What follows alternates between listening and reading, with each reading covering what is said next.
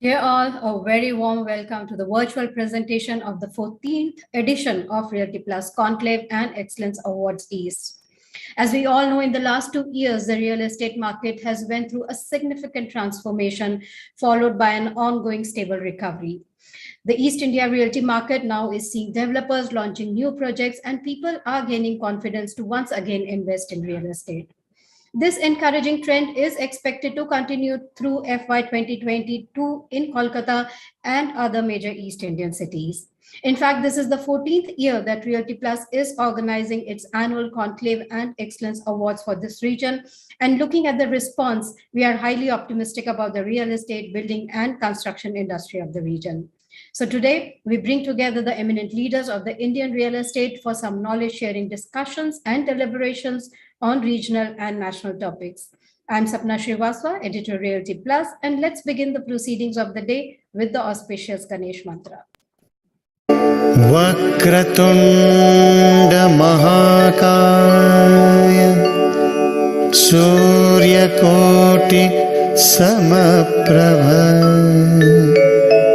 Nirvignam Kuru Me Deva Sarvakaryeshu Sarvada. On that positive note, let's take a look at the brief introduction of Realty Plus. Some people are born to show the world which path to choose in a crisis. Some brands are born to do the same. And during the times of challenge, the stalwarts of Indian real estate industry have chosen to do just that by showing others the way to finding opportunities even amidst a crisis. By showing the world how to go about delivering on promises even amidst adversity. Success doesn't just happen, it happens by design, by pushing the boundaries, by raising the bar. It's days of creating a vision and nights of bringing it to life. Knowing that pictures are worth 1,000 words and every word makes a difference. It's doing the research, trusting your instinct and finishing what you started. For the past 17 years, Realty Plus has been turning obstacles into opportunities, keeping the industry informed on the latest developments.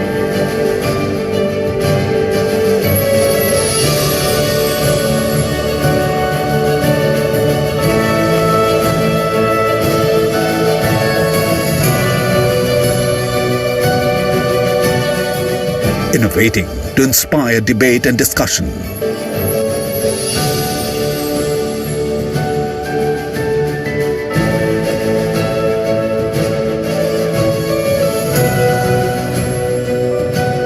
Bringing forth the perspectives of industry leaders.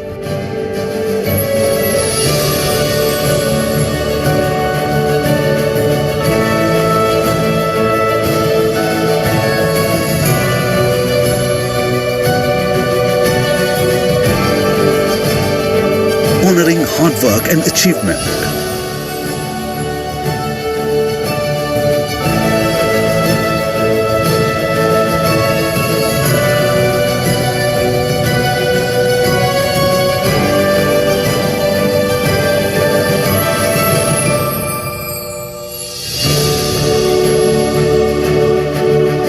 Keeping the industry connected.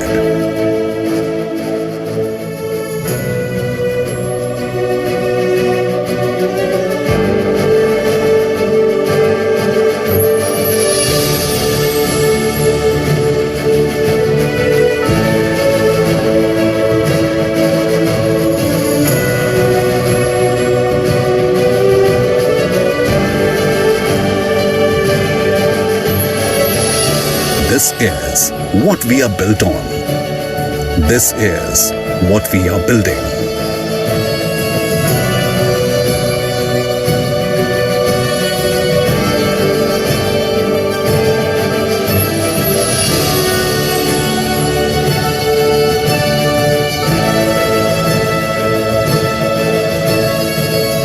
We are Realty Plus, and we lead the way.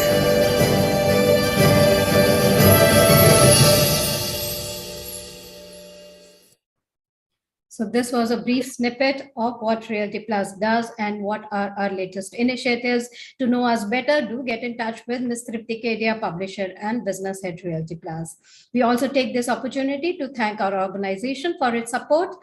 Business media partner, BW Business World Media Group, online media partner, exchangeformedia.com, and organized by Team Realty Plus. Let me also inform you all that the event is being live streamed right now on Realty Plus website, www.rprealtyplus.com, and Realty Plus Facebook and LinkedIn pages. And now we proceed to the inaugural address of the day by Dr. Anurag Batra, Editor-in-Chief and Chairman, Exchange for Media and BW Business World Media Group. Known as India's media mogul, Dr. Anurag Batra is a serial entrepreneur, a journalist, and an eternal optimist rolled into one. After acquiring the iconic business media and magazine brand Business World, Dr. Batra has expanded BW Business World Media into digital events and BW communities. Can we have his video message, please? Morning. Welcome to this annual Realty Plus event. Realty Plus is synonymous with real estate in India, and over the last 17 years, 7 months, almost 18 years, has brought to you what is happening in the Indian real estate as a magazine, as a digital platform, as virtual events, as physical events. Realty Plus has brought the buyers, the developers, the intermediaries, the financiers, the whole ecosystem of real estate together. Today's initiative is again an endeavor to bring all of you together. Luckily, we are doing this on 26 March 2022. The pandemic looks like is behind us, and one of the sectors that is going to see a sharp discovery of another high level is real estate. I believe Indian real estate sector will bounce back bigger than ever. Even in the pandemic, the sales over the last 1 year in residential real estate were huge. Warehousing as a sector grew. Retail is coming back, and most importantly, office spaces are again buzzing. So I know that the Indian real estate sector will stay vibrant. It has the right set of players governed by RERA. So I would like to appreciate the work done by all of you. And today's awards are a way to recognize the great work you're doing. My special mention to Ms. Tripti Kedia and Ms. Sapna Srivastava, who over the last 2 years, and the Realty Plus team have made sure that Realty Plus stays at the forefront of what happens in the real estate sector. All the best. I wish you luck. God bless you. Thanks, Dr. Batra, for your words of appreciation, those positive sentiments about the industry and the economy, and for your best wishes to the winners today. So let me now welcome, on that positive note, let me now welcome our renowned real estate and legal professional to share with us his valuable views. He's the keynote speaker of the day. I invite Mr. Shaurya Mandal, partner Fox Mandal, to please join us on stage. But before that, let me give a brief introduction of our speaker. Mr. Mandal is a corporate and commercial lawyer dealing in transactions work. He has been actively involved in the IPBA and ABA for many years. He is a past national president of the Indo-American Chamber of Commerce and the founder chairman of the British Business Group in Kolkata. Mr. Mandal, a very warm welcome to you, and let me hand it over to you now. You are on mute, sir.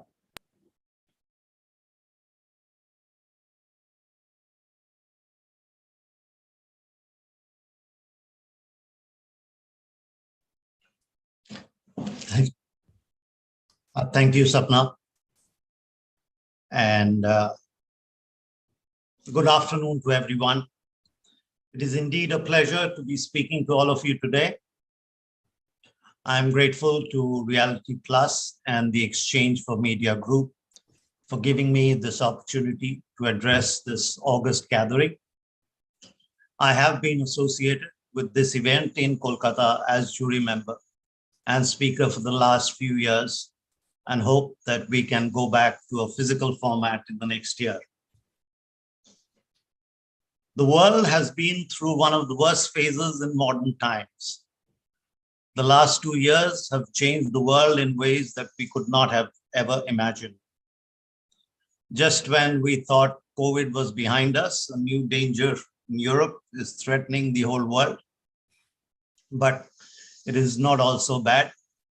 We have discovered that business could be done without traveling all the time. As lawyers, we have discovered that we can do our work and help our clients without getting into a courtroom, at least not a physical one. One of the sectors which has been deeply affected the last 2 years is the real estate sector. The work from home is here to stay in many sectors of the economy, and therefore demand for commercial space may be impacted.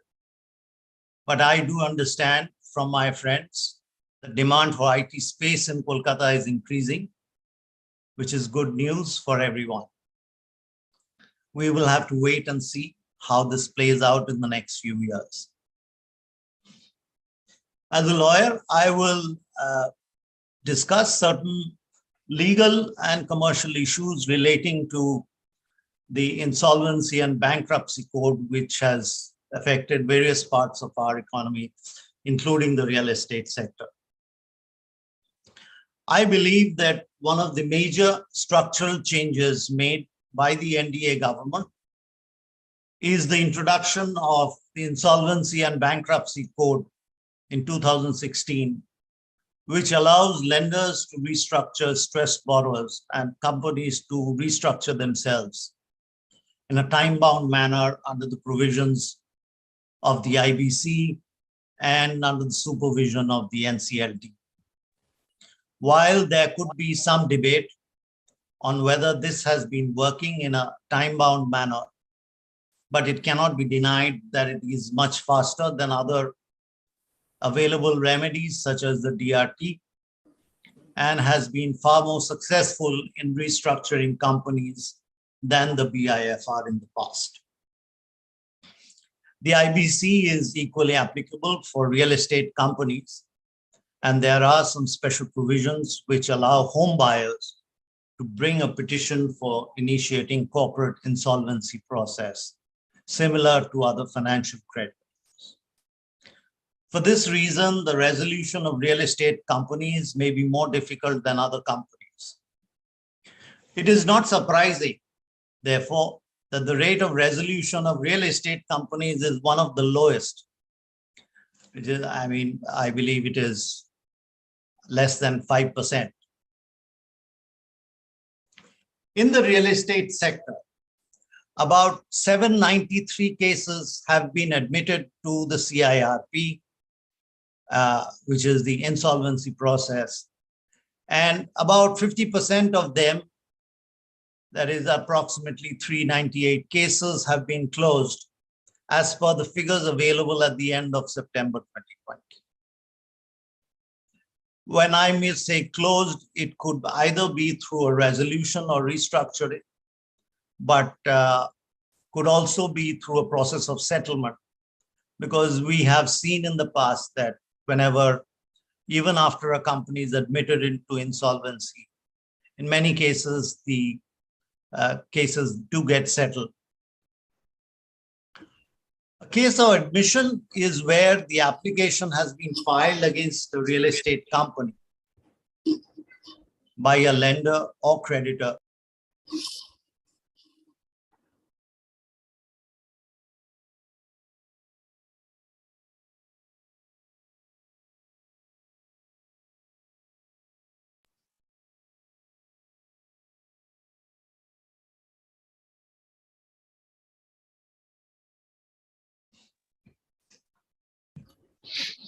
Hi everyone, this is Rajat from ESR.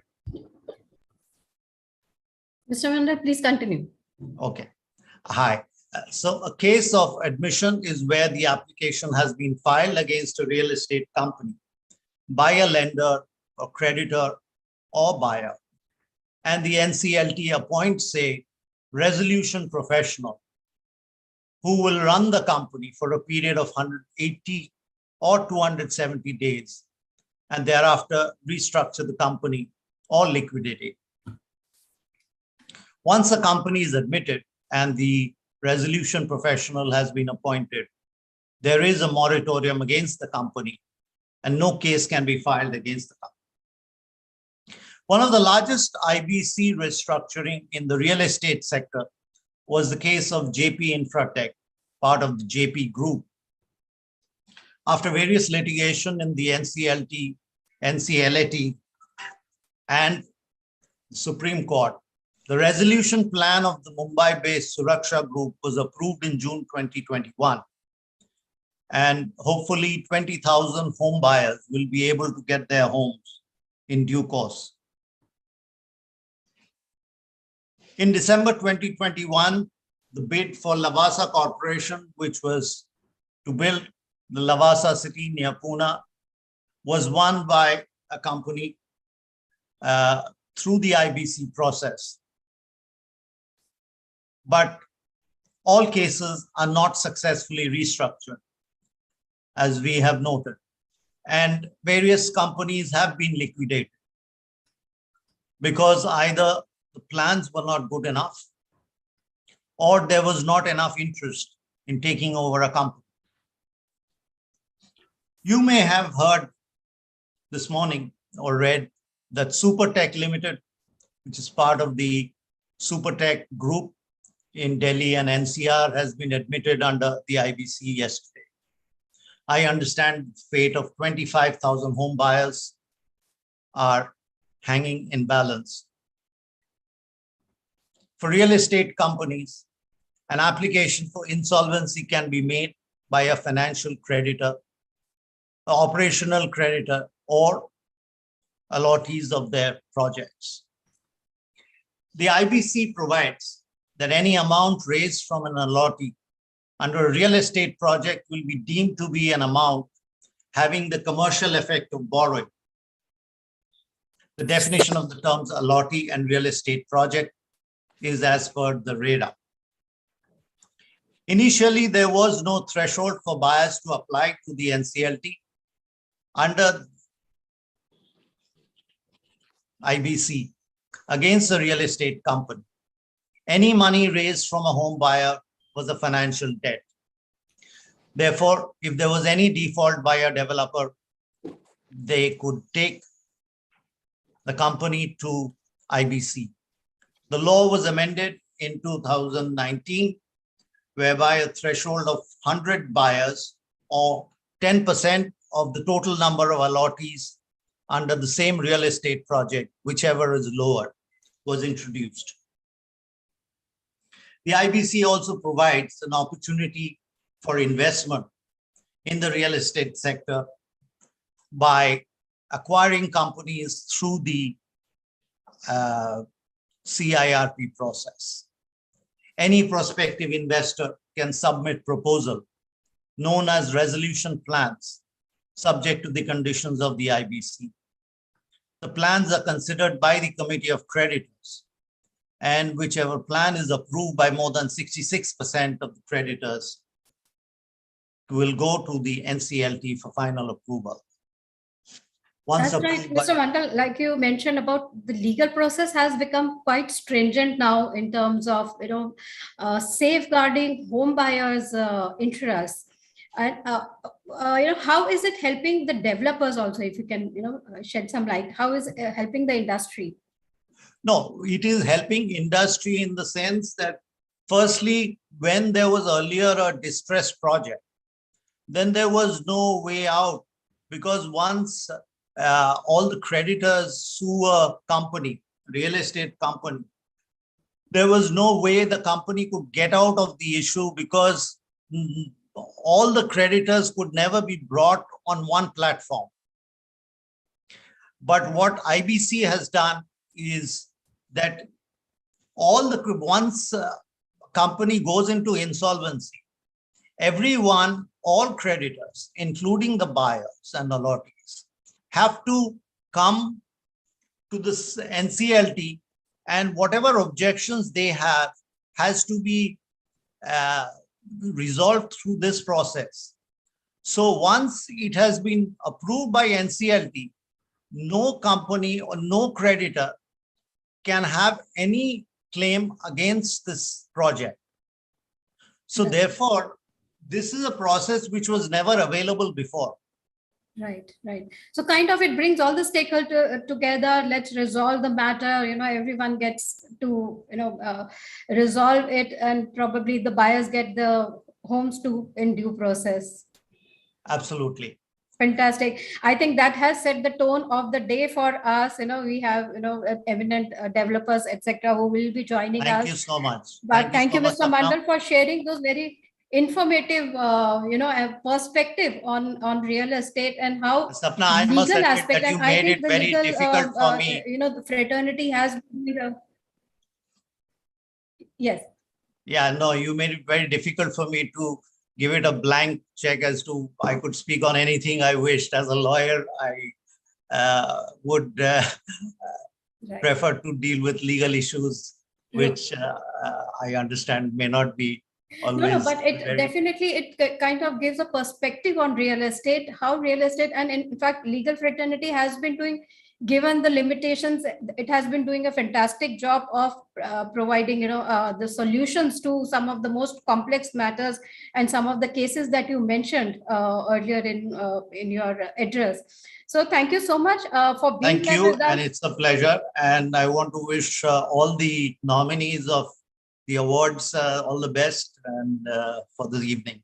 Yes, Thank you and so as much. you said, we hope to see you in person very soon and have this conclave in person very soon. Definitely. Thank you very much, Look Mr. forward Mandal. to that. Thank you so much. So that was one interesting aspect that Mr. Mandal highlighted, where he spoke about the legal actions and how probably we are able to bring some resolution to some of the complex matters that are going in the real estate across the country. But now let's begin the Realty Plus e-conclave with the first session of the topic, a very interesting topic on the rising global PE investments in Indian real estate. So let me introduce our panel members. The session will be chaired by Mr. Ramesh Nair, CEO, India, and Managing Director, Market Development, Asia Colliers. With diverse experience of over 23 years, Ramesh Nair's career has been focused on driving transformational change and delivering real estate solutions to domestic and multinational owners, investors, and occupiers across India and South Asia. Let me introduce our speakers in an alphabetical order. I welcome Mr. Ambar Maheshwari, CEO, India Bulls Asset Management. Mr. Maheshwari looks after the private equity business with a focus on real estate. A chartered accountant, Amber brings with him substantial deal-making and structuring experience in the real estate sector. With an overall experience of over 20 years in India and Australia, Amber has been focusing on the real estate sector for the last 10 years. Our next eminent panel member is Mr. Gaurav Karnik, Real Estate National Leader and Tax Partner, EY India. Gaurav Karnik is the national leader for EY's real estate sector in the India region and is a partner with the tax practice. He has advised several real estate developers as well as real estate focused private equity funds based in the US, UK, Canada, and Singapore in structuring their India-centric real estate funds and specific investments in Indian companies. Our next panel member, let me introduce Mr. Harshvardhan Patodia, Chairman, Managing Director, Unimark Group, and National President, CREDI. As founder of both Heritage Realty Group and Unimark, Mr. Patodia brings with him 25 years of experience in the realty sector.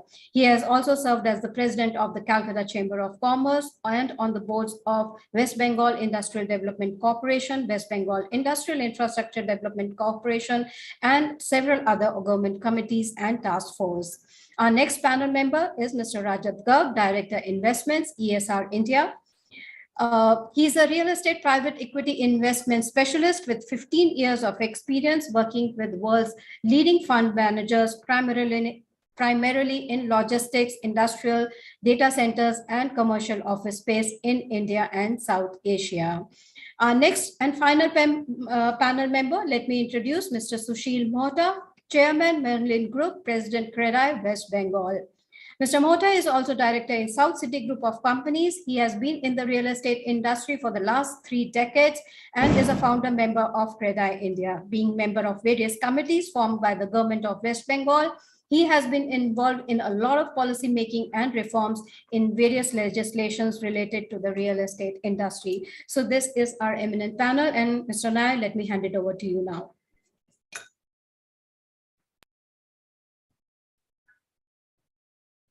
You are on mute, Mr. Nair. Thanks, Sapna, for that lovely introduction. Great to be on your panel. Once again, lots of friends on the panel. If everyone could switch on their videos. You can see Amber on the video now. Hi, Gaurav. Good to see you. I think it is disabled by the Hi, host. Ramesh. The video is disabled by the host. Host has to... Hi, Rajat. Good to see you. Hey, hi. Hey, Gaurav. Hey, Rajat. Hi, Amber. Sushil G's video is still not started. Video. Harshvi, are you there? Harshvi, Yeah, we can Ramesh. see you now. Good Sushil G, we afternoon, can Ramesh. see you How now. are you? Great. All good, sir. Great to see all of you. Absolutely. Yeah. So good afternoon, everyone. My name is Ramesh. I work with Colliers Asia. Welcome to this Reality Plus panel discussion. We're going to be talking about global investments. I'd like to thank Reality Plus for organizing this. So it's a very relevant session, and Reality Plus has managed to get expert panelists, very inspirational senior leaders, all industry stalwarts across the country. My pleasure to be moderating this session. Subject is very, very timely, and Reality Plus has always tried to provide you with timely topics and interesting speakers.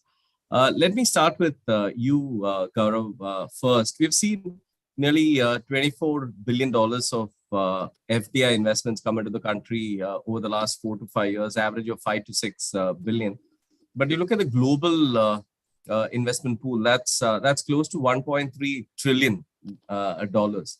So how can India get a bigger share of that $1.3 trillion pie? Yeah, thanks, Ramesh, for the introduction to this. It's clearly in the last 4 or 5 years we've seen a number of foreign investors come into India, and in fact over the last 2 or 3 years we've seen even the long-term investors such as pension funds and sovereign wealth funds taken position in the Indian real estate space. And I think that diversification of investments are across from industrial warehousing to residential to commercial and everything else. Maybe malls and retail has been slightly muted, but there have been large portfolio deals where people have picked up commercial assets as well as retail. So clearly India is come back onto the focus of private equity investors and foreign investors, and which was missing for a bit. But I think the last 2-3 years they definitely started looking back at India. And with and the other trend that we see is that a number of them have formed platforms with local developers or local fund managers, which enables them to put money in a more secured manner. And that confidence, I think, is coming to the private equity investors or the foreign investors when they look at India. If you want to look at more investment coming in, maybe some of the as we look at as the residential sector starts to recover and we see less delinquencies or developers start to clean up their balance sheets, etc., that would definitely give a lot more confidence to investors, specifically in the residential sector. And to that extent, we do see a number of the distressed funds coming in, picking up the loans which have going bad or not, or already gone bad, trying to clean them up, and giving last mile construction financing. So that trend has already started. If you look at the commercial space, office has been the poster boy of investments for the last 2-3 years. Maybe there was a lull in the last few months because of the COVID.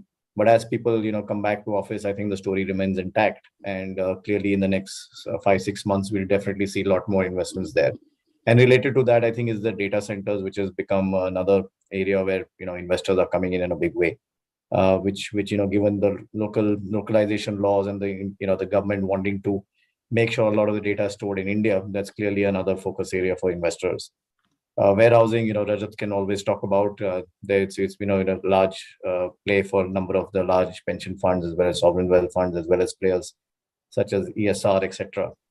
So I think that will continue. And, this pandemic has shown that e-commerce is going to play a big role in the future. People have started to use e-commerce in a big way. So you have the large players who are taking all these warehousing spaces. So I think more or less, if you look at it, the picture is quite good. And I think we will look to see more investments. I think the new change would be more on the residential side, which has not seen so many investments. But I think going forward, we should see, renewed interest in that segment. Thanks, Gaurav, for that. Harshji, let me come to you after this. Nobody would have a better view of the Indian residential real estate better than you, given your role of being the national president of CREDAI. Last 2 years, for the first time, we saw, after many years, the residential real estate actually bounce back. We used to always say it is going to bounce back, but we actually saw it happening over the last 2 years. But in the last few months, various events, input costs have significantly gone up. Yesterday, I was talking to a friend of mine who manufactures steel. And he was telling me the last 2 years, 1.5 years, the steel price has gone up like 50-60%. Do you see this input costs going up impacting the overall market? Because there will be margins would be impacted, and developers won't have a choice but to pass on this input costs to the customers. So what are your thoughts around that, Harshi? Good afternoon. Thank you, Ramesh. I think the rise in input costs is a very, very serious concern. And I think overall what has happened is, if you look at all the materials which we consume, real estate input costs have gone up by more than 40% overall. And steel prices, you said 50-60%, no, I disagree. It's gone up by more than 100% in the last 1 year. Steel prices 100% in last 1 year, yes, and 40% all the overall costs. Yes. So, wow. And also we are impacted by, the input cost not being available on GST, not being available to developers.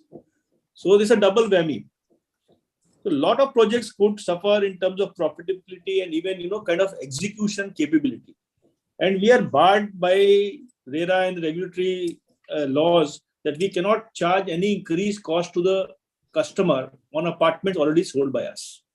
So this is going to be a major impact for the industry. In any case, we were seeing very, very buoyant sales post the second and maybe the third wave of COVID.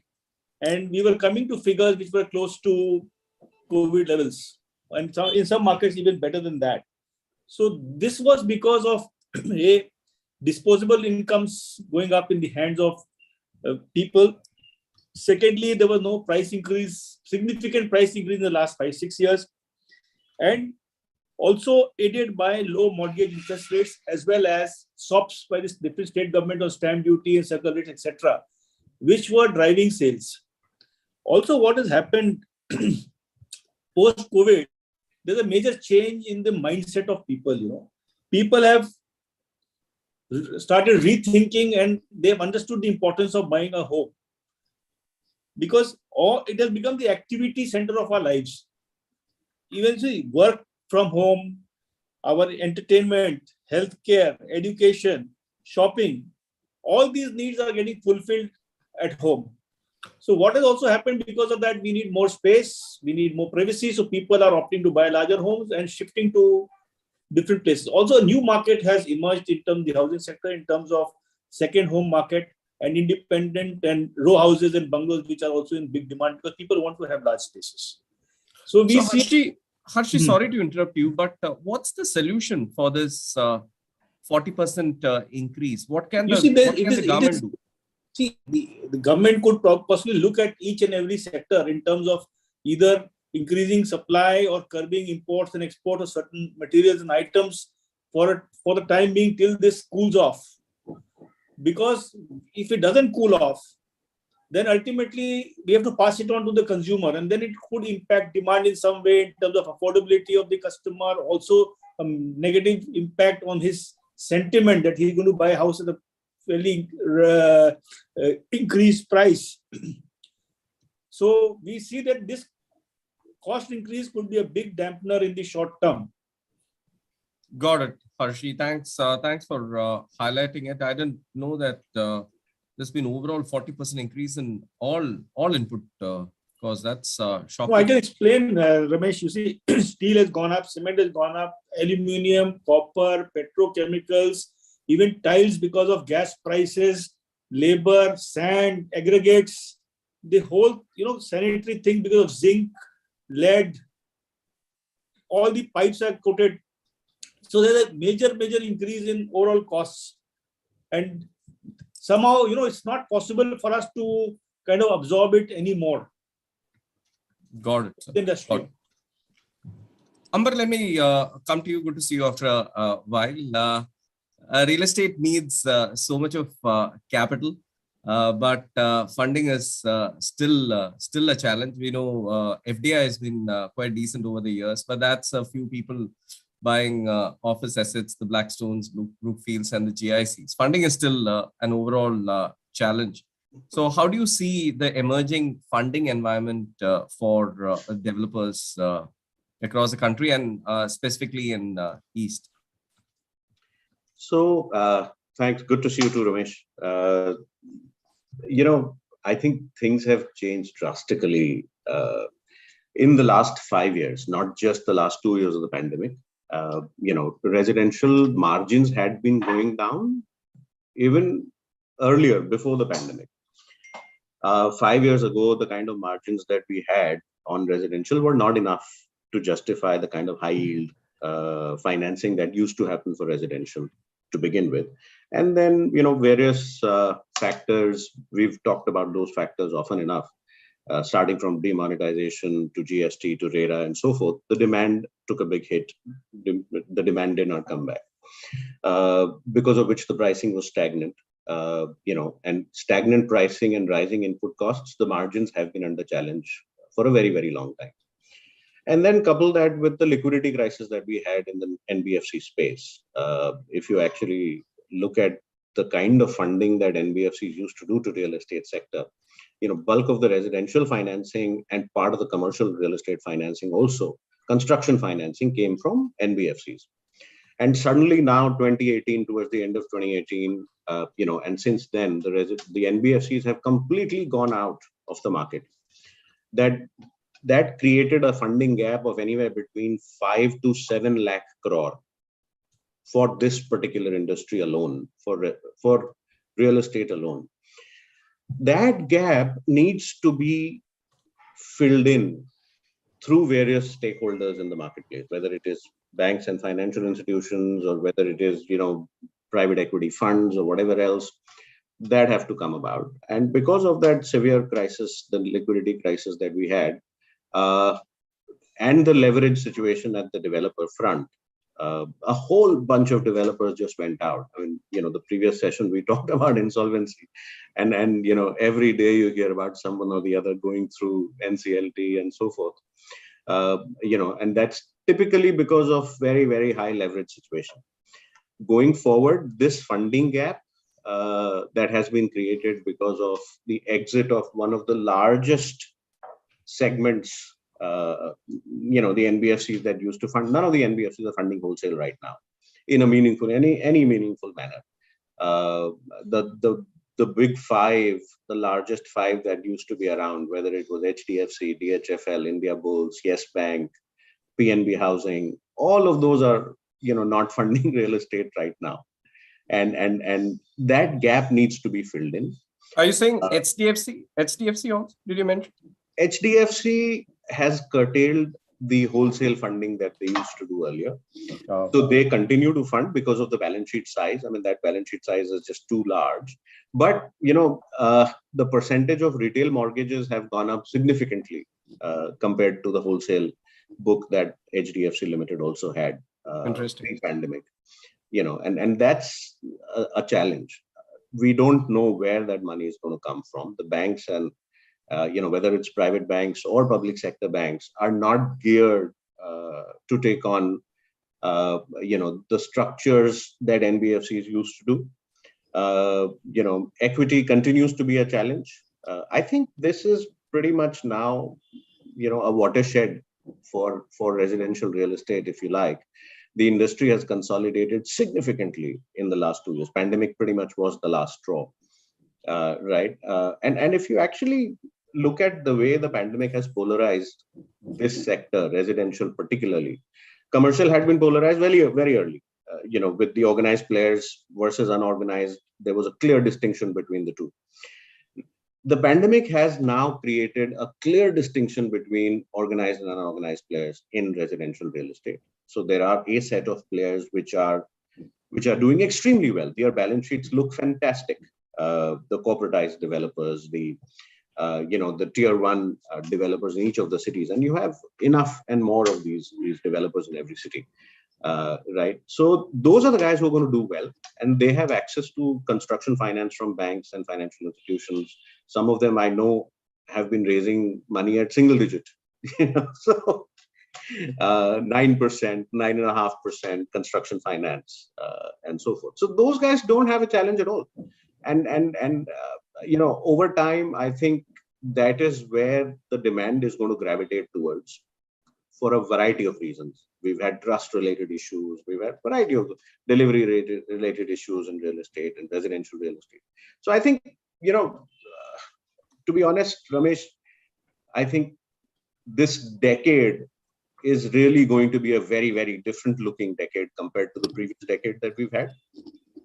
The players will be very different. The developers who are going to go out and sell residential are going to look very different compared to the ones that we saw in the previous decade. Thanks a lot, Amber, for those insights. Sushilji, let me come to you. Affordable housing, Amber also touched upon it. Hardly any equity. Debt is also becoming difficult. Harshi spoke about input costs. What do you think will happen around demand around affordable housing? That's my first question to you. And second is, how do we drive investments into East India? Most of it typically, we all know, goes into income producing office. Now it started getting into industrial, a little bit into data centers. But how do we get more FDI, more equity investments into East India?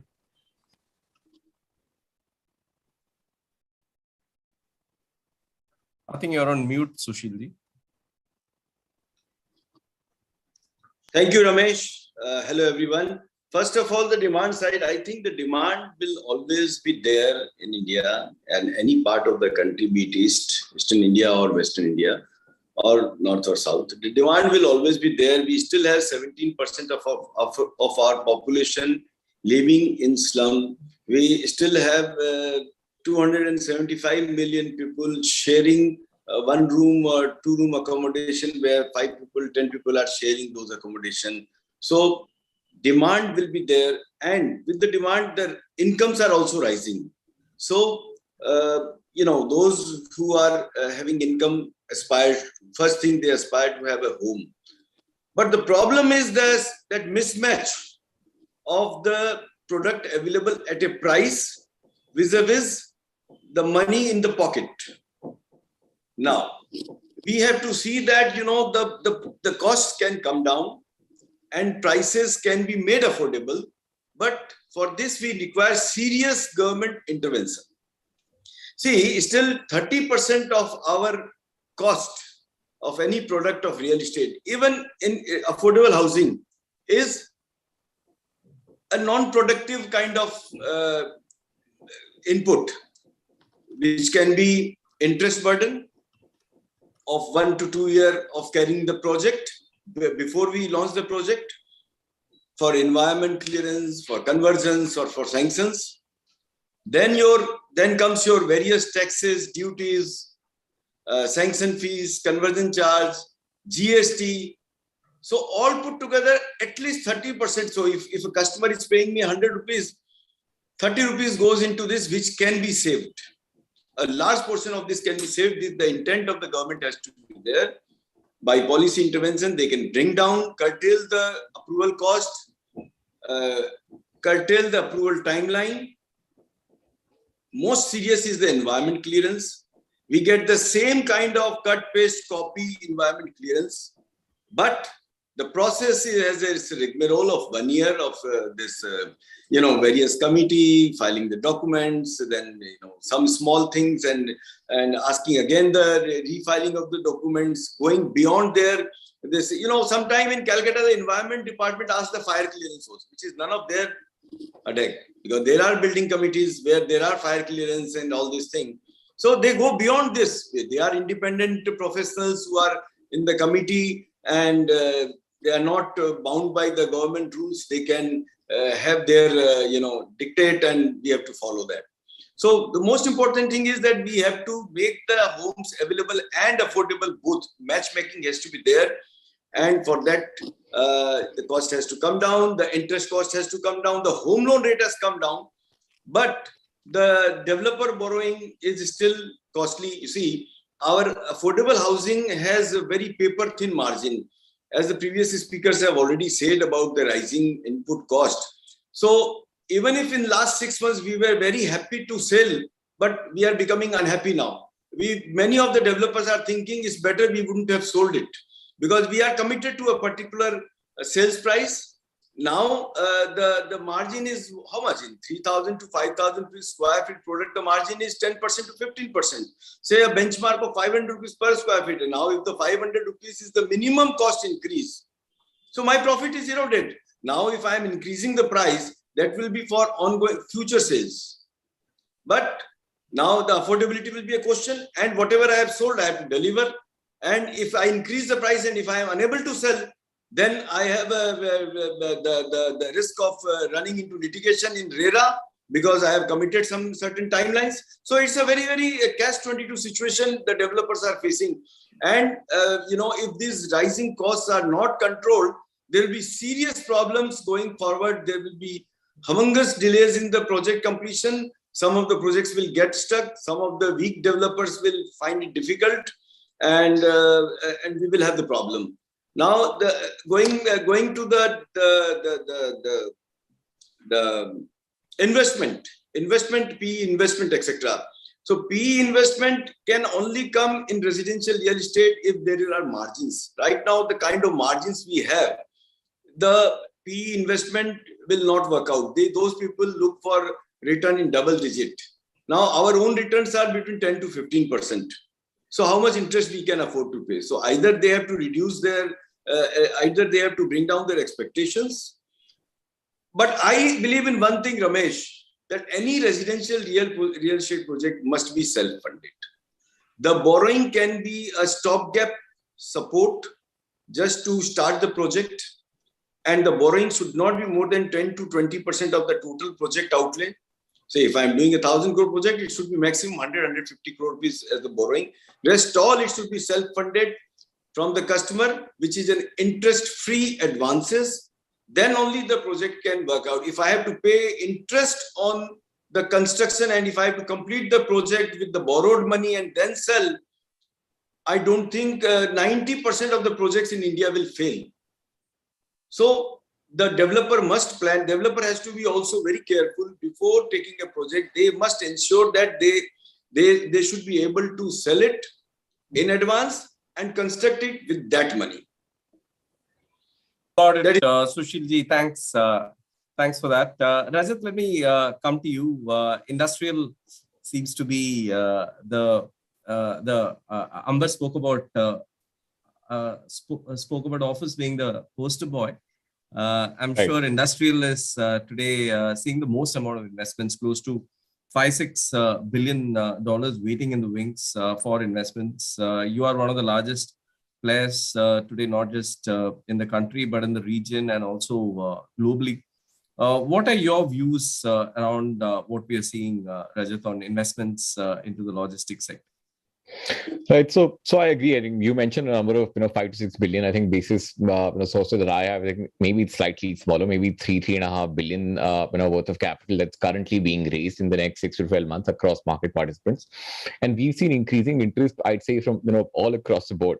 So you have sovereign pension funds, insurance funds on one end, who working with institutional partners such as ourselves and deploying capital. You've got, let's say, pure play financial investors, private equity investors who are either buying built products, core, or they're going ahead and partnering with local developers and doing a develop to sell model quick in and out in 3 years, which gives them a mid to late teens IRR that these guys target.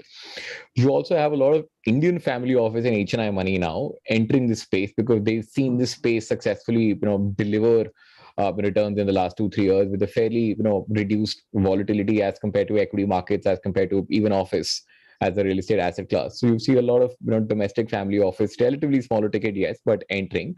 And then you've got local developers who've done a very good job of doing office residential in the last 10-20 years, looking to enter the space as a way of diversification, as a way of further growth, because somewhere a lot of panelists mentioned that residential has struggled in the last 5-8 years, and for a large residential developer, let's say based out of Bombay or Delhi or Bangalore, this becomes one of the growth curves they could opt for. So you see a lot of interest across the board. I think the challenge still remains. It's I think we're all kind of repeating the same thing: is the rise in input prices. It's affected us as badly as, let's say, any other asset class, perhaps worse, because we're a lot more. We're a lot more price elastic, let's say, as compared to especially someone like an office player or like a retail player, because the gap between what a warehousing developer gets as to do a grade A top quality institution product as compared to perhaps a grade B products, maybe 10%, 15%. And I can do what I like, and I can build a Taj Mahal if I'd want to, but the pricing gap is not going to go up to 25, 30%. So input prices increases have hit. Land aggregation in India, as always, for all of us remains challenging. And again, it's even more challenging for us because we're doing large tracts, right? An average site that someone like an ESR buys is about 50 to 75 acres. An average site an office developer buys perhaps 5 to 7 acres. So buying 10x the size of sites, diligence remains challenging, aggregation remains challenging. All institutional funds want to come in once, all of these basic hygiene aspects are already met. And can you still, come in at a later stage and deliver a late teens IRR? I think that's the question that everyone's asking. What's the right, return on capital to expect for this sector? Yes, there are, extremely favorable tailwinds. The e-commerce in India is the growth slowdown as compared to earlier, still growing at 15-18% per year. Perhaps it was 25 in the last 2 years due to COVID, but it's 15-18% at the current base is not bad at all. But do you have the right, let's say, right nature of capital, which is relatively more long-term, relatively more patient, and this is a chat that we have investors kind of every day. What's the right return to expect? Our view is that this is more industry which is relatively lower margin, high volume, with tailwinds in favor. We can deliver early to mid-teens return. Can you get late teens or can you get a 20%? I think that's very, very hard to deliver right now. Rajat, early to mid-teens return expectations. Amber, let me come back to you. Where do you see interest in investments in newer asset classes? There's been a lot of talk about data centers, industrial. We have seen kind of bounce back. Globally, I was checking the RCA numbers. Residential seems to be the number one asset class globally. And previously, residential would be number 3 or number 4. Now, residential has become number 1. $450 billion out of that $1.3 trillion has come into residential. And that's a growth of 102% compared to industrial, which grew again very well at 60%. So where do you see India's investments in terms of newer asset classes? Office, we have discussed enough. What else will happen? So just before that, Ramesh, the reason why residential has come out, and this is not the first time, right? It's a cycle. So every 7-8 years, residential comes back on top. The current yields, rental yields that are going on in the US right now, residential rental yields, these are anywhere between 6 to 9%. And wow. you would have thought that, because the pricing has almost doubled in the last couple of years, the yields would have gone down, but the yields have gone up significantly. Did you say 6 to 9%? 6 to 9% residential rental yields per annum. This is leverage after you take a loan, or? No, plain vanilla. Wow. Rental divided by value of the residential property. And I'm talking about, so Bay Area, Manhattan, Obviously, the rental yields are high, but I'm talking about Midwest. I'm talking about down, Texas, Dallas, you name it. Wow. So all of this information is very easily available. If you actually look at the yield map of US, you'll find that these are publicly available numbers. It's incredible. So your earlier question on how do we attract more investment in India, I don't know how. You're talking about a 2% rental yield on residential. You're talking about a 6% residential yield on rental yield on commercial real estate. All the REITs are currently trading at 6% or below, right? So there is a dichotomy here, Ramesh. While when allocating capital to India, all the global guys look at India as a whole. So you look at the GDP per capita of India put together. I'm trying to create a distinction between India and Bharat, right? If you actually look at the GDP per capita of Mumbai or Delhi or the top 6, 7, 8 cities in India, they would be very, very different, and they are pretty much a self-sufficient sort of an economy out there. So I think one dichotomy is that you're looking at the whole country and really concentrating your investments in the 7, 8 cities, right? You're allocating it to the 7 cities on the metric which looks at the whole country, which I believe is not the right way to do this. Even the rating agencies, global rating agencies, when they give us an investment rating and so forth, I think as a country, and Ramesh, you should, or IPCs should actually come out with city specific information in terms of all social indicators, all economic indicators, to sort of differentiate a Mumbai from India. That if you are actually allocating your investments to Mumbai, then it's a very, very different ecosystem that one lives in out here. Having said that, I think from a new asset class standpoint, the volumes and the value is still going to be extremely low compared to the mainstream, in my view. Senior living, student housing, co-living, co-working is one which I believe is going to do much, much better than any other new asset class. I think that will be the newer, the latest thing. The pandemic has, and at least for some time, we will continue to think so, that the flexibility is a very, very important thing. You don't have to lock yourself in for a long time in a lease. You don't have to spend on the capex to fit out the office and so forth. And therefore, the solution that a co-working space provides is an ideal solution for corporates and for tenants looking to expand or grow over the next 5 to 10 years.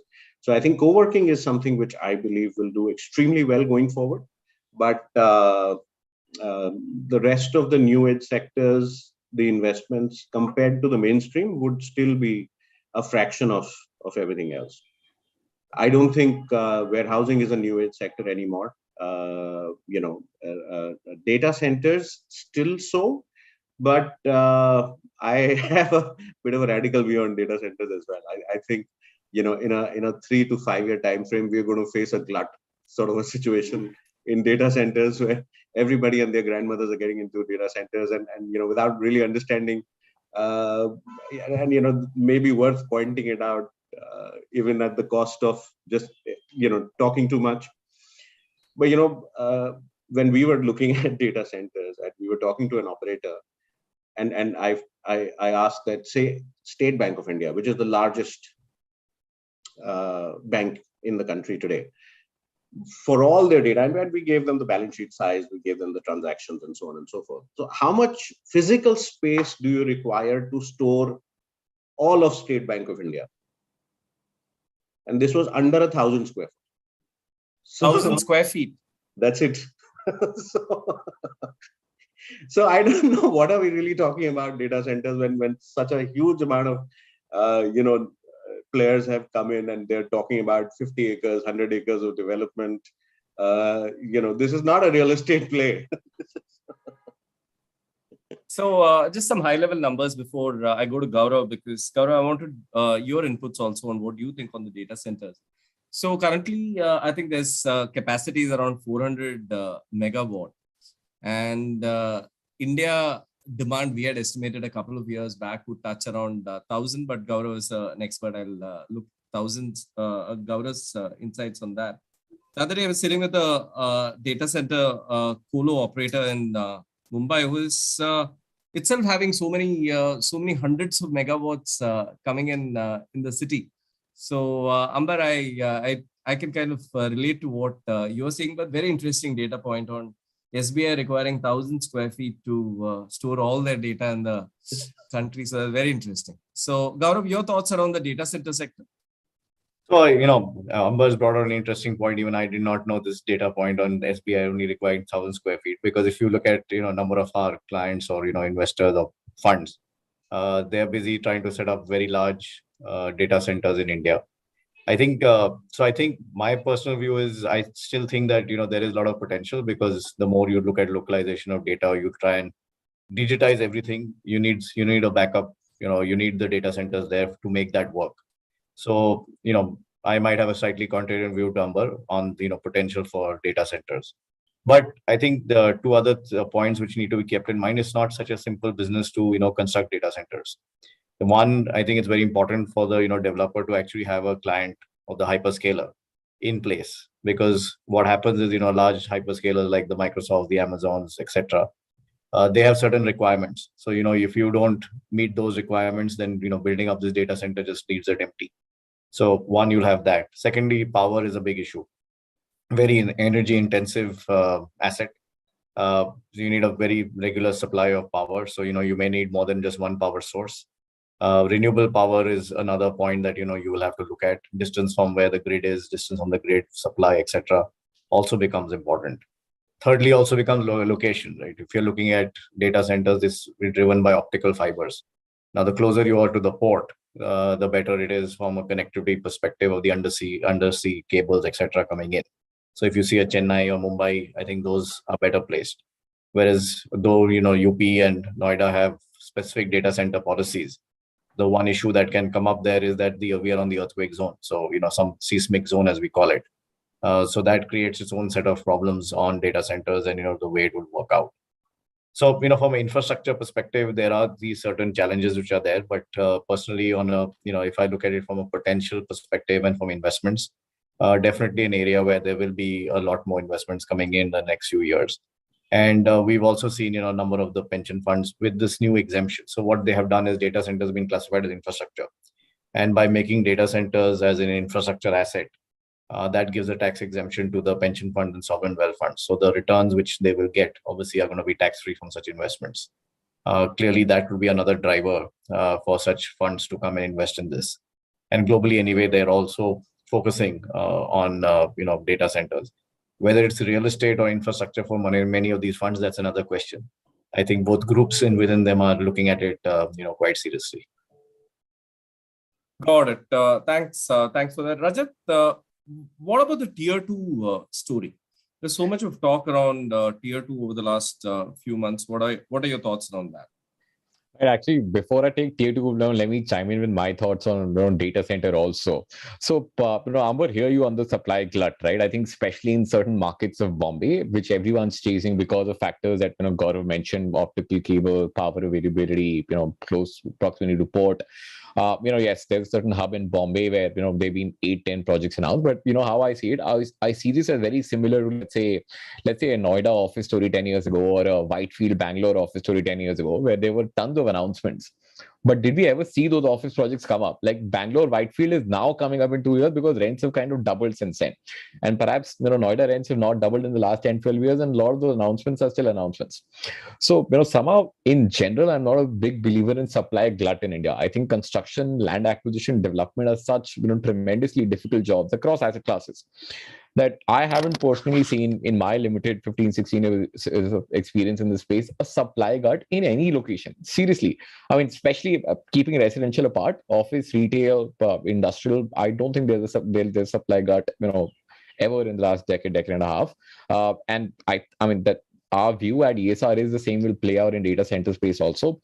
players who really understand all three aspects. I think data centers perhaps maybe 40-50% real estate, 20-30% technology, 20-30% operations. Someone will argue and change the mix, but it's all three. But if you appreciate it's all three, and either you are willing to kind of take the plunge as a platform to set up all three businesses, or partner with, let's say, a real estate firm, partners with an operating firm at a group level, at a India level, or at a geography level, we actually think there is money to be made, whether it's tax reasons or just pure general growth. Ramesh mentioned we're about 400-500 megawatts right now. So I'm a big believer that we will see annual demand of 150-200 megawatts in the next 2-3 years. Right? I'm not saying every fifth building, and there are people in actually Scandinavia claiming, if you read some of the reports, that every 10th building that you'd see 5-10 years down the line will be a data center building. So I'm not going that far. But I do think that both data centers and warehousing, and I talk about in-city warehousing here, will be a lot more mainstream as compared to what we are seeing. I think 20 years down the line, it will be very common for our children to drive across data center buildings, which we haven't done. On size, though, I agree with you. 50-100 acres for data centers, you multiply that into million square feet, multiply that into rack capacity is crazy. But can you do, let's say, 3, 5, 7 acre projects primarily in, let's say, Bombay, Chennai, some parts of Bangalore, Hyderabad? We think you can. Yeah, but you got to be reasonable. I mean, I think you need to be willing to kind of do either forward integration or backward integration, depending on who you are. Thanks, sorry, Ramesh. That's a two topic that's bits on very that. close to me.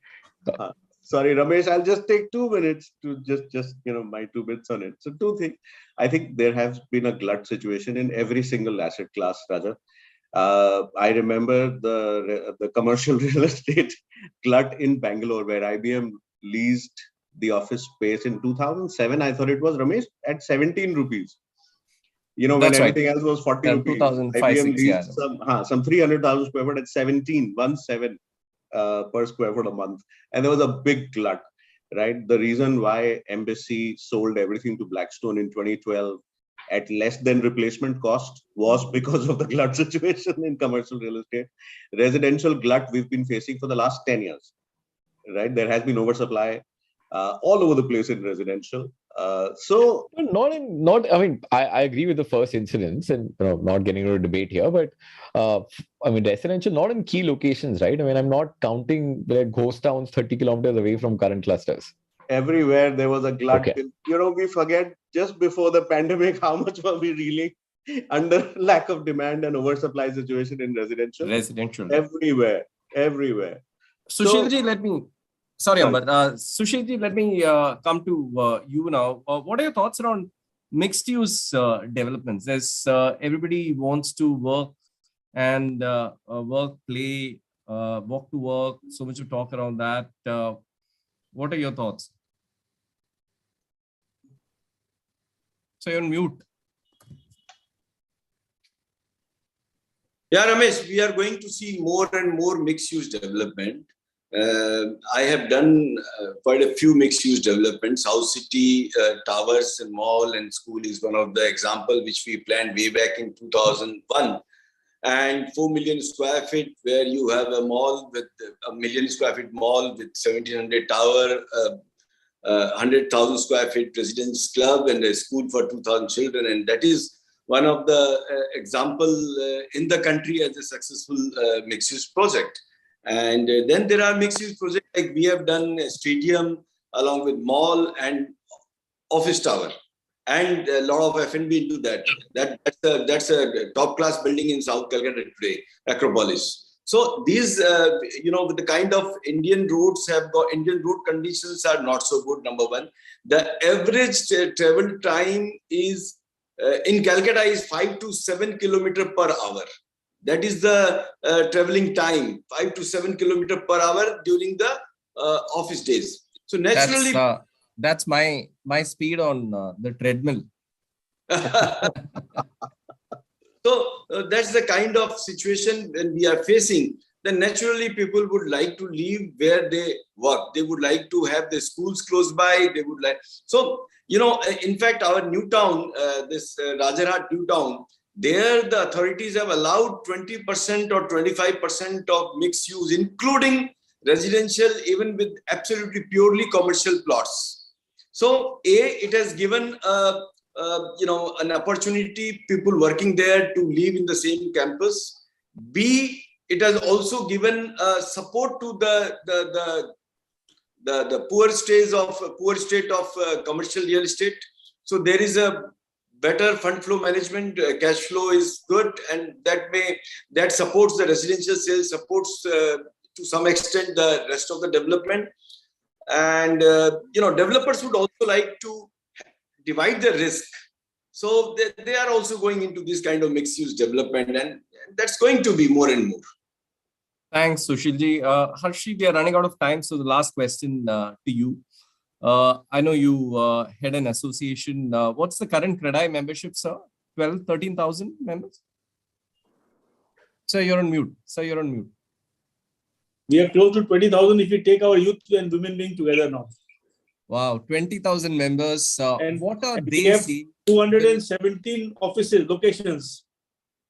And you're the head of those 20,000 developer organizations. So what do you feel will happen on the residential front? I know it's a very localized market, micro market, city-wise, everything. But if you have to give some general themes around what's going to happen over the next 12 months, residential is still 80% of Indian real estate market. What will happen, sir, over the next 12 months? First, new financial year is just starting. For the next 12 months, what do we see? Ramesh, we see that there's going to be a good demand in the market. But overall, we have to restructure the entire way of doing things with our business. There will be actually the existing business models are failing in terms of many things. One is, if you look at the overall situation in terms of the cost of goods sold, today any developer, barring maybe Bombay, the cost of goods sold is very close to 70% of the sale price. If you look at a 70%, 30% kind of gap over a period of 5-6 years of a project life cycle, this is, and with the regulation of warranty and all the things, it's insufficient. So I think there has to be a significant change in the working of the real estate developer in terms of evaluating risk and taking on project and see how financial closures and profitability will happen. So this is going to be a major testing time for next 1 year is going to be testing time for all of us. And probably the organized or deep pocket developer will look at surviving or doing very well in the sector. Others, they could face a challenge. But I think if we are efficient, if we are able to sell, if a brand is strong, there's trust in the market, we still have room to make money if we are able to deliver on time or just before time. Harshi, I'll just ask a slightly controversial question. Out of these 20,000 developers, how many are active right? Ramesh, we did a last analysis when we had about 13,000 members. We found about 8,000 to 9,000 members were active. 4,000 or 5,000 members had slowed down their business, and few have even decided to leave the business. I remember there was some consulting research company which had done a report saying only around 1,500 were active. Maybe I don't think they looked at. No, I don't think that's a fact. That's a fact. Okay. It's not there. No, there are 4,000 members, and there are at least 700-800 members active in Pune itself. Okay, Maharashtra has got so many chapters, and there's so much of organization happening that's not the correct data, Ramesh. Got it. This was a few years back, not today. So. No, even few years back, that was probably not the right data, Ramesh. Got it. I wanted to add one point, what Harsh was saying, that the overall margins the developer have to increase, the kind of uncertainty, the kind of rising cost, and the so much of compliances. Right now the developers are working on a profit margin of 10 to 15%. Some of the young developers, they think that, what is my entry cost? Say I'm doing a project of 1,000 crore, my entry cost is 10 crore rupees, I'll be making 50 crore rupees, I'm having 1:5. But I tell them that, look, how much you are making on ultimately your total volume of the project, you must make at least 20% of that. Otherwise, you are carrying such a huge risk. You are accountable to so many customers. Tomorrow something happens, so much of consumer activism these days. So these things the young developers have to particularly understand. Thanks, Sushilji. Sapna, do you have any audience questions? Yeah, we have one question, Ramesh, that is for you. Is Indian real estate products offer one of the best risk-adjusted returns globally? How true is that? I don't think after hearing Amber mentioning 6 to 9% residential yield in US, I can counter that. So returns are good. You saw how Rajat was talking about the overall industrial space, office. We've seen the Blackstone world investing. I think last count we've seen more than $60 billion of investments in the country. And the very fact that the biggest owner of office space in the country is an American PE fund, Blackstone, the biggest owner of retail malls in the country, again, Blackstone, American PE fund, biggest owner of industrial space, again, between Rajat and CPPIB, again, funds. So I think that shows that India has good risk adjusted returns, but I think we need to do a lot of work if we need to get more of this 1.3 trillion, which is there in the market. So yeah, we've been seeing this. Not more than 5-6 billion is. I think the last time we saw a 7-8 billion number, would have been in 2007, right? After that, it's never gone above those 5-6 billion dollar number. So I think the markets need to get more deeper. Rental residential should emerge as an asset class. So there's lots of things which need to be done. And Sushilji kept mentioning that margins have dropped, IRR expectations have dropped. So it will take some time, Sapna, to reach them. Okay. So across asset classes, this may vary how risk adjusted are Indian products. Another question is, Ramesh, you can decide who should take that, is about when are we going to see commercial REITs have been quite successful. When are we going to see the REITs in industrial and warehousing? Are we going to see it soon? Rajat, we'll let you answer that. You're the expert. I can take that. Yeah, I can take that, Satma. So I think REITs require a certain size in terms of net operating income that they generate per year, and in turn the market value. I think none of the current industrial players is sizable enough to, let's say, launch a REIT tomorrow. However, are we heading towards it? I think we are. There is a lot of demand for ready-built warehousing space from ultimate yield chasers, both in terms of Indian investors and international investors. We think we would see at least 2 to 3 REITs, industrial REITs listed in India in the next 3 to 4 years. But it'll take 3 to 4 years before we see these listings. We are definitely one who kind of gunning for it. We know there are other competing players looking for REIT listings in the next 2 to 4 years. So I think we'd see at least, I'd say, I'd go out and say at least 3 REITs, but it'll take 2 to 4 years. Okay, so 2 to 4 years is what Mr. Rajat Garg is saying. So one last question to, I think, all the panel members is, the panel has established that yes, Indian market is undercapitalized, and that is what has created an opportunity for offshore investors. What India, one point from each member is, what can Indian real estate do to bring in more investments in Indian real estate? Amber, starting from you, what is your one take on that? Ease of doing business. Make it easy. Okay, ease of doing business is what Mr. Maheshwari is saying. Gaurav, your take on that, what can bring in more investments in India? I think there's a need to incentivize rental housing. That clearly is something which, the yields are very low. They're sub 3%. And hearing what Amber is saying, where in the competing markets like America, they're more than 6 to 9%. So I think you clearly need some sort of incentive for rental housing that can bring in some more investments in that segment, and therefore contributing more to this sector. Huge potential there, what Mr. Gaurav Kanik is saying, rental housing.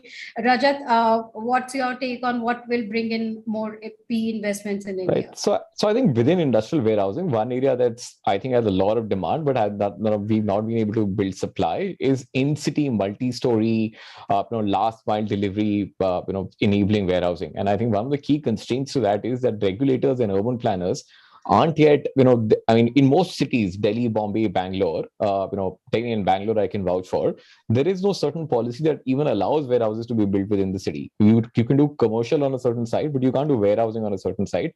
So I think urban planning needs to be a little more nimble, a little more practical. I mean, I can give you one small example quickly. In Bangalore, for a warehouse that we're planning to build, we've been asked to provide one car park for every 50 square meters, purely because that is the norm in office. Now, I don't even require one car park per 5,000 square meters.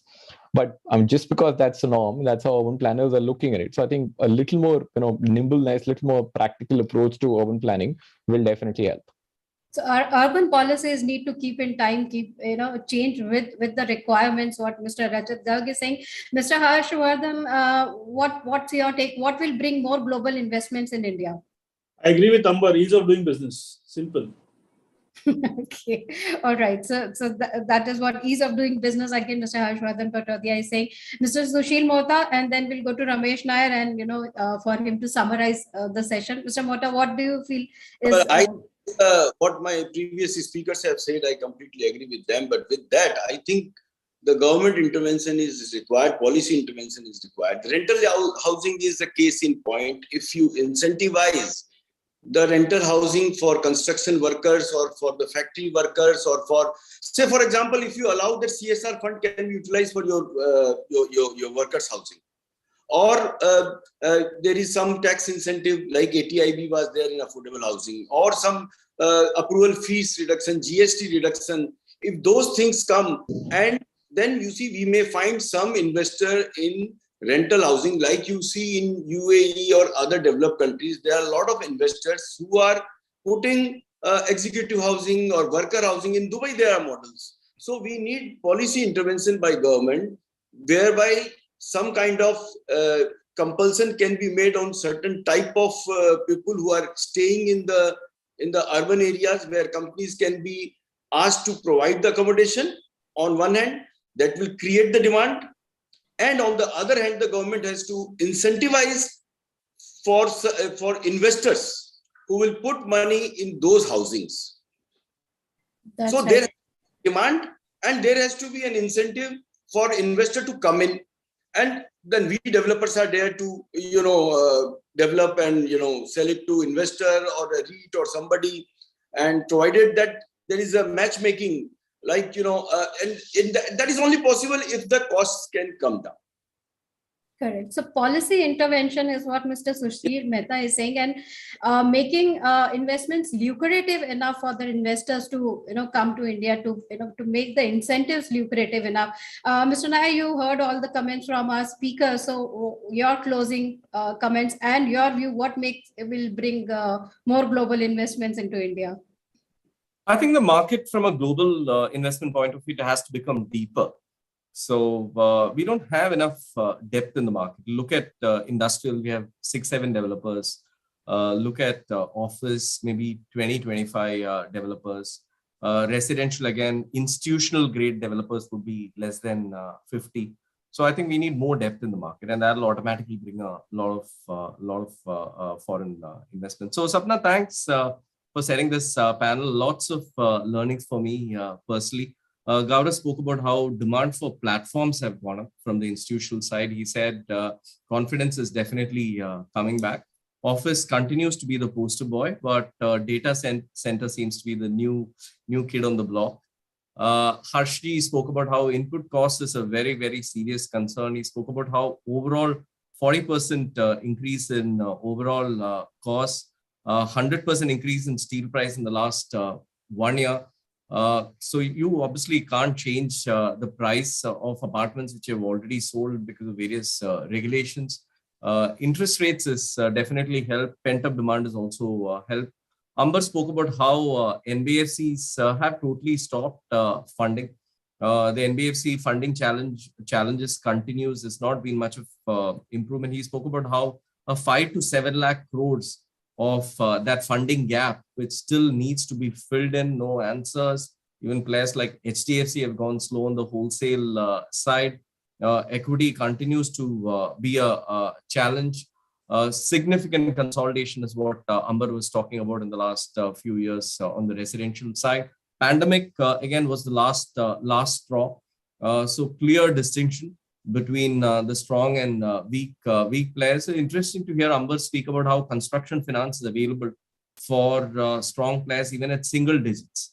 So very different. Amber said the next this decade is going to be very different looking. Lots of new players emerging. Sushilji spoke about how demand will continue for affordable housing. Income rising is definitely help. There is mismatch in pricing and what's the money available in the pocket. Sushilji spoke about that. Serious government intervention required if you need to really get the sector to grow up. He spoke about how 30% of still what a home buyer pays goes off in various taxes, holding costs, GST, all those things. Serious challenges of input costs, which both Sushilji and Harshi spoke about. Returns today 10 to 15% is what you can expect. Margins have been dropping. Harsh again spoke about how demand will increase. Harshri spoke about how demand will increase overall, but business models need to change. Next 1 year is going to be a testing time.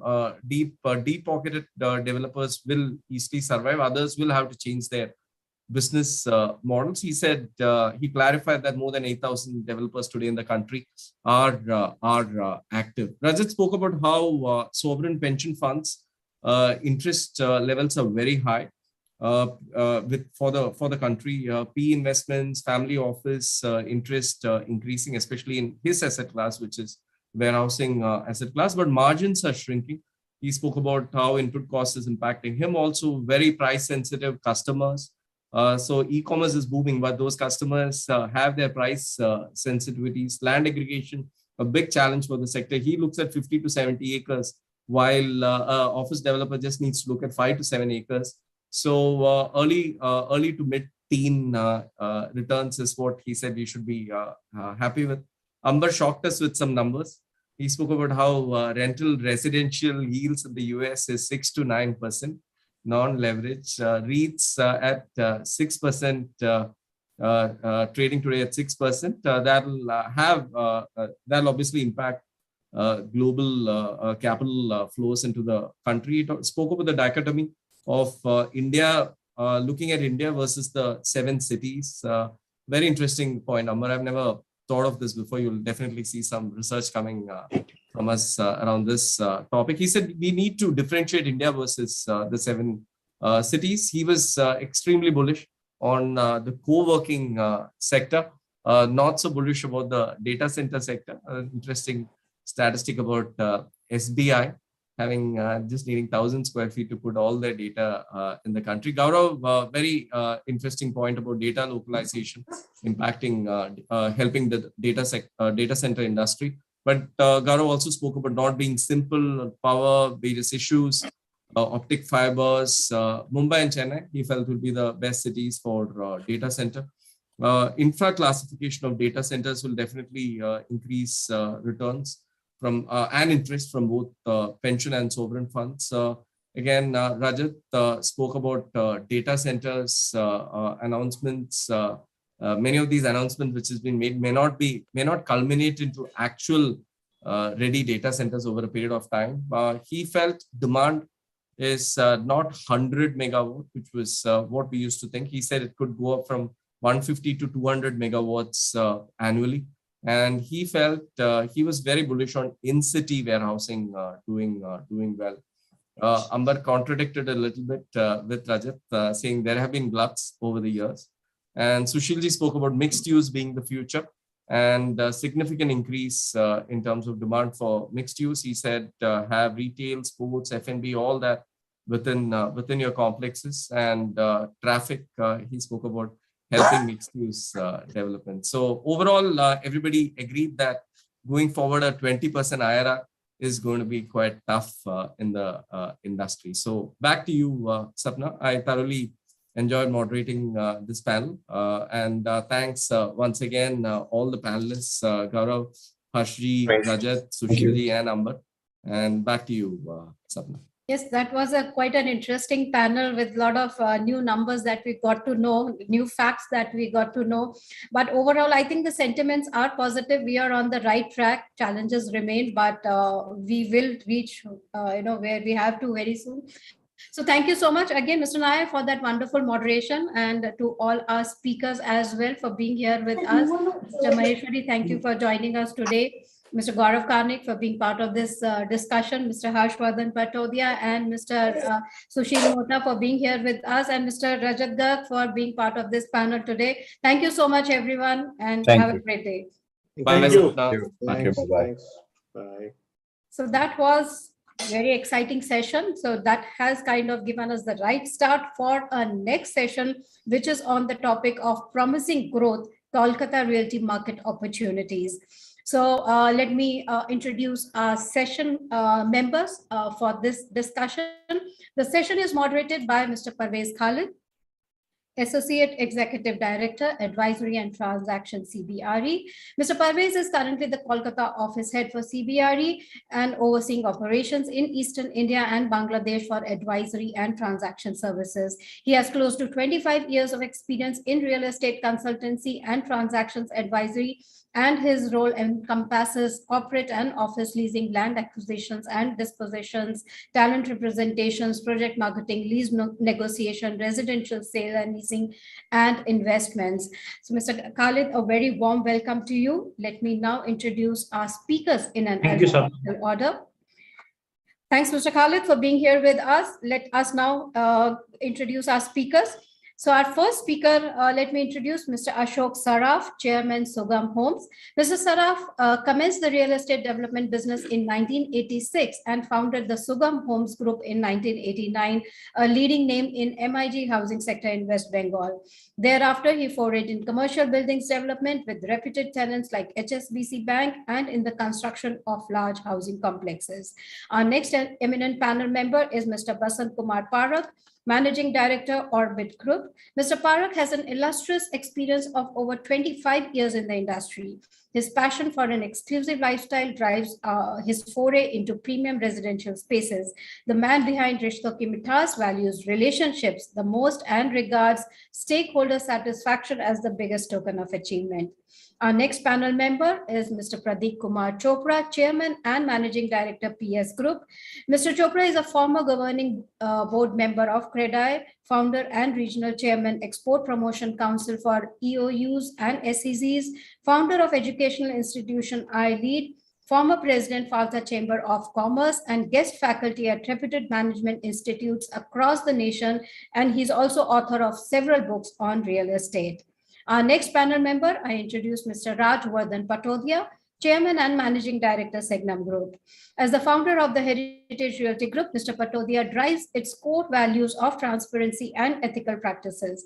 He is the true custodian of the Segnum Group's vision, and with 3 decades of experience behind him, Mr. Patodia brings best practices and visionary approach to the world of real estate. So this is our eminent panel. Mr. Khalid, let me hand it over to you now. Thank you, Sapna. A very warm welcome to all our panelists. Good afternoon, gentlemen, and I hope all of you are doing well and are safe. I think this is one of the an additional thing that we ask, that we are well and safe because of the pandemic.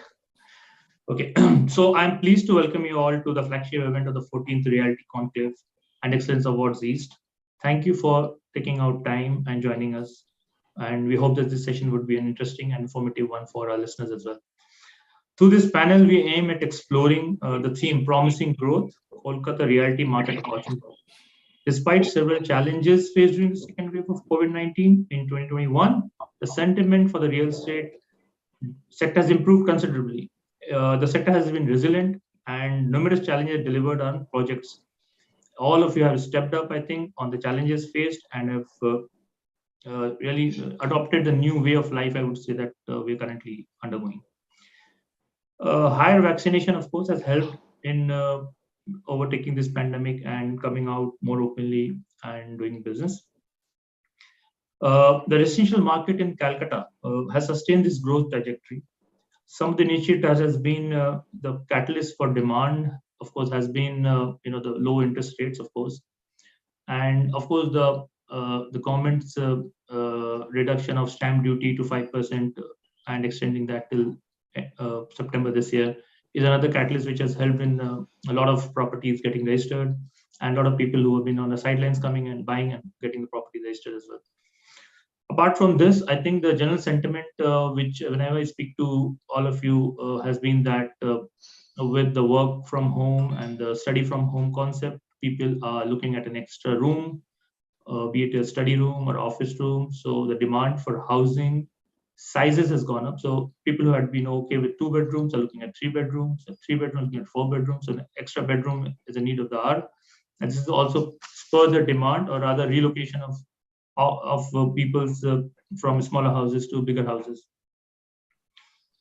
And so lockdown did force people to stay at home and leading to bigger apartments, as I said. So these trends basically highlight that Calcutta region is poised for a good housing sales. All these factors are going to continue for this year as well. And the way it has risen over the last 6 months, we expect the same trend to continue for at least the next 1 year as well. So on that positive note, let's begin this session. I'm really glad to be among you and a part of this session. So with this, I'll come to Mr. Ashok Sharaf. Sir, how do you see this? Mr. Sharaf, good afternoon. So with this, I would like to know your views on which segment are you currently witnessing the most investor segment interest in, and why? Currently, we are seeing very good investor interest in warehousing projects, as well as the showrooms and offices which have been rented out. There is an investor interest to buy that and get the return on the rental yields. Okay. Also, we are seeing a good traction in the co-working spaces because the co-working spaces are giving you the flexibility to increase your office space or decrease because of the changes in the pandemic situation for the last 2 years. So especially after the third wave, we are seeing that good demand coming in for co-working spaces as well. Yes, so definitely that covers, I think that's very good. That covers the entire real estate market, not only the residential.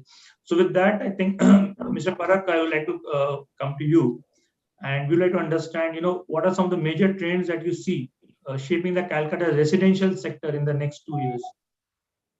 I feel that Calcutta residential sector has always been reasonably good, and it has been growing. Last couple of years, we have been seeing a major thrust on the residential sector, mainly in a segment, what we call it as an affordable housing, a larger projects, which has better amenities, which are, say, less than a crore rupees of a range, what we call it as an affordable. Affordable, I personally believe, is very relative. I mean, what do we say affordable? I mean, whatever is luxury for Calcutta is probably affordable for Bombay. I mean, from that point of view, the margins are less. But however, I personally feel that the real estate in those sectors, which is less than a crore of rupees, has seen a significant growth all around Calcutta. And I feel that that sector will keep on growing because you are giving a better project, well designed. The utilization of spaces are more professionally done now. Earlier, we used to be lavish with the designs. Now we are concentrating on what is needed and the amenities. Overall package has improved over a few years, and it will further improve in future. You're talking about looking at more practical designs rather than the luxury? I would not say practical design. I think it is becoming, you have to consider when we say affordable, you can't really waste areas. Earlier, whatever is required, because, for those sectors, the housing is the need. They can't be lavish. There are projects where you can have that leverage of giving a bit more. Still, you will see that nowadays in a project, we have 8-9 variants of apartments. So whosoever wants to have a smaller one, say we have 3 or 4 variants in 3 bedroom. We have 2 or 3 variants in 2 bedroom. So we are addressing all the needs, which is, I think, is we have learned over the period of time, and in the way forward, I think that there would be a much better interactions. We have done our researches. The architects have done it. We have taken opinion of the marketing strategists. The people who really penetrates and understands what the buyers are looking at. So they overall, I think we are becoming more educated, and it is reflected in our projects. Thank you. I think that's a really good insight. With that, I think I'll come to Mr. Pradeep Kumar Chopra. Good afternoon, sir. Today's home buyers are much more informed. They're much more aware. You can just Google and find out everything. And so, what do you think? What is witnessing? What are the home buying trends in the Kolkata market? What is the trend? Has this trend changed over the last 5-6 years, or what is the trend that you see coming in the future for the home buyers? See, they have always tried to keep the customers well informed. I had written a book a long time back, some 25 years back, just to make the customer very well informed to take a correct decision while buying homes or offices. Because when the customer is very well informed, it also makes our life easier, because they just select the right project and they select right builder or right locations and all that, so that there is always an element of delight, which always helps the entire industry, and also enhance the reputation of the builders, because the customers are happy. The customers sometimes are unhappy because they made a wrong choice. So if they are very well informed, that's a good news for the entire industry. Of course, customers are very well informed, so they will definitely choose better builders. They will understand better quality of buildings. They will also understand better designs of the buildings. So therefore, it will be very challenging, or rather, the builders have to also should be able to deliver good products, because if you are not having a good design, or you don't construct a good building, or if you don't have a good reputation in the market, the buyers will not come. So the very well informed buyers will also entail that builders has to also keep on performing better than they used to perform in the past. So therefore, it's a good for the industry, because good products will come in the market, and good builders will be able to sell, and there'll be a pressure on the builders to be able to deliver good design, good material, good construction, and good dealings, fair and dealing. Anyway, now there are a lot of regulations, so you can't afford not to be fair. So this is what is the best. That means you have to work towards excellence, because the customer will demand excellence, because they are better informed than past. So this is the trend which will happen. So, okay, coming to Mr. Patodia. Mr. Patodia, you have been in the commercial as well as the residential segment in a big way as well. So we would like to understand, the home buyers' age has come down. Like you're talking about trends, so the age will also come down. Earlier we used to buy a house after 40-45 years, but when you see the age group has now come to 25, 30, people in 30s are buying houses.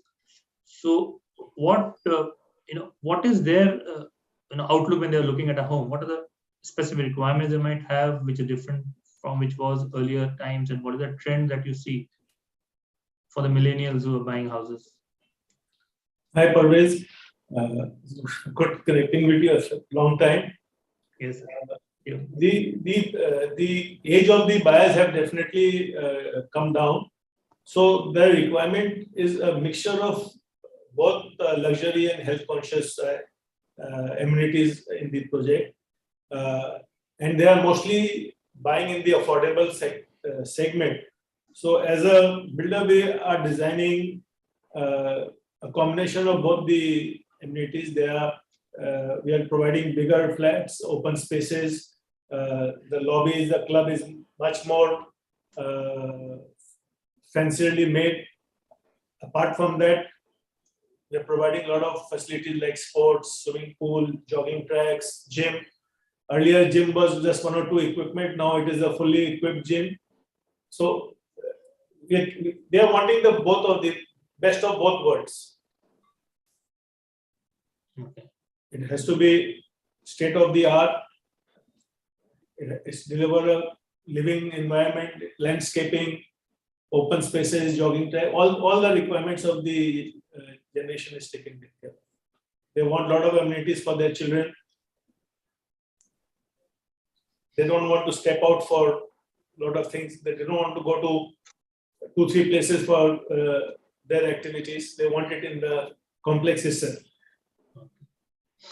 Yeah, that's a trend we have seen across. I mean, even in affordable housing, like Mr. Parekh was mentioning, even in buyers of affordable housing also require some basic facilities like a pool or a gym or a club. At least those specifically are required. So coming on a different note now, we're talking about opportunities in Calcutta, and of course there are multiple opportunities in Calcutta to grow, and there's a lot of land still lying unused due to government policies. And so I would like to understand, for Calcutta, for this demand to, continue for a longer term, what support or what do you think the government can help in sustaining this demand? See, government is quite proactive with CREDAI. They are moving along with us. They've just introduced ease of doing business, where they propose to sanction the plans and other sanction at single window system. So that is the ease of doing business is one of the most important things we look forward in a real estate environment where sanction processes used to take a lot of time, getting our permissions earlier. If we are able to do it in a single window, we save a lot of time and unnecessary moving around. That is the main thing we are looking forward to. Mr. Chopra, we would like to really hear your views on this. What support do you think the government can do to sustain? I mean, not only residential, but mass housing. It could be logistics. It could be any vertical where what government policies or what the government can do to sustain this demand. See, I think the biggest challenge and the demand can come from the people, and the beautification of the city can also happen if the government come out with a concrete plan for development of the slums. The Bombay people have been able to do it. Now Calcutta has also a lot of slums. They were actually thinking of converting all those Tika tenancy properties into, ownership, give the ownership to the local, the people who are staying there. Now, if they can make a workable policy, it will be a good opportunity for the builders. There'll be good demand from these people because there's a question of giving higher FSI and also, subsidizing to some extent. So I think the government should think of somehow, making these slums, redevelopment of these slums possible. And if that happens, there'll be great demand because these people, the city will become beautified, and also there'll be a great opportunity for the real estate fraternity. This will be a great opportunity. I think this is where they should focus and work. This is the need of the hour. Yes, absolutely. In fact, they have a very successful model in Mumbai that they follow, and it has really changed the landscape of Mumbai.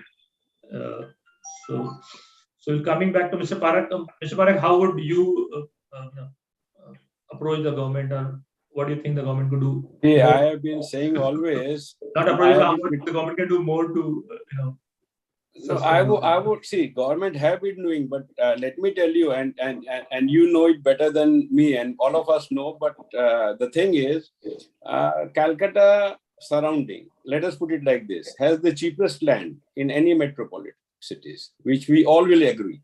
Whether you go anywhere, I mean, 10 kilometers, 7 kilometers, 8 kilometers from Calcutta, you have the cheapest of land.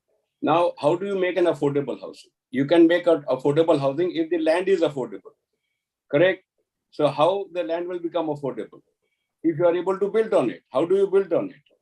I mean, the land issues, the conversion issues, the land ceiling. I mean, I am saying a larger context. There could be political issues, there could be principal issues, there could be X issues.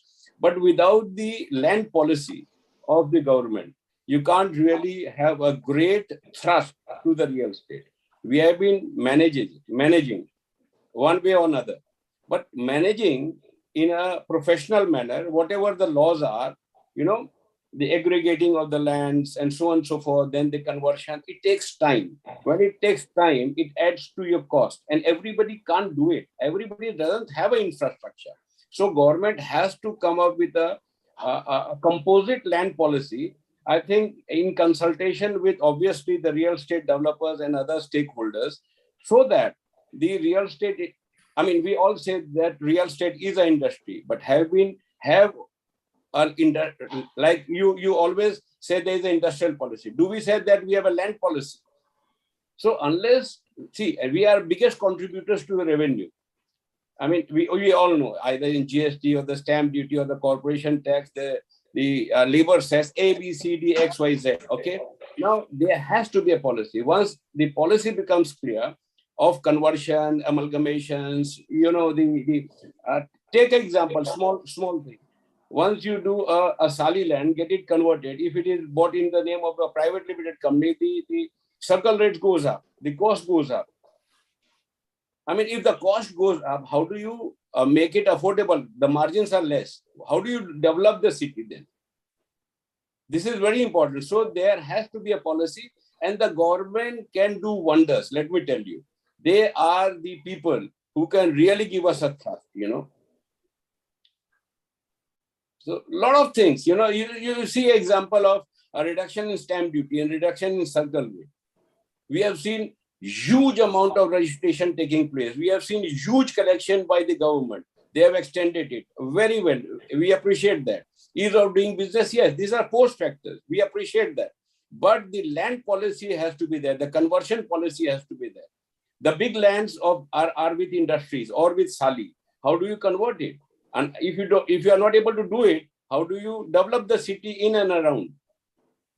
So the government did come up with a 6.3 notification to make it easier for lands to be converted. Of course, the fees are very high. Sir, let us put it like this. If I had a land or a factory, and if I have to pay 25 to 35% of the market value to convert it, why should I mean, is it viable? Exactly. So either you convert it reasonably or put certain conditions, but paying the market value is not feasible. I mean, and where the circle rates are very, very high. We all know it, but I don't know whether we speak it or not, but we are all aware of it. So you know, the real estate industry. I am not for a moment. I am not even saying that don't put a restriction on conversion of factory properties. But then if the government must consider from case to case that, but paying 25 to 35% of the market value for a closed industry because of one reason or another could be a huge cost. I mean, the thing doesn't remain viable. Okay. So, Mr. Sharaf, I think you had successfully converted a lot of factories and made some very beautiful products. So, what has been your experience? What more, you think could have been done so that it would have been easier for you? I think you're mute. I think you're on mute. I feel that, there should be a clear-cut zoning policy because, we buy lands in different areas. So certain areas, they're classified as on the porcha as agricultural or for other users. But if the government has a clear-cut zoning policy, then we know that this zone is earmarked for this purpose. So that will help us, in a transparent way that if we acquire land in this particular area, it is earmarked for this purpose. So there is no ambiguity, and that conversion can be automatic or can be done quickly. My experience is, that it's a long drawn out process to convert industrial plots to residential, and even within the city or within the municipalities, it is a rather difficult process. Although you cannot run a factory within the city because of the pollution and other factors. So if we have a clear-cut zoning plan, that would help a lot in this regard. And the other thing the government can do, to facilitate real estate, which my co-panelist made certain very good observations. But the another thing they could do is, provide the infrastructure, because the government is an enabler. So if they provide the proper infrastructure, especially in the suburban areas, like the proper roads and drainage and water supply, then it would be much easier to develop those areas, because we are developing in lot of distant suburbs. So we find in some areas there is no road, we have to make the road, or the road comes up subsequently. In the sanction fee they charge for the road, but they make the road at the end of the project, so it's very difficult to construct that project. So if they take a more proactive stance on the providing the infrastructure, that could aid the industry to a great extent. Okay. No, definitely. And also, we last around 10, 15 years back, we had that PPP model of development in Calcutta. So, Mr. Patadia, how do you think, was that model a successful model, and should the government relook at bringing that model? I don't think that model was that successful, because main ingredient is land. So in that PPP model, if the government is giving the land, then it is successful. Okay. So at this moment, you don't see this model working because the government is no, this model will work if the land is given along with the partnership. Okay. Parvez, I can put in a word on this, because we have done a 30-acre project on PPP mode with ADA, Government of West Bengal, in Asansol. Okay. So they floated this as a public tender, and we backed the project, and we have successfully completed the majority of the project. So there were some advantages, like we did not need to take any ULCA or ULCA clearance, but what we found was that they are less proactive. Like, even if they have given you the project, then whatever difficulties you face, they should be more proactive. Yeah. So we felt that after we took the land, it's like a purchase only. We did not get the feeling that it's a the government is interested in helping out. But of course, the land acquisition of a 30-acre parcel is very difficult otherwise. In Bengal, we know how many land issues there are there. We are seeing in Rajarat, if you buy a land parcel, large parcel, something or the other will crop up. So those issues were not there, which is an advantage. But the proactiveness was lacking. So the government has, if we look at the ITS industry, if you look at Sector 5, the government has been proactive and has given a lot of leeway where you can come in and jointly develop. So I think what the government needs to is to extend that to non-IT, other commercials and residential as well. Especially for affordable housing, I think it would be a good boost, or a great support if the government can come in, because the land pricing can be controlled in that way. If I can add one thing, when I said about the land policy by the government, that the PPP was a model where the land is given to you as a subsidized rate. And the government is obviously a stakeholder. You make it for LIG, you make it for MIG, and then you have HIG, right? Now, once the government have stopped that policy for the time being or whatever, there can be a land policy by the government where builders can take a larger chunk, get it registered with them, and create the same model in a private manner. And that could be probably regulated through a policy by the state, right? So in that case, the private sector can do the same thing, but not in a PPP model, but on the same format. There you can facilitate for conversion. There you can facilitate for maybe not insisting upon urban land ceiling or giving it because you are giving it for LIG and MIG and so on and so forth. There could be certain restrictions. There could be a policy. It will really help. I think all of us, and including people like you, must make a white paper and place it to the government. Because Calcutta, I mean, you have so many close factories, there's so many potential. In fact, right in the heart of the city, you have so many lands which are lying unused because of such policies, and nobody is getting by that. Neither the government is getting any revenue, neither are the Calcuttans getting something good to see. So I think it will help everybody, all Calcuttans, even the government, if we can do something on this. Okay, I think that was quite insightful. So coming back on this, we heard this word now, PropTech, a lot. So how do you think Calcutta, real estate, or how are you guys, investing in PropTech? So maybe I can start with Mr. Chopra. How do you think PropTech coming into play here, especially in affordable housing to reduce cost? See, any new technology is welcome, and any new initiative is welcome for. See, it's a really a shame that after 75 years of independence, we are still not able to provide, housing to all our families here, whereas this was guaranteed in our constitution. When we drafted the constitution, the housing was promised to all the citizens.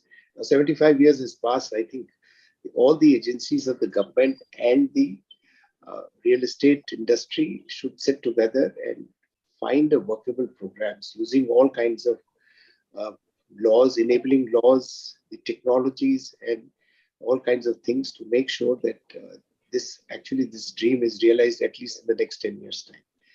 The way we have been able to create infrastructures of the world standard, particularly the roads. I was hearing Mr. Gadkari the other day, and he said that in the next, by 2030, India will have roads as good as America. The network, the quality of roads, it will match anywhere else in the world. The American roads, we'll have American roads like it. So there were a lot of these roads will unlock a lot of lands. Because our problem is not you see, I was talking to Dr. Rana of HATCO once, and he said, look, even if India's population becomes, let's say, 2.5 billion, and we are using only 2 FSI, and if you have to house every individual of the country, and let's say we give them 500 square feet each individual, we still have only used 3% of our land mass. So 97% land is still available. So 3% land is enough. But the problem was the lands are locked. They are not accessible because there's no roads, there's no access. Now that we have access, the lands are going to come. So lands, I think, will become available plentiful. So this whole idea of Urban Land Ceiling Act or Land Ceiling Act is all now becoming redundant because it's an abundant supply of land. Why should there be a ceiling? Now we have to also now find out other ways, which are impending or which are, coming as a block for developing these kind of housing state, which is the government policies and government laws, and of course the use of technology should be. There should be a free flow of technology between the two countries without any restrictions or anything which is happening. So I think if all the CREDAI and the government and the central government, the state government, we all put together and put our heads, I think this dream of providing housing to every family of this country, the way, who could have imagined that we will have roads like America, 10 years before, but that's now becoming a reality. We are seeing that it's going to happen. The same thing can happen for housing. And I think this is the way we should all put our head together and make it possible. I think we'll give a great service to our country and the people of our country. So how open are we, to adopting PropTech in construction? Because there's a lot of when a new technology comes in, there's a general trend to not adapt to change.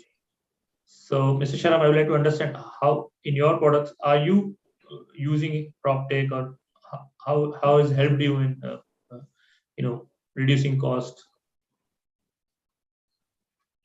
So you're on mute again, please. In view of the recent rise in prices, what we can and should adopt would be prefab and precast technology.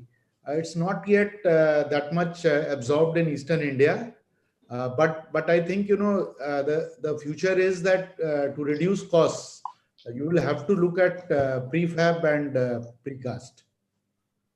Okay. So that is the way to go about it.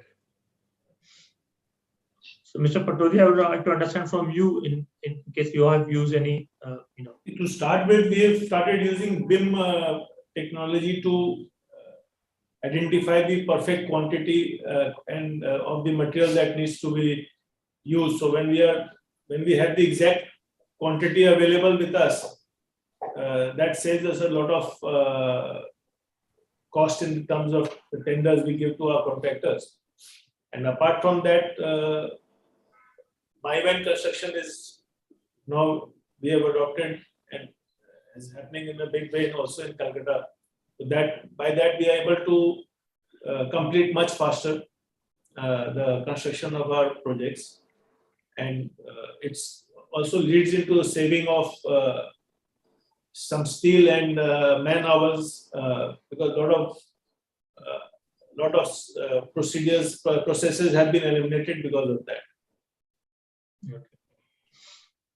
Mr. Parekh, also would like to understand from you, how technology you've used to reduce costs. No. Technology, I think, has become very relevant. I think we all of are using technology either directly or through our consultants. Now, earlier, once we have seen, let us put it maybe a decade back or 6-7 years, everything was done by an architect. Now, most of everybody's project, we have consultant. We have MEP consultant, we have separate electrical consultant, we have fire consultant, and so on and so forth.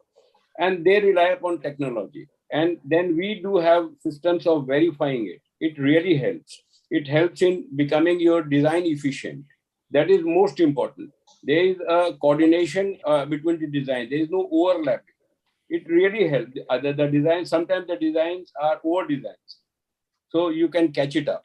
You become more efficient. So technology is going to play a role. And as we move forward, the technology is going to take over, which is very, very important. And we can't avoid that. And let us understand the technology of mobile phones. Everything is on palm. So since the new generation is taking over, the new applications are coming in, it will really help. And we have no option. We have lived our way, the old school. But going forward, I think we have no option but to get into technologies. Absolutely. Can't agree less with you on that. So, of course, we have discussed the essential segment. So, apart from this, Calcutta being the gateway to the Northeast, to Southeast Asia, it has ports, it has mineral resources. What do you think, opportunities apart from residential? Of course, residential Calcutta has been traditionally a landlord city, and now everybody wants to have their own house, and most of us were used to staying in rented houses. So that has, of course, given the fillip to residential in Calcutta. But apart from residential, what other opportunities do you think are there in Calcutta for real estate? So I'm coming back, but just to add one more point from my fellow friend, is that the land policy is important. You know why? Calcutta has a different set of rules. You go to Sector 5, you have a separate set of rules. You go to Rajarhat, you have a separate set of rules. How far are we from each other? So there has to be a synergy. It's very, very important. And that synergy will also help in creating infrastructure. Infrastructure in terms of what the builder is going to do and what the government is or the respective authorities. Take an example of, say, JDA, the Jaipur Development Authority. The entire neighborhood of Jaipur is done by them. They create the infrastructure. They create the planning. Okay. And which Pradeep Bhai told, that is very, very important. Once the infrastructure is in place, the development will take place. I mean, वो पहले अंडा आया कि मुर्गी आया वो वाला story हो जाता है. But anyway, coming to you, next is that, see, Calcutta has been witnessing overall growth in terms of residential, of course, in terms of ITs, in terms of Sector 5, we have seen office spaces going quite at a brisk pace in last 1.5 years. We have seen Rajarhat Financial Hub is also progressing quite well. Warehousing, of course, we have seen in Kona Express. We have seen a small industrial, hubs coming in, the hearts coming in. It is becoming more organized. So we are seeing overall growth everywhere. We have seen big complexes coming, the data centers. I think Hiranandani was looking at creating some data centers in East. A lot of warehousing. I think international players are also looking at, the Everstone, Indo Space, looking at warehousing options in around Calcutta and so on and so forth. So overall, I think retail, of course, Phoenix is going to come up near, the Momentpur DH Road, going to come up with, I think, big retail space, about more than 350, 400 kathas. You people are there, so you are aware. So I think overall, in all sectors, we'll see growth. If I can add, affordable office space will be also in quite a big demand. Yes, the small offices we have seen. Yeah, that's a very good term. I've never heard that term. So what do you mean by affordable house? We have heard affordable housing, but affordable office space. Yes. Basically, it is smaller offices, grade A infrastructure, providing all the facilities that normally we provide in a residential environment. You're providing everything there, including clubhouse and conference facilities and restaurants and gym, everything under one roof. So this is something like more of a, the co-sharing spaces that we're talking about here, co-working. It's basically it is like a ownership office, but half your requirement is available in the club or in the common area, so you don't have to buy a larger space.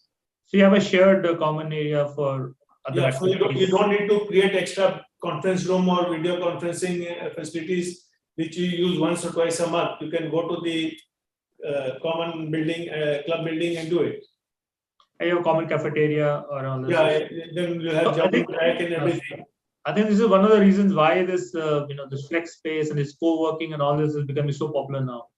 In fact, in Calcutta, we have had big multinationals taking up areas as big as 50,000 to 1 lakh square feet on a co-working. Because it is a plug and play infrastructure is available. There's no botheration about other overheads like maintenance and who's going to open the office, close the office. Everything is provided for. So your core focus is only on your business, not on admin and your security and your other stuff. Right. Yes, definitely. So, Mr. Sharaf, what do you think? You did briefly mention in the beginning that warehousing and others doing pretty well.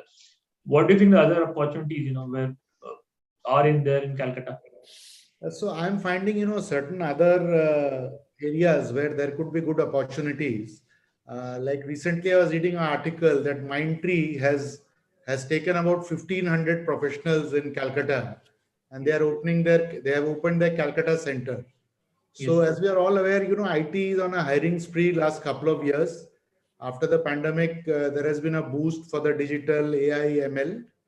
So there could be a lot of demand from IT because there's a lot of talent available in Calcutta, in and around Calcutta. So to tap that talent, I think the IT sector will do well in Bengal, particularly in Calcutta, in and around Calcutta. We are also seeing, there is a shortage of high-end apartments, because in the last couple of years, we have seen a very good movement in the sale of high-end apartments. So we are finding that from a position of excess capacity, now we are in a situation where, we need more high-end apartments. So that could be a good good growth area, but of course the issue of land will be there, because in the high-end areas the land availability is very poor. Data center, my friends have already touched upon that. Another area could be suburban malls, whichever areas, which do not have, like in Hooghly, we do not have any mall in Hooghly right now. So in other districts where, the malls are not there, that could be a good business model as well to work on. Yes, I'm sure, because these suburban areas have a very good,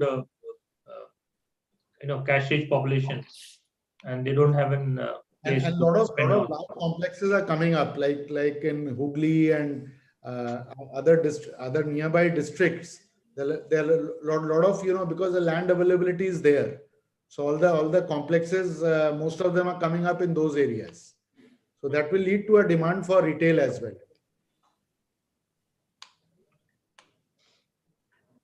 So coming back to Mr. Chopra, what do you think of other avenues where we can explore opportunities? See, one of the greatest opportunity which is which is lying untapped till now in Calcutta is the development of the heritage properties.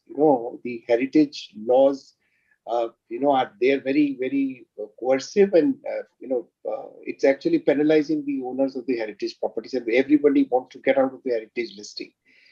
Now, and other cities like Ahmedabad, Jaipur, and many, they have incentivized the heritage property owners, and we are trying here also to happen here by offering TDR to the owners of the heritage properties, and that happens. We have 3,000 listed heritage properties here, and I have been involved in restoration of some heritage properties in Murshidabad and some in Rajasthan, and the response has been tremendous. Now, if the laws becomes empowering for the restoration of this heritage property, there's like, I have a friend builder in Ahmedabad, and he has done so far, one builder has done 15 heritage properties restoration, and very, very successfully. If that happens, if the law becomes enabler, there are 3,000 heritage properties in Calcutta city, which is to be restored and converted into, all kinds of things, very, very high-end boutiques or heritage hotels or heritage, shopping malls or something like that. It can open, first of all,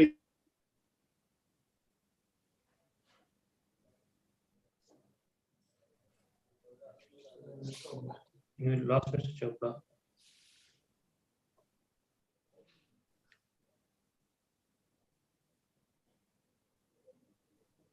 So till the times he joins back. So on this IT front, very interesting point which Basanji said, on the Mindtree thing. So Mindtree, I think the number of heritage properties or colonial buildings in Calcutta is one of the highest in the world. You go to Dalhousie Square area, every building has a story to tell. And North Calcutta, again, there are a lot of heritage buildings which needs to be restored. And they can be easily restored. Only they need to do is to change laws. And I think if the builders see there is a profit and there's a sustainability and viability in restoration of that, I think most of the builders will be willing to do that.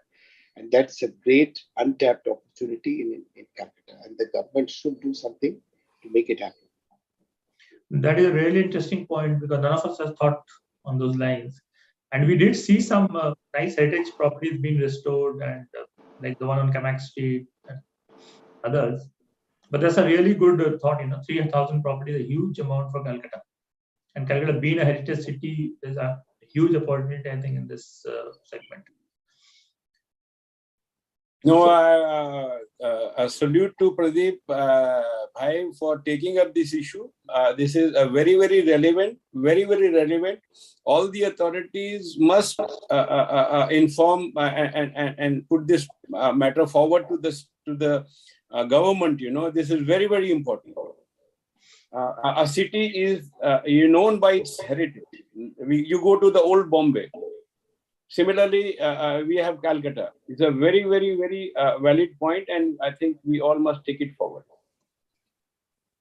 In fact, when you mentioned Dalhousie had lost its charm because in the office front because of numerous factors like infrastructure, parking was not there, and all that. But now I think with the metro getting connected and passing through Dalhousie, communicating will be much more easier and more comfortable. No, I don't think so. I mean, parking has never been such a huge problem. I mean, let me tell you very, very frankly. I mean, you had created a huge parking space in front of writers at one point of time. You still have a lot of open spaces in and around, Dalhousie, where you can create parking spaces where you can park and the drivers can come back. But address one thing which is very important. You must understand how to maintain a heritage building. We have seen some of the glorious Calcutta buildings, which are housing maybe Calcutta High Court, many other buildings in and around Dalhousie. They had exposed bricks. They had, stone pillars, the stone elevations. They have been painted. And that takes out the sheen, the exact character of the heritage properties. So everybody and anybody cannot really maintain. It is a technology. It has a, you have to understand the how to maintain it. This is very important. Otherwise, जो अच्छा है वो खराब हो जाता है. But I'm sure that means there are some flaws in the rules where there are certain guidelines. No, rules and education both. Rules and education both. आज exposed bricks की property पे आप रंग कर देंगे तो obviously वो breathing खत्म हो जाएगा, उसका natural look खत्म हो जाएगा. How many buildings in London you have seen painted, the old buildings? It has the same flavor which it had maybe 100, 150 years back. Absolutely.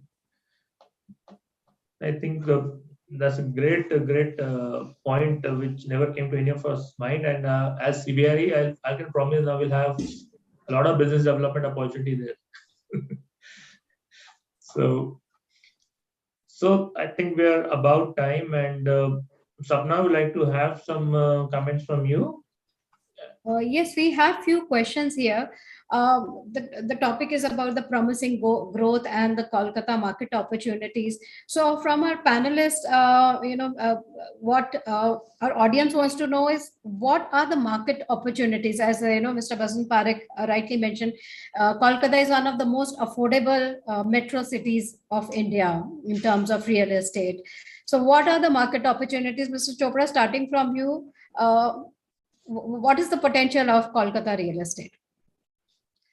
See, the Calcutta real estate potential is huge for three reasons. One is that the real estate potential has been had been dependent upon the migration from rural to urban areas, which will continue for the next decades. The affordability or the will of the people will keep on increasing, so they will go from smaller apartments to bigger apartments because they can now afford it. And also the population growth in India is still continuing, and therefore people are going for nuclear families. So, people, when the children are getting married, they want to have another house.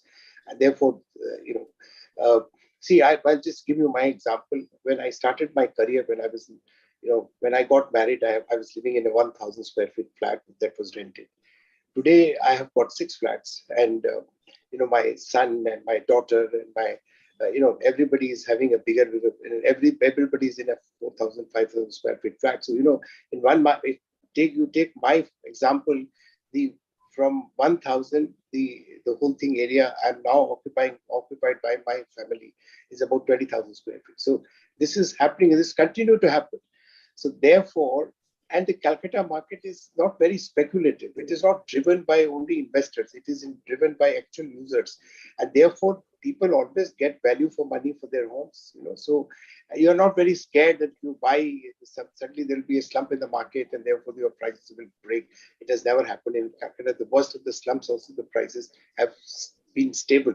So Calcutta is a very, very secured market for investors, and also the buyers who are also looking at these purchases as an investment option as well as the residential option.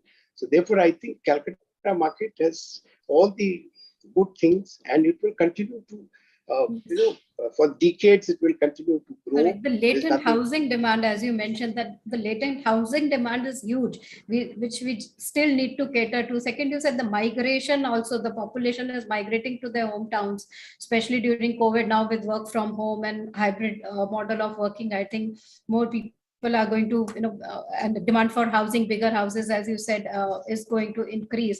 And also, again, it's not a speculative market. One of the biggest point that you said, it's not speculative, like other markets, especially let's give an example of North. So, Mr. Basant Parekh, what do you think are the market opportunities? If there is an investor from maybe another city, or a developer from another city, or investor from global investor, what would you say Kolkata offers to them?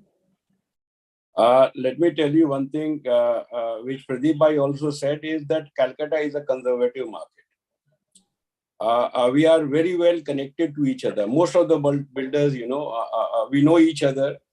We don't compete. We always are helping each other, and therefore you will see in last many years. Have you ever noticed a project getting stalled or getting defaulted and so on and so forth, vis-a-vis others? I think hardly you see anything. This is a significant thing which should be noted. Now, we must also see, you're talking about why others are not coming, or they had come, they have moved out. We have seen a lot of big players who had come in Calcutta from Delhi, the Unitech, DLF, so on and so forth. They came, they went back. Why? We have to address the answers. I mean, not we, means the government has to see the answers. The land policy, which is very, very important. They don't want to get into the hassles. You see about Tatas. I mean, I'm naming them. They want to get into a DM model. They don't want to get into the land hassles. You talk about Godrej. They don't want to get into the land hassles. They said, oh, okay, the private players should take it up. So once you want to have a big investments, either from the national player or the international player, they would like to reduce the gestation period. How soon you can hit the project, how soon you can build up. They don't want to hold the project because the holding is the largest cost. Sometimes the holding cost is larger than the interest, the land cost, which is very, very significant. You see, let us see small, the suburbs. The land is cheap. The cost is very high. So the national player and other players would always come if there is a clear-cut land policy, so that the projects are done at a very faster pace. But again, we in Calcutta also, the local developers have been increasing their volumes, and they are also doing projects elsewhere. The Calcutta people have been doing in Bombay, in other two tiers and other cities. And our quality has never been questioned. The Calcutta developers' quality has been one of the best. You ask anybody elsewhere in India, our quality has been, never compromised. The principles or the quality and the deliveries are not compromised. That's right. That is all right. We have not defaulted. Yeah, that is very true. In fact, what you are saying is there are challenges which kind of keep back the investors or the developers from other cities, or the pan-India operators. And that is one of the reasons that we are not seeing. Swami Fund, you spoke about that Kolkata does not have a lot of stalled projects or distressed projects. Mr. Patodia, talking about Swami Fund, that has been one of the biggest helper for a lot of developers. How do you see that in Kolkata? Have there been projects for Swami Fund? How do you see that? Initially, in the Swami Fund, there was a clause that it has to be registered with RERA. So we did not have RERA in Bengal. So that's why the benefit of that fund was not available to the builders here. But now with RERA being introduced, and if and when it's operational, I'm sure a lot of projects will benefit from this Swami Fund. You see that it's a good initiative for the industry. You see it benefiting the industry and the players. It will definitely benefit the industry where there is a mismatch between the sales and the construction and delivery schedule will definitely help the projects. That's it. Mr. Saraf, you spoke about the IT companies and all, now they are coming. How do we, because Pune, Bangalore are known as the IT hubs, to some extent, even Delhi. What can, what the Kolkata real estate or the Kolkata government can do? You spoke about that IT company should be here, because then it also impacts the other real estate as well. In terms of developers, how are you looking at the IT market and the the IT clientele for real estate? See, first of all, I would like to tell you that Calcutta has a very good IT market, because you have like Infosys has several centers where it's operating from Sector 5 and Rajarhat. Infosys is coming out with a very big campus. It's under construction. Mindspace has recently come up with a center with 1,500 professionals. And we already have a decent IT hub around Calcutta. Maybe it's definitely not as large as Bangalore, but it's got a very good future, because we have a lot of facilities in and around Calcutta, like the educational facilities, the ISI and IIM and IITs. Then you have very good social infrastructure, all the clubs and the malls, schools, colleges. So, and there is no power shortage. So we have good quality of power availability, and we have manpower, well-trained manpower. Like in every building in Bangalore, you will find one Bengali family is there. So they are going from here to Bangalore to work. So we can very well set up those facilities here and attract them back to Kolkata. So, I think it's got a very good future, and we are seeing a lot of growth in the IT hiring in the last couple of years. So this could be a very good, for the future. And even, this foreign companies like IBM, I remember I have sold so many flats to people working in IBM and working out of Calcutta. So we already have a very good ecosystem. It can go up further a lot. Yeah, I would like to add. You see, we took over an animation company some 2 years back. We invested in that company, and we had about 150 heads working. And we were that time working as a subcontractor for a company in Bombay. In the last 2 years, despite the pandemic, we tried to attract a lot of Bengalis working in animation company all over India, Hyderabad, Gurgaon, and Chennai, and Bangalore, and so on. Now we have over 2,000 people working in we are the biggest animation studio in the Eastern India. And, we are now catering to the clients of our prime focus was, for which we were working as, subcontractor. Now we are directly working for Disney, we are working for Nickelodeon, we are working for all the top studios in the world.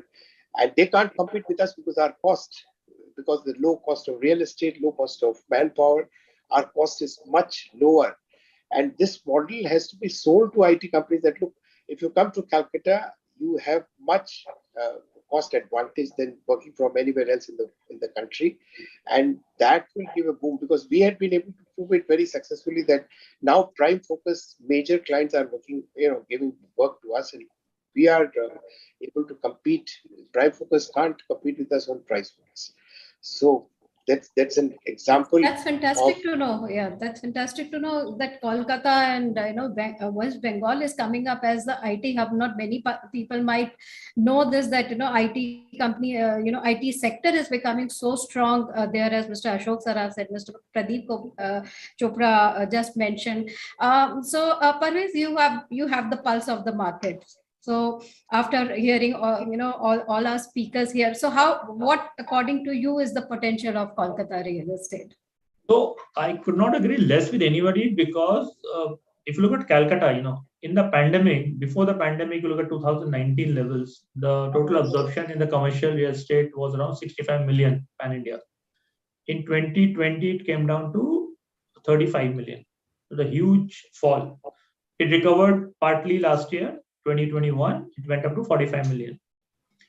Calcutta, for that example, though it's a very small market, we have been growing for not even in 2020 we had grown, to 2021 we had grown. In fact, we had its total absorption around here is around 1 million square feet. Last year we did 1.5 million square feet in Calcutta, in spite of the pandemic, which is a 50% growth, which is much above the national average.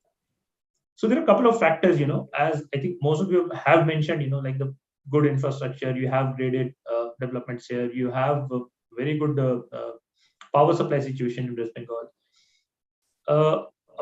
Another thing which has helped us in the pandemic is that the talent pool, across India, if you look at Hyderabad, if you look at Bangalore, if you look at Pune, I think the 20-25% of the talent pool is from Bengal. Now, with this work from home culture, the trend happened that people were allowed to either work from home or work from their hometown. So a lot of people moved back to Bengal, and that prompted these companies to have a center in Eastern India as well. Because again, when you're moving back to your hometown, the challenge is that we spoke earlier that you don't have infrastructure in the houses to provide that support. So they would either require extra room or something, or a proper network connection. So they need to work from office, but in their hometown. So that is one of our bigger opportunities where we have seen this trend go up, and all these companies coming in and looking at offices locally in Calcutta. So that has definitely helped. Okay, fantastic. One last question to all our panel members. I think we have answered all the audience questions in our discussion. One last question, one sentence from all our speakers. Parvez, starting from you, what will shape Kolkata real estate in 2022? 2022, I think IT definitely. There's a lot of infrastructure work going on in IT. Mr. Sharaf mentioned Mindtree. So Mindtree is only the first center that they've taken because we were involved in the transaction, getting them to Calcutta. So they have huge plans for Calcutta. And so apart from IT sector, Mr. Khalid is saying something which will drive the real estate of Kolkata in 2022. Mr. Saraf, what do you think? So just adding to that, Sapna, yeah, IT requires infrastructure in terms of housing. So the IT boom will ultimately, push housing demand as well. That's right. So, Mr. Saraf, what according to you will shape the real estate of Kolkata in 2022? See, Calcutta is largely a housing market because as far as office market is concerned, it's much smaller than some of the other major metros. So what I feel is that, you will see a lot more complexes coming up, lot more organized housing. Like you will have more of, large format projects. And I think, we are seeing a situation where a lot of expatriate Bengalis, they are coming back to Calcutta, and also from other towns in India, they are moving back to Calcutta. So we see a very vibrant market for these people for housing in Calcutta. So are we going to see more township developments, mixed use integrated townships going forward? I think it may not be, integrated or mixed use townships, but more complexes, because we have seen a trend where people prefer to move into complexes where there is no commercial. After COVID, they prefer to move into complex which is, say, fully residential. They don't want outsiders to come in. Okay, so large format residential complexes, as what Mr. Saraf is saying, is what we are already seeing and going to see forward. Mr. Patodia, what do you think is going to shape the real estate in 2022 for Kolkata? Apart from IT, like I agree with them, IT will be a major driver. I think row houses and villas going to drive the market further. Okay, fantastic. So villas and row houses are something that what Mr. Patodia is saying are going to see a lot of demand. Mr. Basant Parak, what do you think is going to shape the real estate going forward? You're on mute, sir. We have seen overall growth. In Sector 5, at one point of time, we used to say that Sector 5, we have a huge unsold stock. It has gone up. The Rajarhat is going up. The suburban areas is going up. The stock in Calcutta has diminished. So we see overall growth everywhere, in warehousing, in HART, in industrial, galas like Bombay. We are seeing all around, everywhere. So not in a particular zone. So overall growth we are seeing in each and every sector, from warehousing, industrial galas, IT sector, retail, group housing, row housing, everywhere. So I think going forward and with affordable, I would say affordable finance available to the housing buyers, that and the population, of course. West Bengal has a huge population, educated population. The government jobs are there. So eventually we'll see the great thrust everywhere, starting from manufacturing, small manufacturing, MSME, and going leading to IT, ITS, and then obviously residentials. Okay, so overall growth has been pretty good, but the little demand side push would be good for the home buyers. Mr. Pradeep Chopra, what would you say? What's your views? How do you see the Kolkata real estate shaping up? The cost competitiveness of the city will drive the growth. We are competitive in every field, in office, in IT, in housing, in even the supporting infrastructures. The Calcutta cost of real estate, the rental cost and all that is so competitive. There's no other city, even if you compare Calcutta cost with cities like Raipur, or cities which are not as big as Calcutta, we are still competitive in cost. So therefore, this will attract a lot of businesses, a lot of investment, a lot of people will come because of the low cost. I gave you an example of my studio. We are getting businesses because we are competitive in cost. Why we are competitive in cost? Because the cost of real estate is less, and we can get away by paying less salaries because the housing cost for our employees is low. The other cost of the employee is low, and therefore Calcutta, as long as we are competitive, the real estate will grow because businesses will flow to areas which are most competitive in their cost, and therefore people will sooner than later realize the cost competitiveness of the city and therefore move in Calcutta city for all kinds of purposes, maybe housing, maybe commercial, maybe IT, maybe anything else. Cost competitiveness is what Mr. Pradeep Chopra is saying is going to make Kolkata real estate stand apart from other cities. I think, Mr. Khalid, we have had pretty good, we covered all the aspects of Kolkata real estate in this panel with our speakers. So thank you so much for bringing out all those valuable views from our speakers today.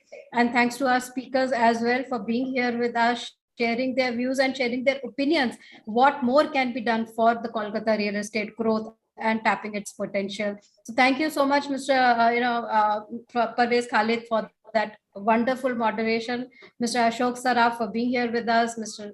Patodia for being part of this panel, Mr. Basant Kumar Parekh for sharing your views, very valid views about land policies that I think a lot of people must be hearing and they agree with you, and Mr. Pradeep Chopra for sharing your views and commendable, like you mentioned, that how your own studio is one of an example to attract talent back, the mind drain back to Kolkata and create a competitive city for others. Thank you so much, everyone, for being here with us today and sharing your views. Thank you. Thank you. Thank you, sir. Thank you. Thank you so much.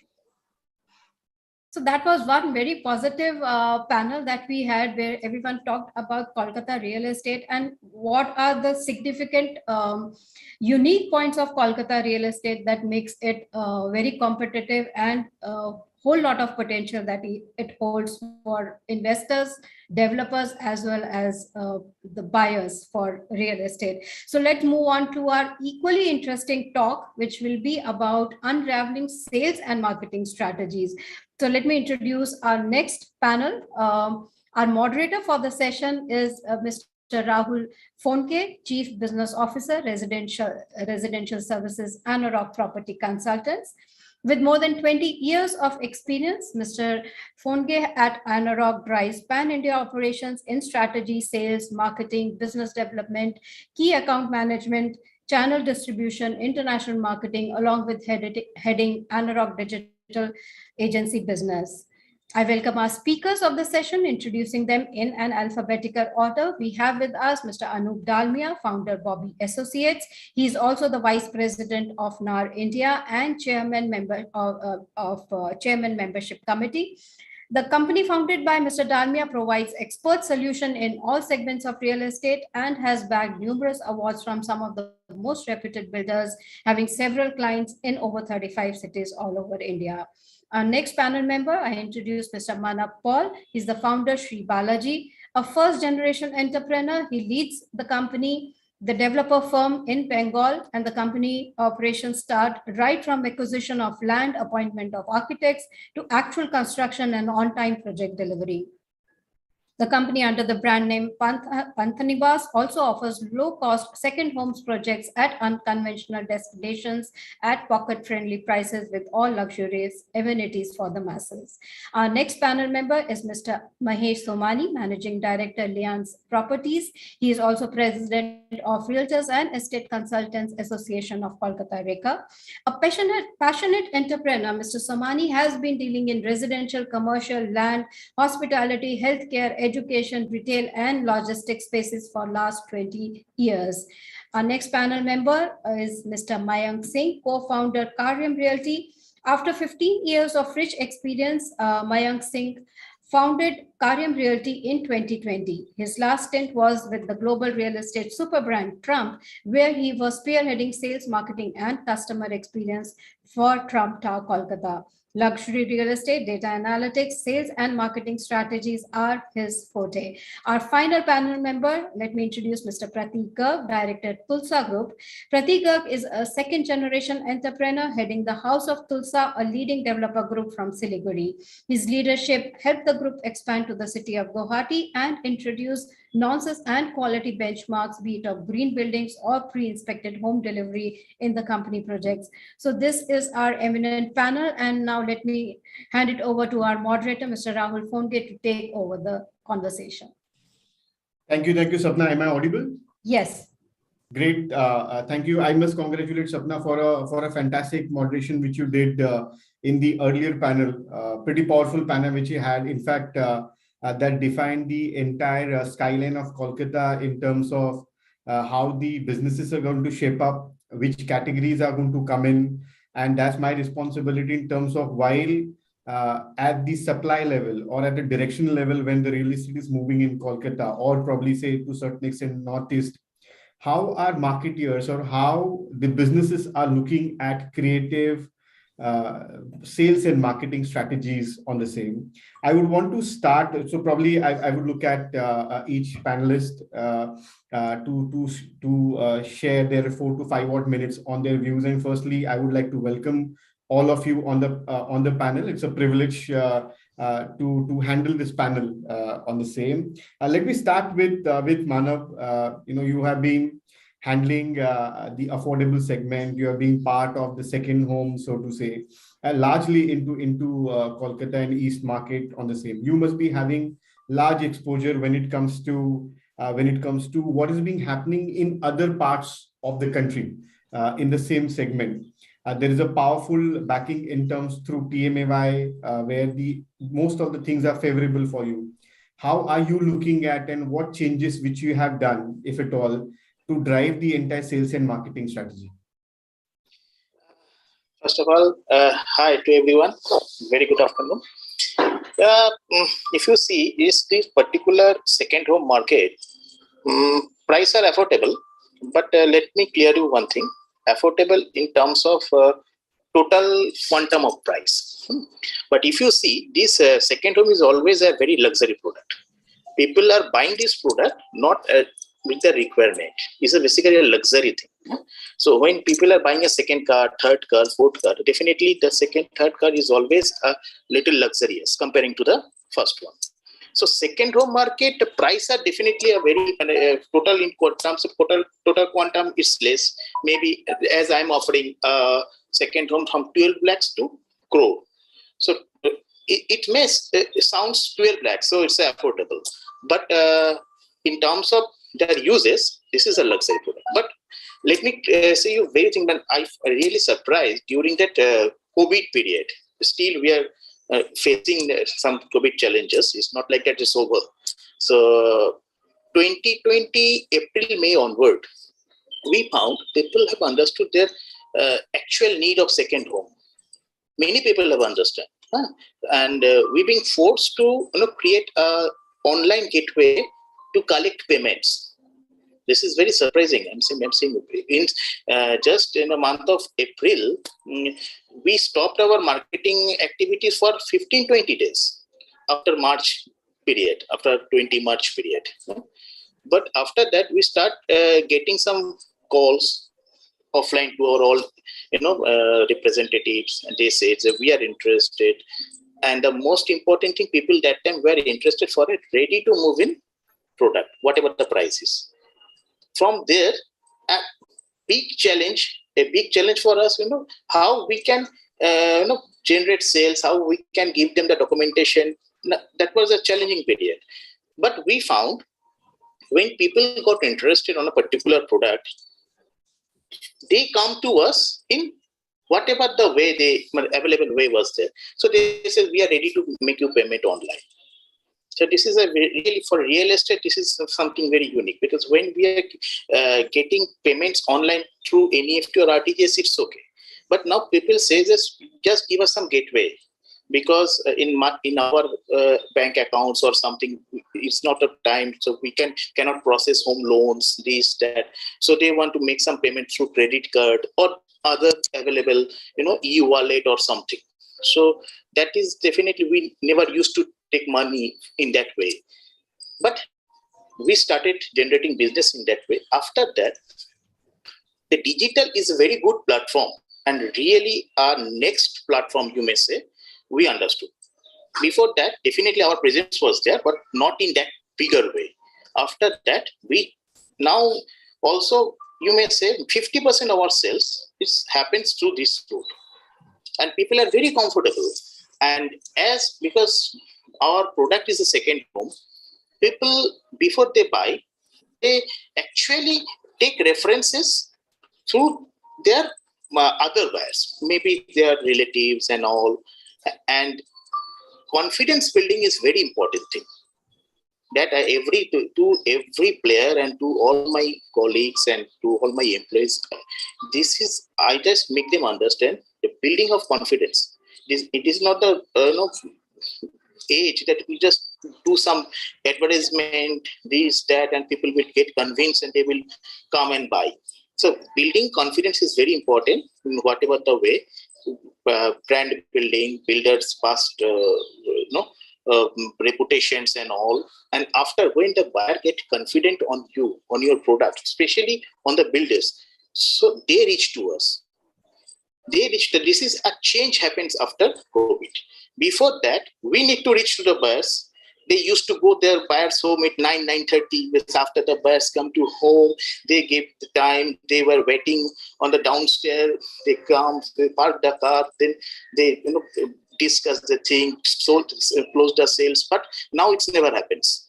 Now everything happens online, and if the people get convinced with my product, convinced with the other factors, so everything happens very smoothly. This is a huge change happens. So now that there is only print media ad, digital media ad, and all the ads will not going to work. Definitely this is going to work, but this is not the only way. Confidence building, brand building, if this thing happens, then people are ready to take any product and it at any cost. Say if someone is buying a product of 50 lakhs or 60 lakhs or 1 crore in a second home, definitely he has a first or other homes that is much more higher price. So that is a HIT buyer or HNI buyer. Before buying this kind of product in pre-COVID situation, people used to visit site, see what is actually happening, what is the my ground reality over there.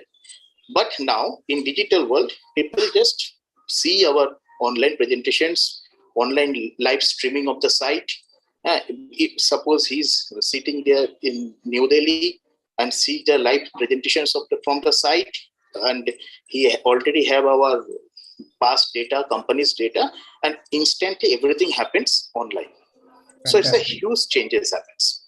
Fantastic, madam. I think I just loved the way you sequentially put it across. One is that absolutely important that you have the confidence of the customer, whether it is the fast track, the delivery which is coming across.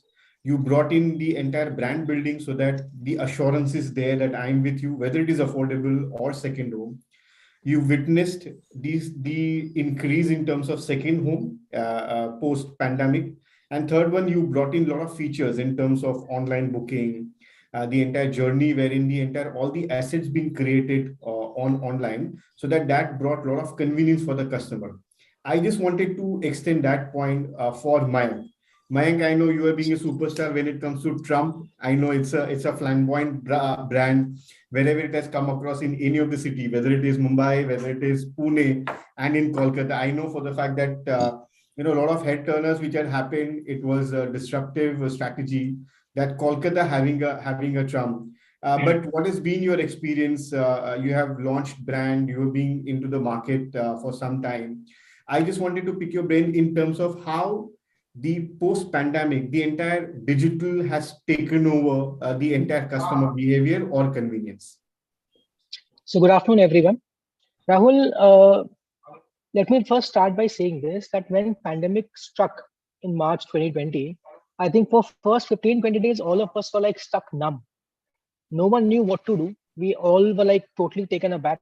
As Manav rightly said, all of us stopped marketing. Marketing budgets were like, went to just rock bottom. All hoardings were put off. There was no campaign, nothing was happening. See, India as a country, as Indian consumers, we have habit of experiencing everything. If you would have read book of Mr. Kishore Biani, he specifically says that in India, even grains are sold after experience. Nowhere in the world you would find grains being sold loose in supermarkets. But in Indian supermarkets, they sell loose grains where you can pick and choose different types of rice, wheat, dal, whatever. You choose the quality, feel it, and then you packet it for yourself. So when Indian consumer buys stuff as small as a dal chawal, they want to look, see, feel, experience, and then choose it. And real estate historically has been a feel kind of an industry where we have experience centers, model flats, site offices, ready products, ready to complete products. In that scenario, without a visit where a person is like stuck in his home, how will he be able to make a decision? This question, it was like light years away. We could not even think that someone without even going to a site or having a visit done, he will be able to make a decision.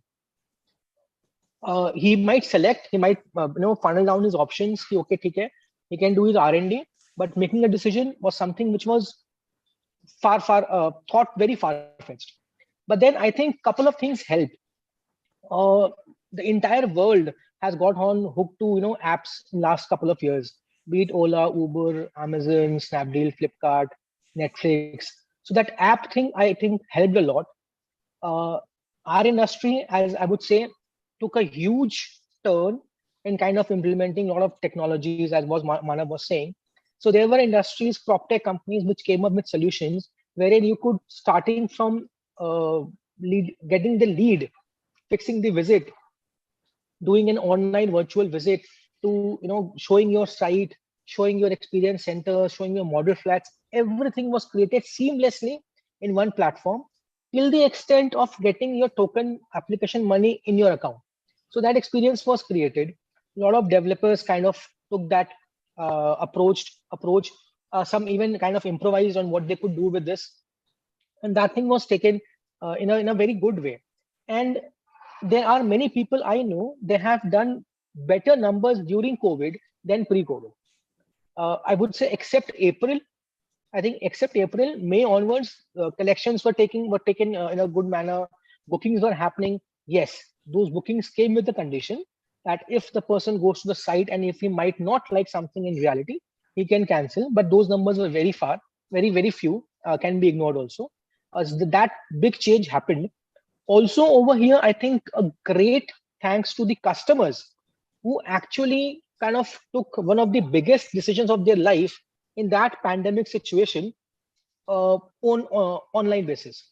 Because how buying a house, which happens to be one of the most precious and expensive thing for an individual, taking that big decision where the entire family is involved. Home buying in India is an event. It's not a transaction. It's an event. The entire family is involved. The first generation, second generation, the younger generation. bringing all that into one place and they taking that decision of buying such important thing, I think is also very, very, very commendable. That one thing, I think that change took over the market, and after April, May onwards, things were like getting better by the day, and the change was very, very, very welcome. As far as my personal experience is concerned, during that period, we also could close some big ticket transactions, say starting from 7, 8, 9 CR to up till 30 CR, in which most of the work was done online. Yes, the last mile handshake happened offline, but 80% of the transaction took place on the virtual platform. So I think that change post-pandemic has been a great change for the industry, and now I think it will become the way forward for all of us. And we have to keep on thinking this way, that if something happens, why do the customer has to come to the site? Why can't we go to them, be it virtually? So that change definitely will now be a part of a thought process of all the people in the industry. Interesting, Mayank, and I loved it when you talked about post-pandemic. There was a smart, natural migration which happened of customers towards apps and consuming content over digital. It also helped marketers to do their pre-work so that when they come to have a physical, which is a traditional way of buying real estate, they are already being primed. And developers which otherwise being hesitant to invest into digital platforms or technology, they started investing because that became they were left with no other option. Absolutely, so absolutely. In Calcutta, I can tell you for the next 3, 4, 5 months, maybe there were no hoardings of real estate. There were no hoardings of real estate. There were no ATL happening. There was no BTL happening. The only ads that we were spending on were digital ads. Correct. I also love the way you talked about the entire journey you managed to track it. And that's my next question to Mahesh.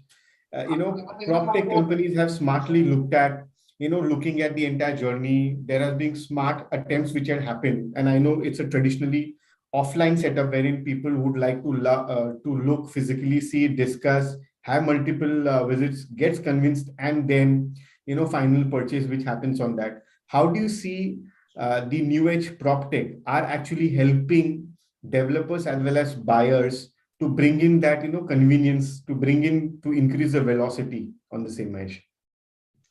Thank you, Rahul. This is indeed an honor to share thoughts amongst you all. Thanks to Realty Plus team for the invitation.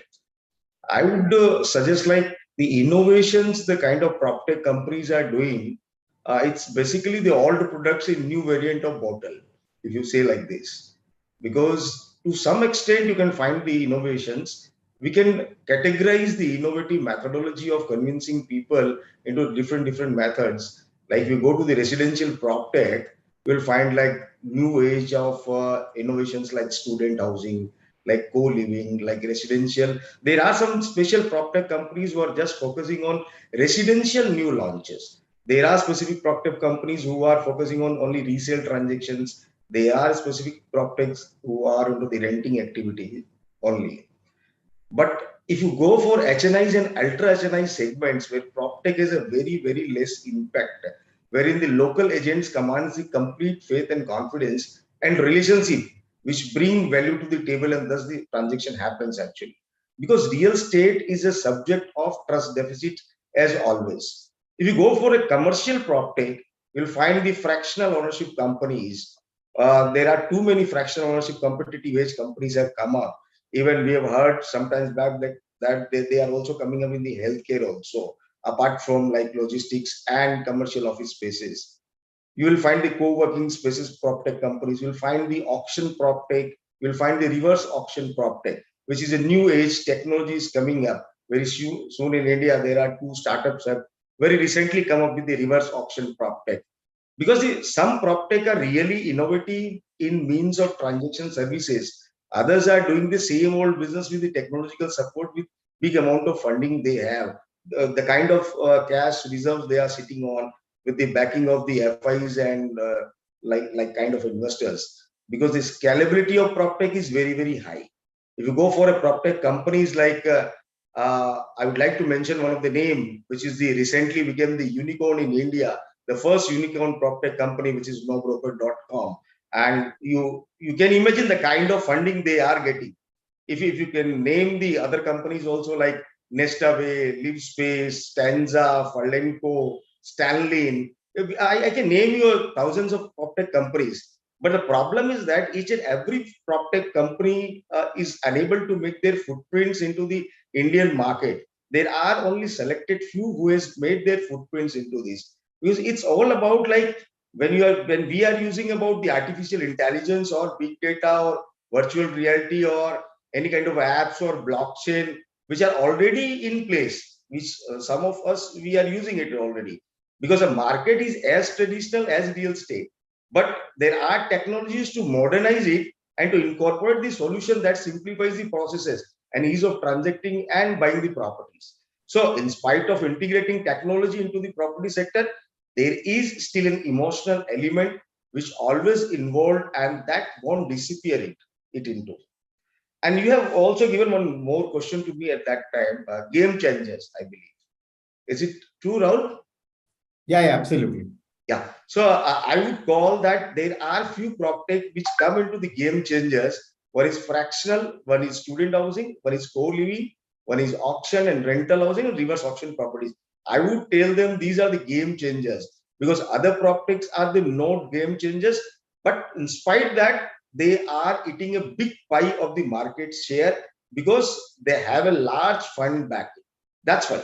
So innovative and game changer to some extent. There are some companies who are definitely innovative in nature, but others are also, due to the fundings and all those, they are coming into the market in a big manner. But still, I'll tell you that it's all about data mining and investment on technology and data. And if you categorically saw the real estate market in India, you'll find that hardly the 20% market is the organized in nature. 80% is the unorganized localite market, where small developers, small size real estate agents who either singly or within a strength of 2-3 people, they are doing the business. So if you find that kind of market, so 80% is a completely unorganized market where the PropTechs are unable to tap that market. Only the 20% of the market where the organized segment of transaction advisory services are there. Definitely, in time to come, they will take a big share of the market share out of that 20% back. And rest 80% will go on a traditional local methodology as it's going on. Yes, over to you, Rahul. Superb. I think you truly gave the entire game-changing direction to this panel. You talked about it just not technology, but the problem statement in this category, which the young entrepreneurs or early entrepreneurs are looking at capturing it, whether it is student housing, big problem in India, whether it is the Furlinkos of the world, the enablers, different formats, studio apartments, service apartments, and so second homes as one of the category which is coming across. You beautifully captured in terms of how different product, different formats are getting introduced. Yes, you also cautioned that it's too early because everybody's there trying their hand. It's a cash burning exercise which is being happening on the same. But eventually, we will see these stable businesses like the unicorn business which you talked about of nobroker.com will stabilize eventually over a period of time, and then the real migration of customers will happen on that. While we were talking about these young entrepreneurs investing heavily on technology, the foundation of all this is data. And that's my question to Anup. When we talk about the foundation being data, there is a lot of investment, a lot of capturing of data which happens at a market level, at aggregator level, even at a developer level, which takes care of. If I were to take a step back out of real estate, there are e-commerce, there are FMCGs, there are BFSIs, etc., plethora of data, and the entire artificial intelligence, machine learning takes a lot of decision making and eases out marketeers' job on the same. I know there has been feedback that real estate is relatively a late adopter, but where do you see the AIML as a format entering or getting developed and getting the benefit of this technology for real estate? Good evening, Rahul. Good evening, everybody, other panelists. Rahul, I would like to start that artificial intelligence is not an old thing. It's a process which is in real estate and helping builders, realtors, brokers for a long-term goal. Not even for a small goal, it's a long-term goal, which we are looking. Because we are collecting all the data. From the data, we get this artificial intelligence, which help us in a long way, in buying, selling process. We can know, even if you think that artificial intelligence is for now only, we can look for a buyer who will come after 5 years. A new person who has joined a business, we can understand now the age group of buyers are around 30 to 40, which were earlier were 40 plus. We have to people who used to buy after 40. But now in the next generation, new generation, you find people who are from in the bracket of 30 to 40. So it in artificial intelligence will help us, all the builders, even brokers, realtors, everybody, to map who will be our prospective clients after 5 years, after 10 years. And if you think of investors, if you go for a ROI deal, whatever deals, if you are buying also, so AI platform can help you what will be the data of the property, how is the structure of the property. If I take X property in Calcutta, what will be the investment there, if the bank will be staying for a long time or not, whether the bank is taking a property of 3,000 square feet, might after 10 years, they might go for a 1,500 square feet. Things can, this all methodology can be changed by artificial intelligence. It is a very helpful mode. We can say in long process, not, but slowly we can gain. If you are going to look for a flat, we have got different varieties of people who will be, might be looking for a 1 BHK, might be looking for a 3 BHK, and might be looking for a 4 BHK. But in my personal opinion, people in Calcutta, some segment of boys, young girls and boys, they're not staying in Calcutta. So families are becoming very small. So we can offer small flats also, but in higher segment, if you go, we can go for a bigger flats also. So artificial intelligence can help us in many ways. For developers and realtors, it's a very helpful thing. We can have a financial value of the property, what the property's financial value is. We can adopt it. From that technology, things can change, And the main one of the very important thing in today's world, when you're seeing so many global warmings are coming up, war is going on and other things are going on, there is a chances of national disaster. We know cities like Calcutta, Mumbai and all, anytime flood can come, earthquake can happen. So this is a very good thing in the future. We can see by AI technology, we can get this. And local market situation, what will be the local market situation? Our people are going for a flat now. After 5 years, he can buy a second home, which our brother Manav was telling few times back. That second home is a very good option. People are buying. And I can tell you, Calcutta is a good market for second home. We have seen Vedic Village, a grand success. There was project in Bypass. Even now, Imami has launched a very good project. So everybody, they are getting a very good success in second home also. So for this, we can have a total analysis, what the people will be buying second home, or they want to go for a ROI. So these things will simplify. And more important thing, for a transaction in Calcutta, land hassles are there. So many things are there, registration process and the data and the other things for registration and all. We have got so many points for analyzing smooth transaction. AI will help you. And one more thing which may help even buyers, sellers and builders is the maintenance cost. You see where I am staying, the maintenance cost is around 4 to 5 rupees. In good buildings, the maintenance cost is from 10 to 15 rupees in Mumbai.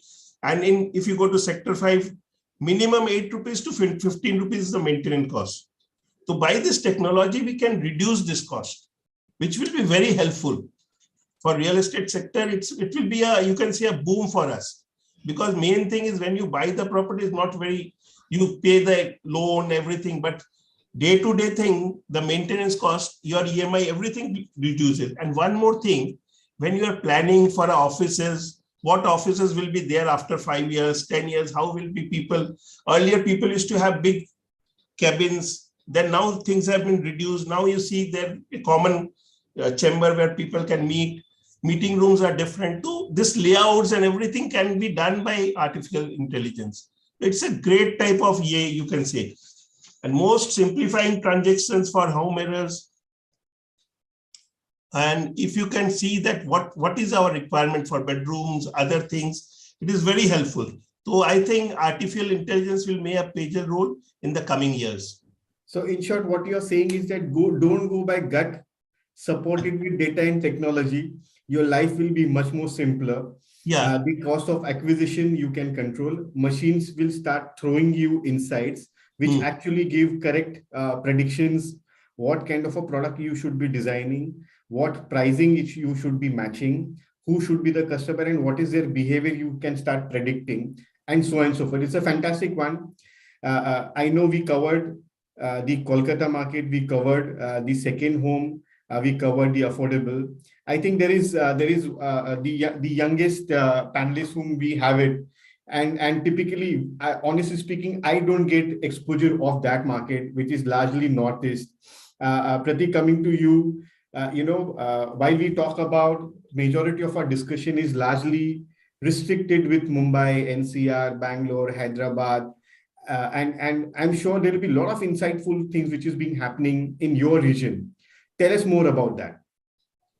Very good afternoon. Thank you for having me. I think I learned a lot today. This has been really, really phenomenal discussion. Any Northeast part or small tier 2, tier 3 cities are no different than any of the metros we speak about. Marketing and sales and strategies are predominantly the same. When we understand, we need to take care of a couple of metrics here. One, we believe that the buyer's demographic is gradually reducing in age. They're getting younger by the day. They're taking time to take their decision to purchase, and they are being well informed before the conclusion or the conversion happens. So marketing and sales actually has three major facets. One segment is the awareness. The second is the communication part. The third is the conclusion or the conversion part. In the awareness segment is where all the digitalization has happened, and that is perhaps common across the length and breadth of the country. You have ARs and VRs and websites and digital way of connecting. Those things are there. But the challenge or the interesting things happens in the communication part. Earlier, it was one-way communication. You had hoardings, as Mayank sir mentioned that COVID took away all the hoardings. The hoardings were one-way communications, but today we have a dialogue. Our customers get into chats with us, and these chats sometimes continue for months before they actually get influenced to purchase. And after that dialogue, they move towards the influence aspect where they really wish to compare the product with everything else they have seen in the market today, and it needs to suit their budget, their taste and expectations.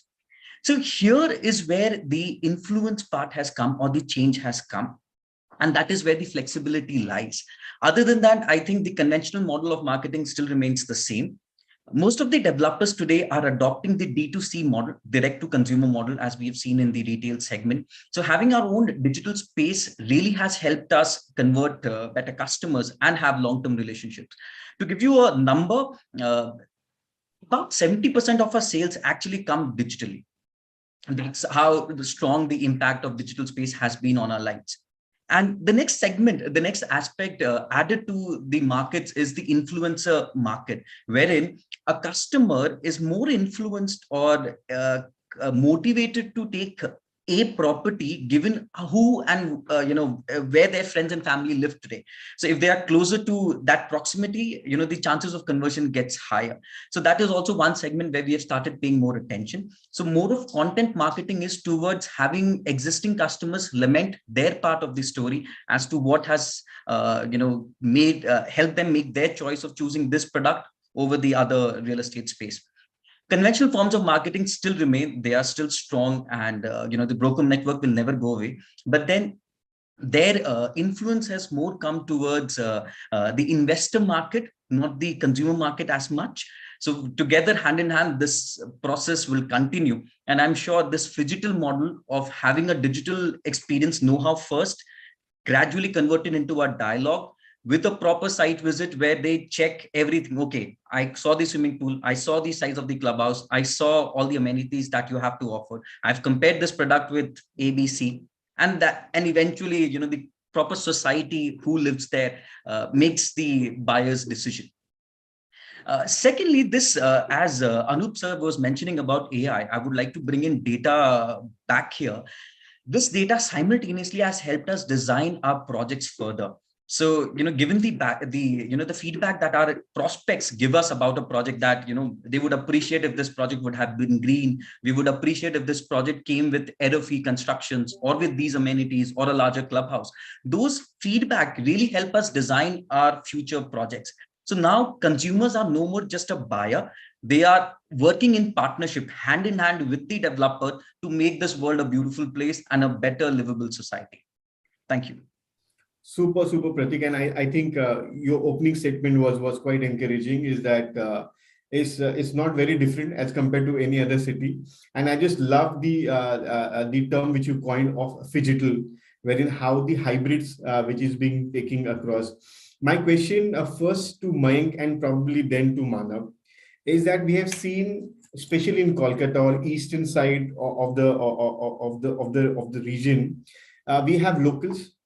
We have people who have migrated out of Kolkata and now they are across everywhere. We have NRIs, who is a sizable chunk who's been living there, but still has a lot of affinity and attraction towards Kolkata as a market. Whether they want to invest, whether they want to secure through buying a residential or any other format, or probably upgrade on the same.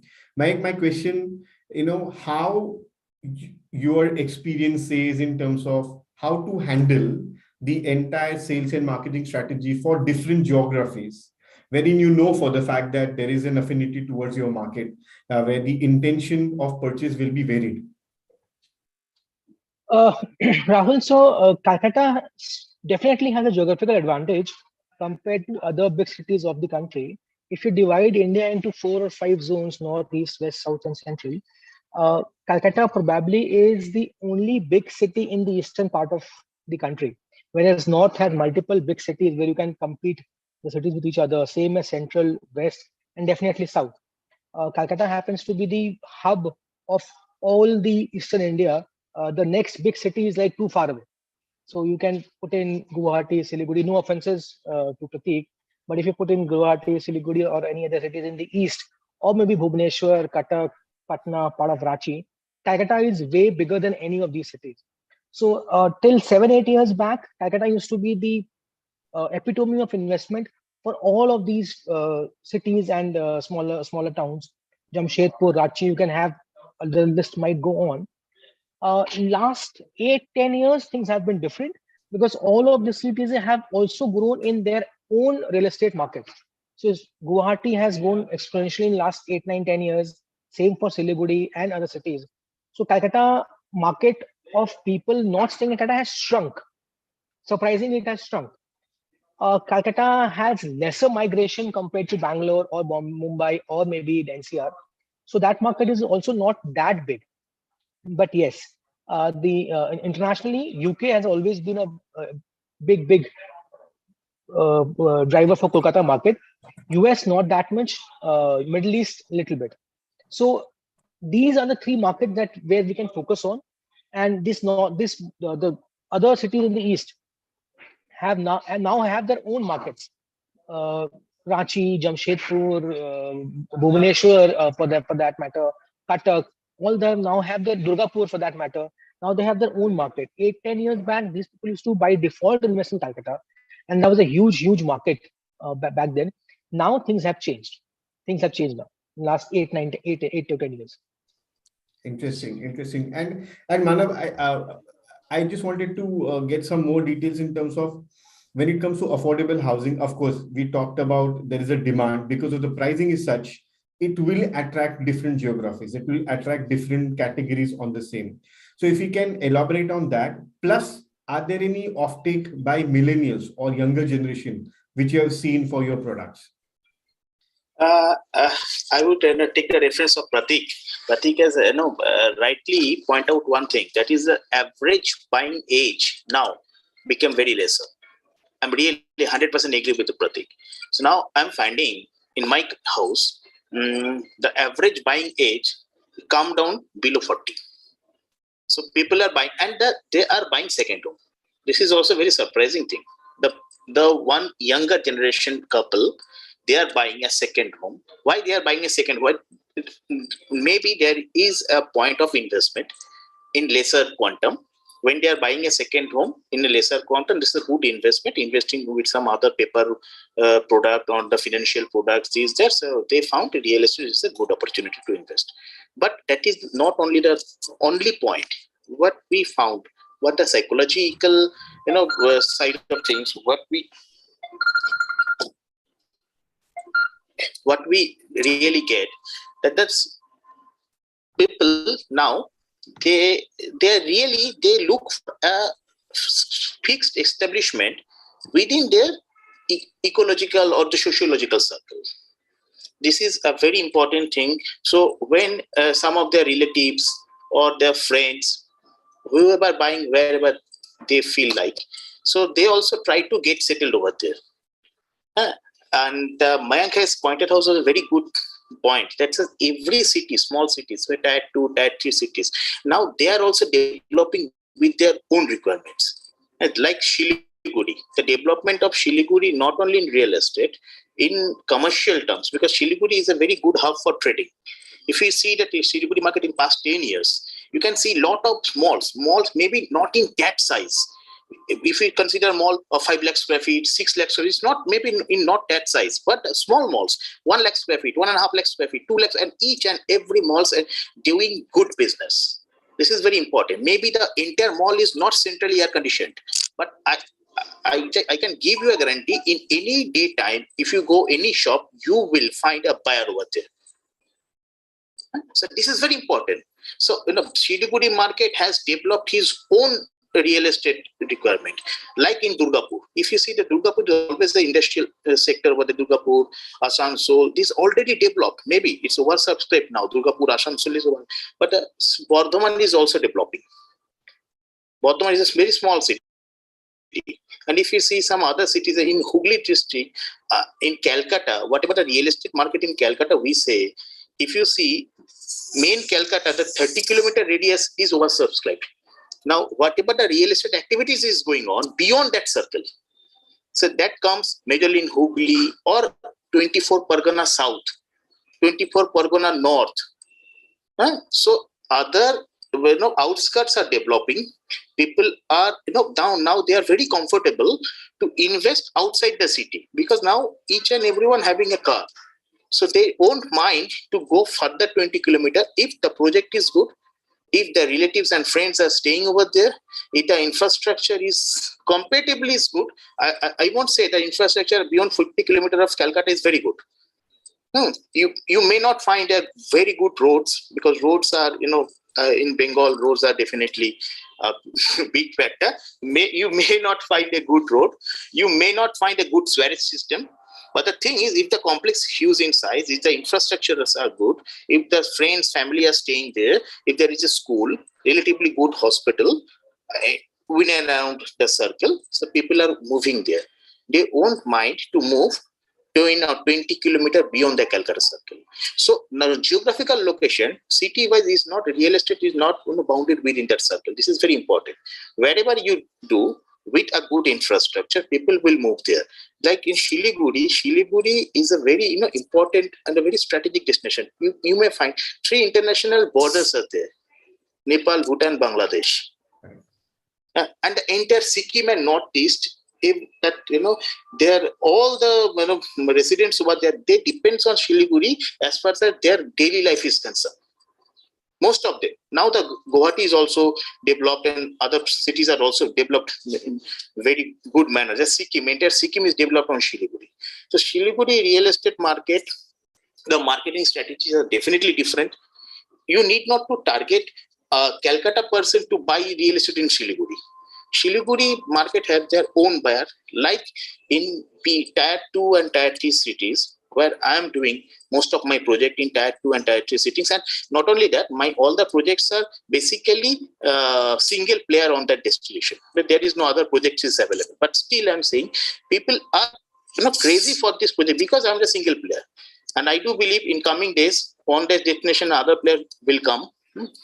But people are moving. Now people are not only crazy about the geographical destination. They are going to other destination. They are comfortable. to buy a product in other destination, subject to their requirement and their thought process match that product. That is very important. Whatever they are thinking, whatever they are dreaming of, if the project is able to give them that same thing, so they will go for it. Fantastic. So what you're summarizing is probably the pull strategy is working, and the customers are now much more matured, educated, well-versed with what they want, and how the pedigree of the developers to take a calculative decision-making on the same. My question, probably, Anup, you can go first and followed by Prateek. We know for the fact that post-pandemic, there has been a large turbulence which had happened, wherein the input costs have increased, whether it is construction and otherwise on the same.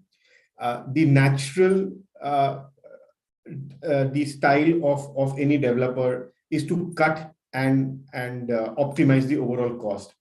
And largely it has curbed to shortening, and that's what Mike was also being highlighting, is that what we did is that they first stopped the marketing on the same, correct? So we know for the fact that there is a pressure on profitability. The input costs are increasing substantially and consistently on the same. How do you see the challenges which the sales and the marketing form of the organization will face to dealing with further cutting or optimizing costs consistently to maintain or survive on the profitability of the project? Very good question, Rahul. What I would like to say, you see, when the pandemic started, the rates of the constructions were around 2,000 rupees, because other builders are also here, they are listening me. For a major G+4 or 10 buildings, or if you go for a big complex, it were around 2,400, 2,500. So in this 2 years, things have gone, I think, 25 to 30%, the sand cost, iron cost, everything has gone high. Even if the labor cost is also very high. And the main thing all depends upon the petrol, diesel, petroleum things and the labor cost. So overall construction, which was of 2,000 rupees, has become 3,000 rupees. Even builders who have taken a joint venture on 50-50 ratio or 60-40 ratio have to rethink of their joint venture ratios. They have to negotiate, otherwise they will lose. Because market is good, we can understand, but the cost of construction has gotten very, very, very high. And this is a true fact, everybody knows that. Builders have to negotiate with the owners, landowners also have to negotiate a little bit. And in the meantime, as a realtor, we should give a true picture, both to the builder, both to the buyer, both to the ye, to make a normal things. So I think post-pandemic rates have gone very high and people have to rethink on it. And one more thing, the market is very good. It's booming. There is a land scarcity inside the city, outside the city also. So that's why it's very good. Thank you. Yeah. Yes, Prateek, over to you. So in a developing country like India, real estate is nothing less than 24 karat gold. So people buy real estate in India for two primary reasons. One, as utility item to stay there. Second, as an investment opportunity, which can be a passive income generator or a value appreciator. So we, post-COVID, when the prices started rising, we took a different approach, and not just the raw material, Anup sir, even the GST input, which was 12% with the inputable benefit, that was taken away from the developers. So the cost actually inflated by further 5%. The GST became a cost to us. We did not start thinking about cost cutting. We rather started inflating our cost. We changed our market target segment to aspirational crowd who really wanted much more out of their property. So we started adding far more amenities, far more, let's say, little luxury item in an affordable price tag, such that that buyer feels apprised that, vis-a-vis another product, I'm getting a conventional product, I'm getting a much superior product at a slightly premium price. In my office, I call it the Hyundai approach, that you give BMW's benefits in a 15 lakh rupees car. So you beat the competition of 9 lakh rupees and 12 lakh rupees by selling at a 15 lakh rupees price ticket. So we inflated our prices and we are still selling very, very strong in the market, sir. Thank you. Interesting. I just wanted to extend one. I just love the entire, to give them fully loaded. That's what Indian loves it on the same. But just to extend, I just want to extend the further question for you, Prateek, is that, how in this scenario, wherein at one stage there is a pressure of increasing price, there's a pressure of making the product fully loaded, which will justify the entire pricing, etc. Correct? What direction typically you give to the sales and marketing? Because the first resistance typically comes from there. If they are convinced, then the job is done. If they are not convinced, then what are the measures which you take I get your to question, and it's a beautiful share your question. vision? Absolutely beautiful question, sir. We have been pondering over it for many years now. I'll give you a retrospective question to answer, sir. Let's say for all the real estate advertisements that we see online, if we remove the logo, let's say you take away the PS group, the Srijan group, will I be right to say that all the projects will look just the same? All the communications will look just the same. So where is the differentiating factor? So I went back to my team and said, see, we only want the top 5 to 7% of the audience.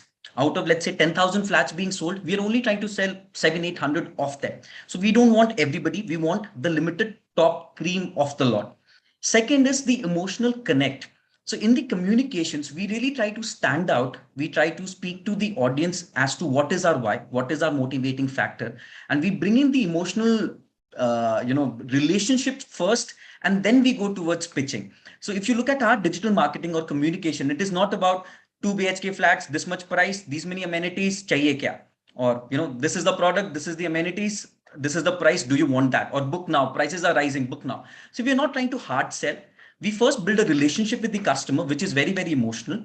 We make the customers feel that the drive and the hunger that you have in your life, we have the same.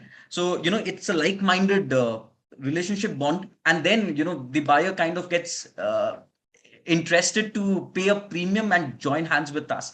So probably one of the examples would be green buildings. So in COVID, we decided that going forward, all our projects will be IGBC green certified. So it does not appeal to every single buyer, let me tell you, but to a certain segment that becomes a conscious purchase, that vis-a-vis a competitor, I'm buying something which is speaking my language, which is, connecting to me emotionally, that I believe in a environmentally conscious product. Hence, I would go for a Tulsa avenue instead of competition, irrespective that we are selling at a 200 rupees price premium. Interesting. Or maybe, if I could add, sir, this pre-inspected home delivery systems, what we do is, most often when a resident moves into a new flat, the first 6 months they spend bringing in plumbers and carpenters to repair small little problems here and there. Like the window is fixed up, but the silicone is missing. The door is, slightly hanging here and there. So those little problems kind of makes the first experience of the house a little distasteful. So we put in efforts to make sure that the delivery is, if not perfect, as close to perfect as it could be. So those little nuances the buyer appreciates and perhaps gets ready to pay a price. Interesting. I think fully loaded homes, detailing in terms of the delivery, which gives a lot of appreciation, and that's where the decision becomes much more easier to safeguard your profitability. One point, I think, Mike, you had worked with one of the strongest brand on the same.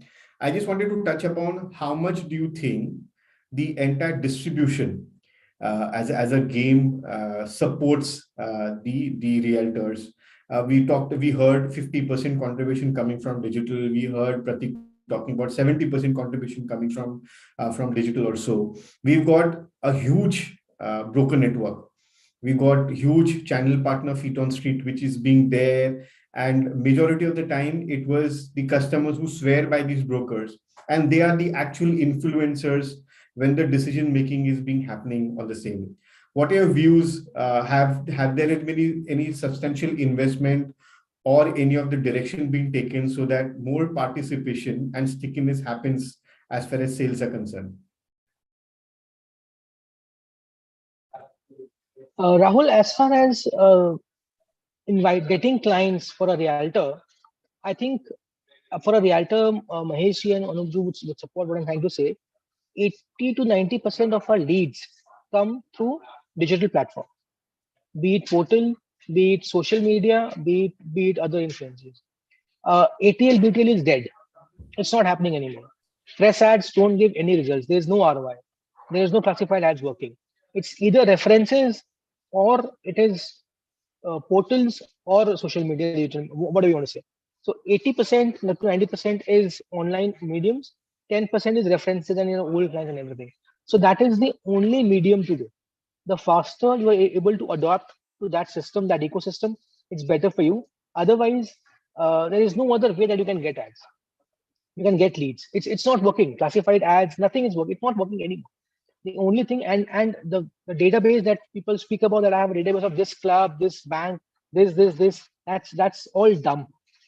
Data without any other requirement, a name and number today is no data. Google is the biggest company because Google knows what you need, right? A name and number today is just dead. It's nothing that you can do with it. You have to have requirements, and because everything is available on the phone. A customer a few years back used to depend on the brokers to come to their home office, explain the products. These days they are anyways informed. If I have to buy a property in a certain budget, certain locality, they know what are the options. They just go to you for better service, for your expert advice, where you can guide them, tell them, okay, this might happen. Otherwise, they understand the product.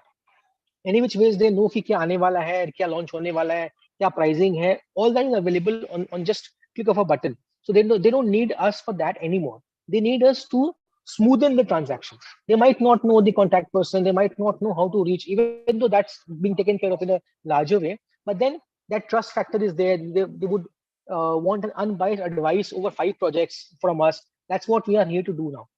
And as far as lead generation is concerned, it's 80 to 90% is online. It's online. Interesting, man. Thank you very much Thank for you. fantastic views. I just wanted to summarize, Manav, we started with you when we talked about building confidence, building brand, building delivery, so that it brings in a lot of pull factor for customers to actually engage or invest into developers.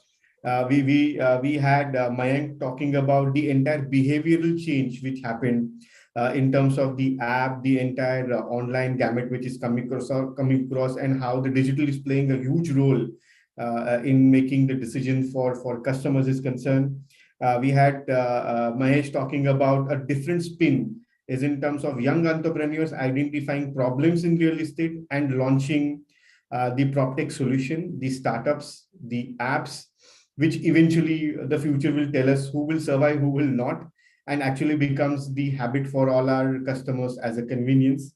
We had Anup touching upon the entire AIML, how the overall cost of acquisition, the simplification of decision making happens, and give us the entire predictive model. And Pratik, you're being fantastic when you talk about your experiences in terms of how the entire content, the entire customer is consuming the overall social media, and then how developers are justifying the cost of construction or input cost getting increasing, but safeguarding the entire profitability with your Hyundai BMW strategy on the same. So give them the best, give them all the loaded features so that you justify the profitability, and take the entire marketing and sales strength along with you so that they align with your vision to have a conviction to drive velocity for the group.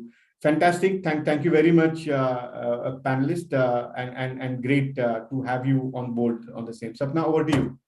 Thanks, Rahul, for summarizing that entire discussion that we just had.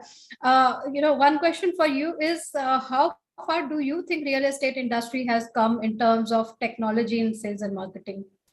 So I'll give because we are in a forefront as far as the technology is concerned. There is huge investment. So Anurag has around 180 people on tech platform. We see eventually people will look at the intelligence, the decision making, the entire behavior coming on the tech platforms on the same.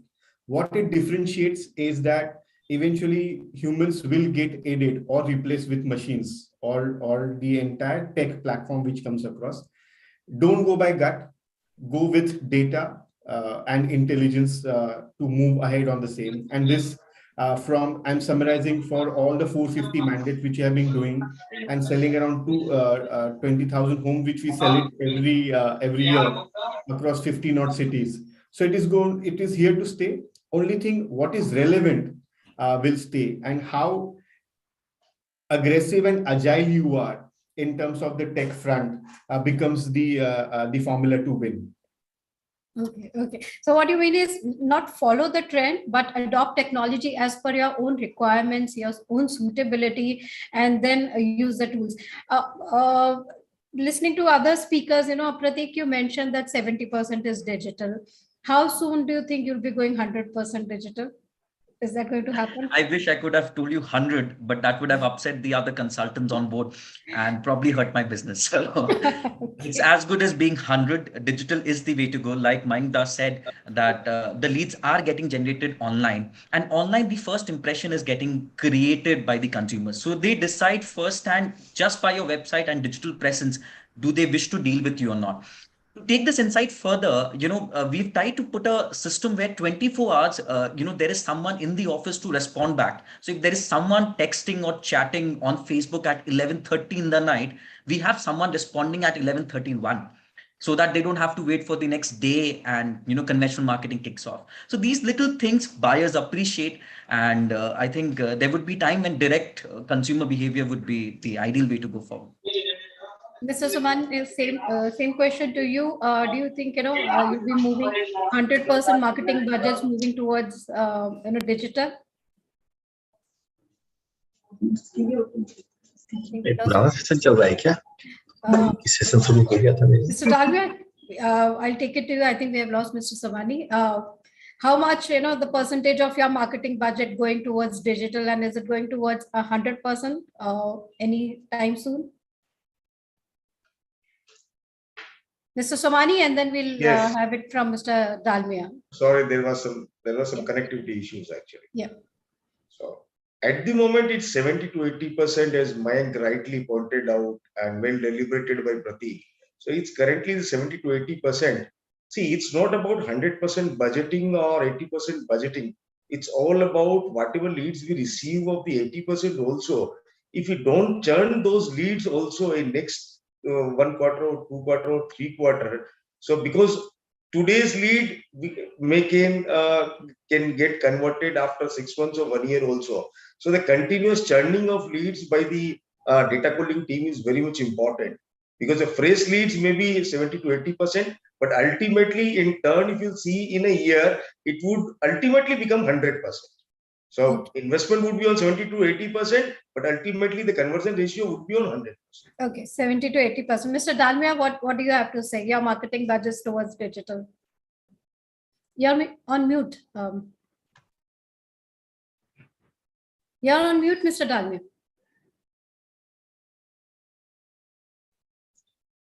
Yeah, sorry. Yeah, Sapna, what I was telling, I won't think 100% will be very easy job, because a human touch is always required to buy a property. And we realtors give the base human touch. Until a human touch is there, to buy a property totally digitally, I won't think is, it's a dream, you can say, but it's not reality. A human touch is always required. Okay. Thank you. Mayank, what do you have to say? Yeah, Sapna, so I would like to ask you a question.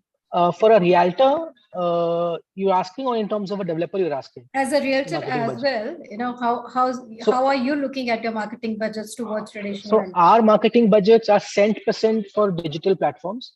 This could be portals, this could be social media marketing. Yes, my sales might be 70%, 80% online leads, online leads, and balanced to references and other human interactions.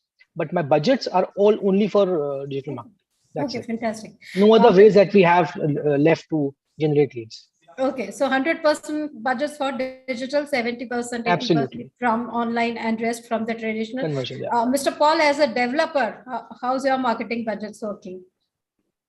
I would say that definitely, considering today's market scenario, I've never put my 100% budget to digital. 70 to 80% leads comes to digital. That I agree with each and every speaker of this panel. But still, I believe in 360 presence. Print media ads and ATL, BTL, these presentations may not work so good comparing to past 5 years. May not work so good, but it hammers the buyer who see my product on digital, say Facebook, Google, and other platform. And when he's moving to his office, every morning he see on the bypass, on the main banner, my projects as standard. So it hammers him. So it helps a lot. Huh? And the second point is, I started with a discussion with the same, that is a brand building. So now my entire budget, you can say, I have put it a big thing on my brand building, image building, passive marketing. This is very important. Today's day, whenever as I said, that when a buyer buy from me, he is buying a product from me, but actually my brand value and everything he judge before he buys the product. And how he he can judge with the other references, other buyers, his friends, his family, and end of the it comes to my product. He only come to know my product through an ad. But before seeing the product, before he decided to buy a particular product from my brand, he will look into my brand establishment, my past performance, everything. Right. So brand building followed by the online portal, and then building on that online through the traditional channels. Rahul, your closing comment, you heard of all the speakers in terms of their digital allocation budgets. Human touch, human interaction is important. Brand building is important. What does the future look like? Many controversial statement, but these are views, and time will tell us in terms of how the overall the sales and marketing strategies will get more and more creative on the same. Having said that, the fundamentals of real estate is very strong. We have seen larger movement from unorganized sector to an organized sector, which is happening. We have seen customers more educated, more tech savvy, and exactly know where the decision making has to happen on the same. There are customers who can buy or consult from anywhere of the world, which is no more restrictions on the same. So in and all, it's a favorable environment. It has been a fantastic foundation on which both developers as well as the customers are on the platform. It's just a matter of is in terms of who takes the advantage, who has an ability to aggregate, and who can mobilize and simplify the overall buying pattern for both developers as well as for customers. That will conquer the overall market pie.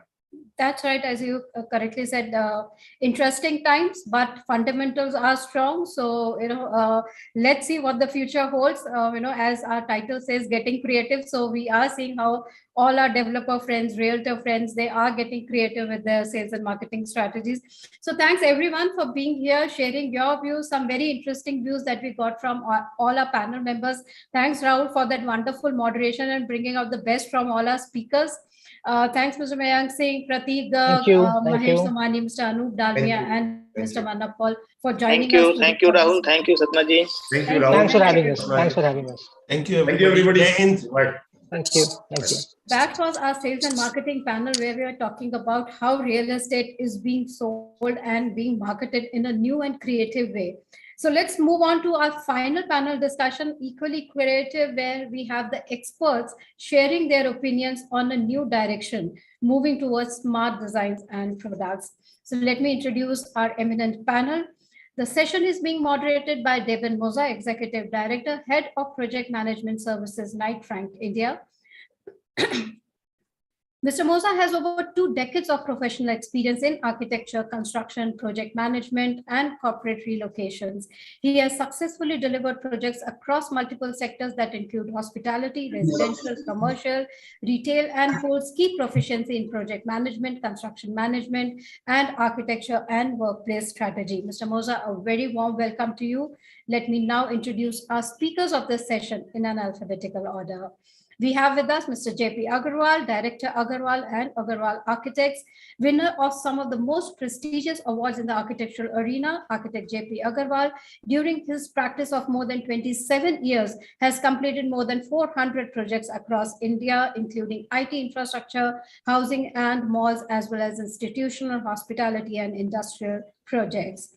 Our next panel member, let me introduce Ms. Namrata Mehra, Head of Design and Customer Centricity, Vikhroli, Lead Sustainability for Godrej Products, for Godrej Properties. Ms. Namrata Mehra works at the intersection of marketing, brand design, customer centricity, and sustainability to deliver tangible value and meaningful delight for all the customers across the real estate lifecycle.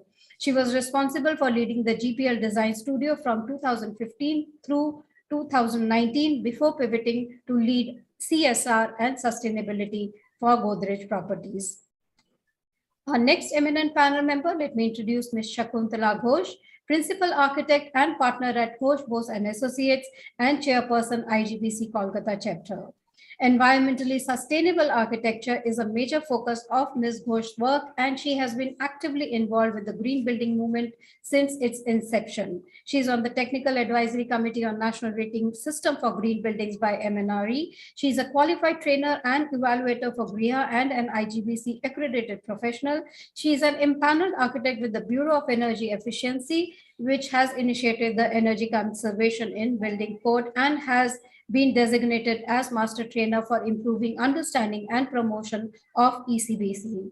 Our next panel member, let me introduce Dr. Shirish Pankaj, General Manager, Research and Innovation at Ashirwad.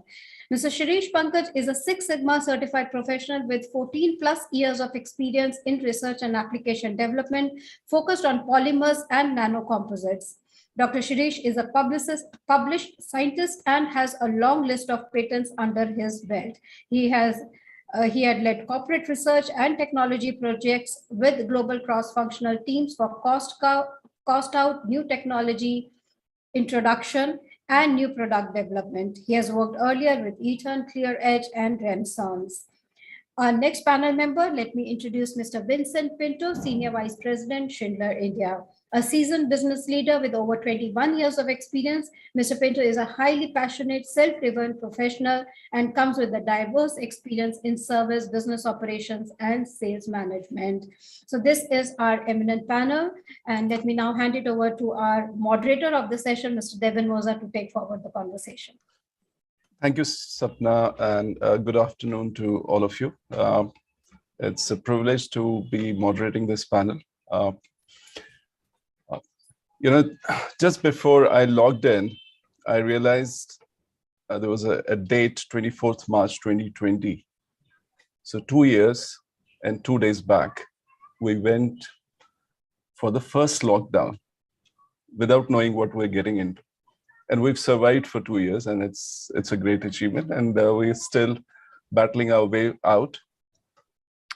To start with this panel discussion, I came across a song by Pete Seeger, and few lines they go by, if it can't be reduced, reused, repaired, rebuilt, refurbished, refinished, resold, recycled, or composted, then it should be restricted, redesigned, or removed from production. For majority of us, COVID-19 is the biggest global event of our lifetimes. It has challenged us. It has changed our behavior and altered our perspectives.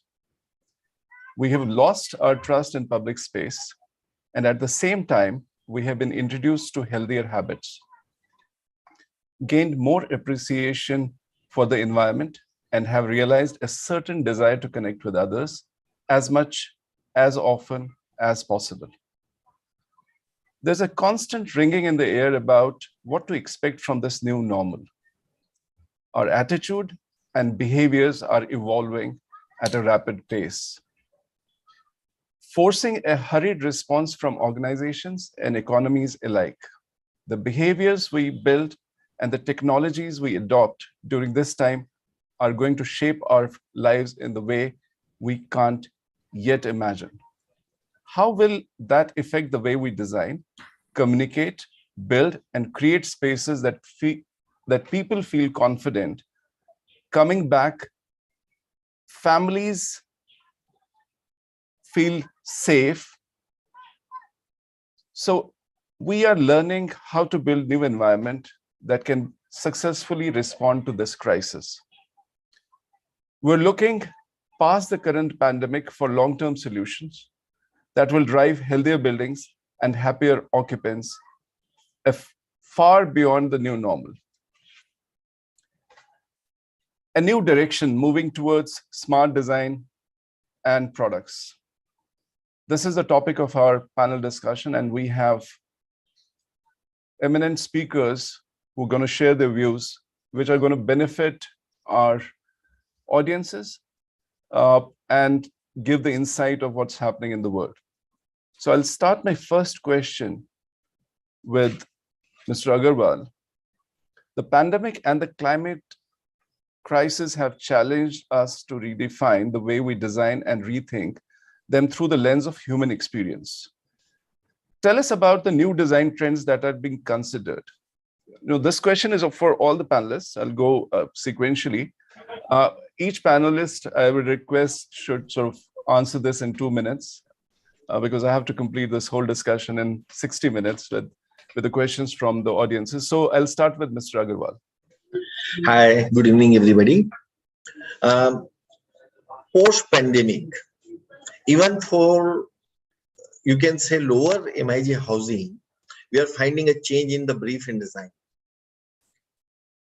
The first and foremost, most pertinent change in the brief from the client side, that instead of 2-bedroom, nowadays people are looking for 3-bedroom house, right?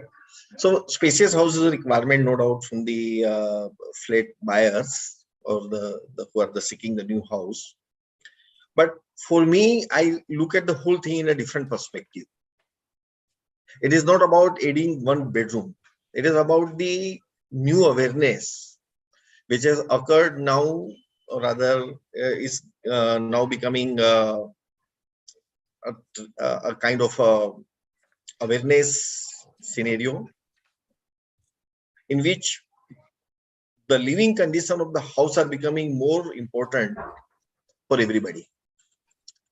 It means that earlier we used to somehow ignore the living condition of the house, or particularly in the apartments, more particularly in the apartments. Now, people used to ignore, for an example, the importance of outdoor living or other openness within the house. For an example, in Mumbai, you'll find most of the balconies got covered. People used to enclose it in the living room. So they want the bigger living room, and there was no importance of a balcony. And nowadays, people have realized the importance of balcony, and they want a bigger balcony. They say that, okay, it is the 4-foot balcony, I can't sit and have a tea. Now, similarly, in a housing complex, people never realize the value of a community facilities and the large openness within the community living space. That used to be for the children's. Now they have realized that no, this is there for everybody.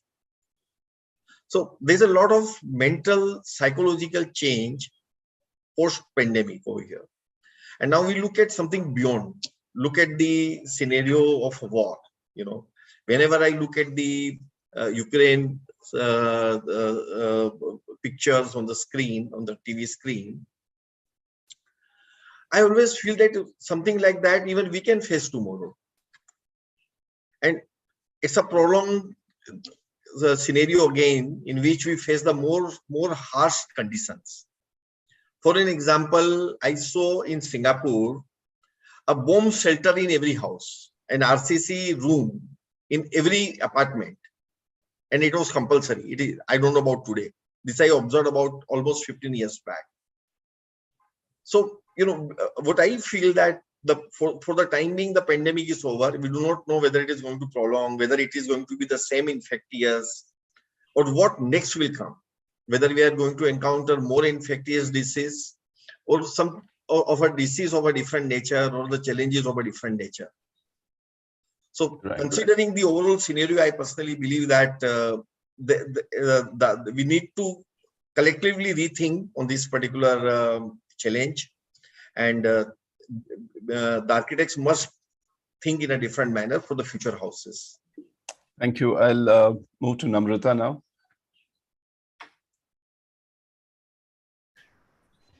I think with the pandemic, the new normal, and we've gotten so completely overused with that phrase. But when folks stayed at home, the center of the world sort of constricted to how you lived.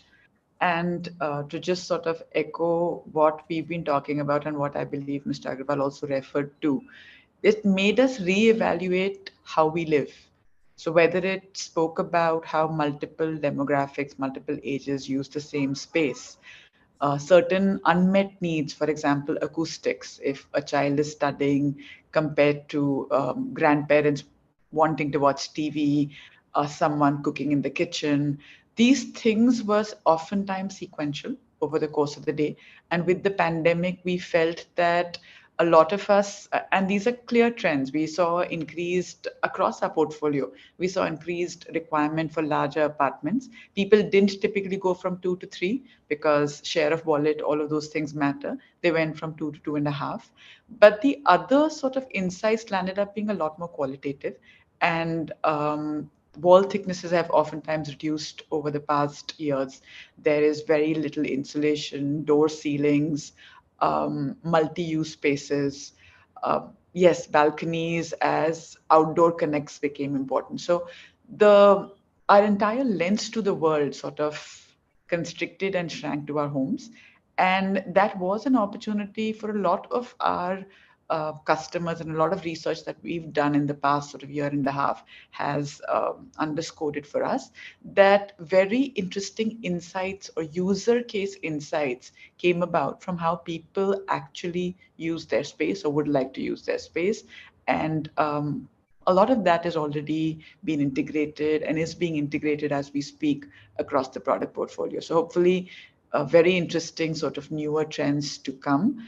But yes, when you sort of shrink your world, oftentimes it expands you in terms of or mandates a certain level of thinking that I do believe that for all of us in the profession was much welcome. The need to reimagine a home as the center of one's world rather than as just one more space that we occupy. Thanks. Quickly move to Shakuntala. You're on mute. Shakuntala, you have to unmute yourself.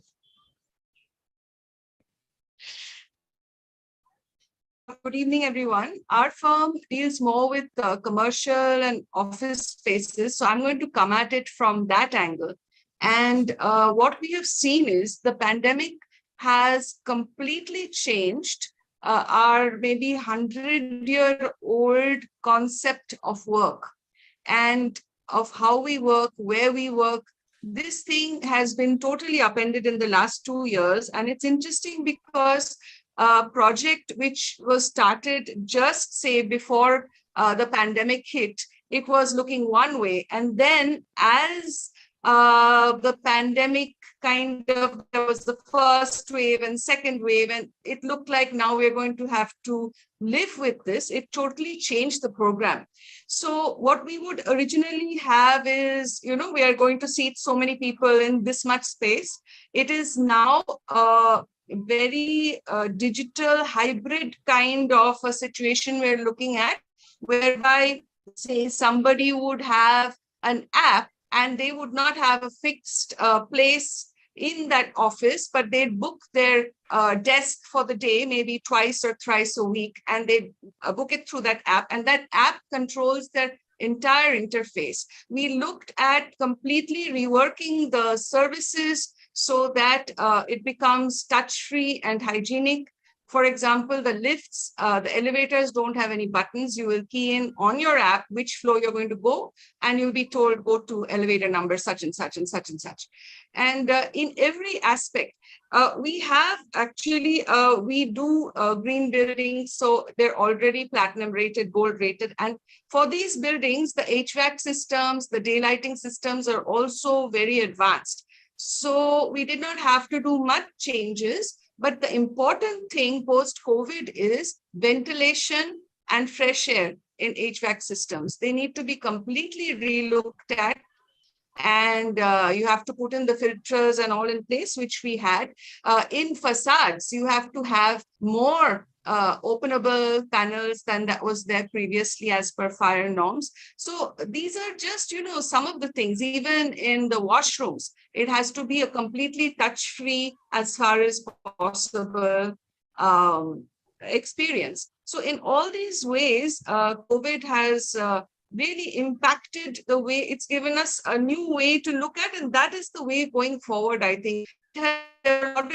Zoom, like the platform we are working on now, it was there, but it kickstarted, the pandemic kickstarted the wide schools. So a lot of building technologies and building management systems were already in place, but now it has just kickstarted it, and we are using it on a very regular and integrated manner. Thanks so much. Quickly move to Sirish. Thanks, Devanjay, and good evening to all. So my views are more towards the suppliers to construction companies. So if you're looking at construction companies, there are significant shifts and which they are preparing for post-pandemic reality. So say, for example, increasing productivity. So looking at it, there was a shortfall of 30 to 40% on labor side. And companies are taking measures to improve productivity of labor through different ways of construction, like modular constructions or prefab. And they're also looking at 3D printing of the houses. And recently, there are so many videos which are floating around on YouTube. And many houses have been constructed in India also through 3D printing. So that's one of the trends which we are seeing. Then second is on the ensuring safety part. So a lot of investments are made on PPEs as well as on-site testing equipment by the realtors. So to have the better product, and it could be tested in the shortest possible time. The third area is of course, on the products and designs. So people have moved to home office concepts. They are looking for DIY kind of things. Say, for example, in plumbing sector itself. If you're looking at plumbing, you need to call a plumber to fix all the things. But now people are looking for DIY things, so which can be fixed by themselves because they are not liking more laborers to enter into their houses, etc. And primarily, they are thinking about safety, health, less labor-intensive installations, low noise, of course, which one of my co-panelists has also talked about, acoustics part. So not only on the construction itself, they are looking at when, say, for example, usage of pipes or when the water flows through pipes, it's really annoying. So those kind of products they are looking at, so low noise kind of things. And of course, sustainability is also one of the areas. Now, going digital, as again, one of my co-panelists talked about. So people are looking for digital home automation. Along with that, they are looking for prognostics, diagnostics approach. So if any failures is happening, people should be knowing about it. And if it's going to fail, then they can take proper measures. So that's what we are seeing. And even construction companies are thinking a lot about it. And there are significant shifts which are getting made in this. So it's interesting you spoke about, modular or offsite construction and 3D printing and offsite prefabrication thing. In India, everybody is concerned about the cost first, then the final product. So do you think with these kind of technologies coming in, the developers would be under pressure to deliver the product because there's a pressure of pricing also. So would they be able to deliver with these kind of technologies coming into place? Absolutely. I mean, I'll give you one very interesting example of Rajiv Gandhi Housing Society in Bangalore.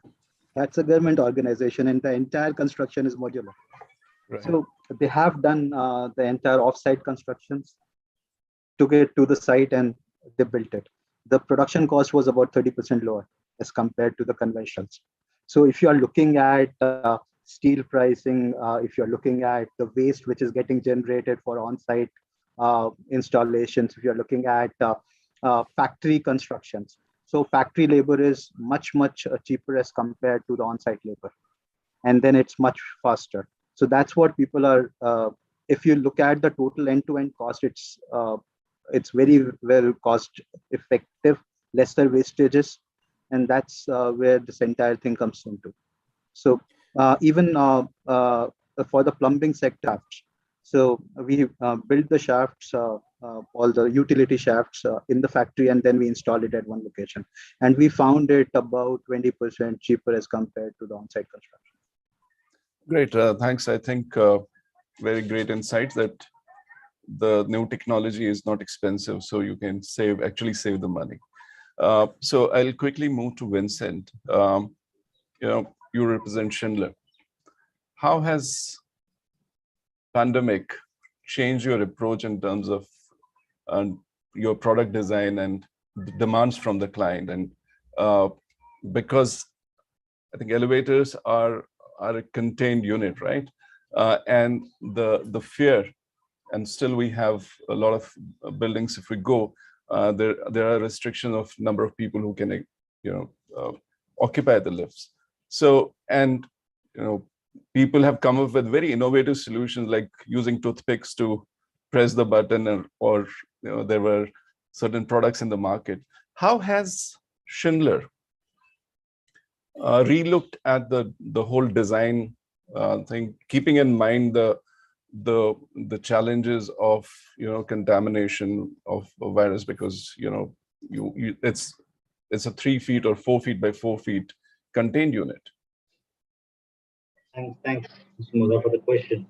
So, from an E&E perspective, elevator and escalator industry perspective, with pandemic, there has been a change in the way elevators are used. Importance on hygiene, like you just mentioned, number of people, restricting the number of people, sensitive to touch, all this has brought in a little bit more discipline, I would say. So if I just touch upon one aspect of less crowding in the car, when I use the word car, it means the elevator. And we try to understand the implication of this one change in our behavior. It means a lot to the industry and the building.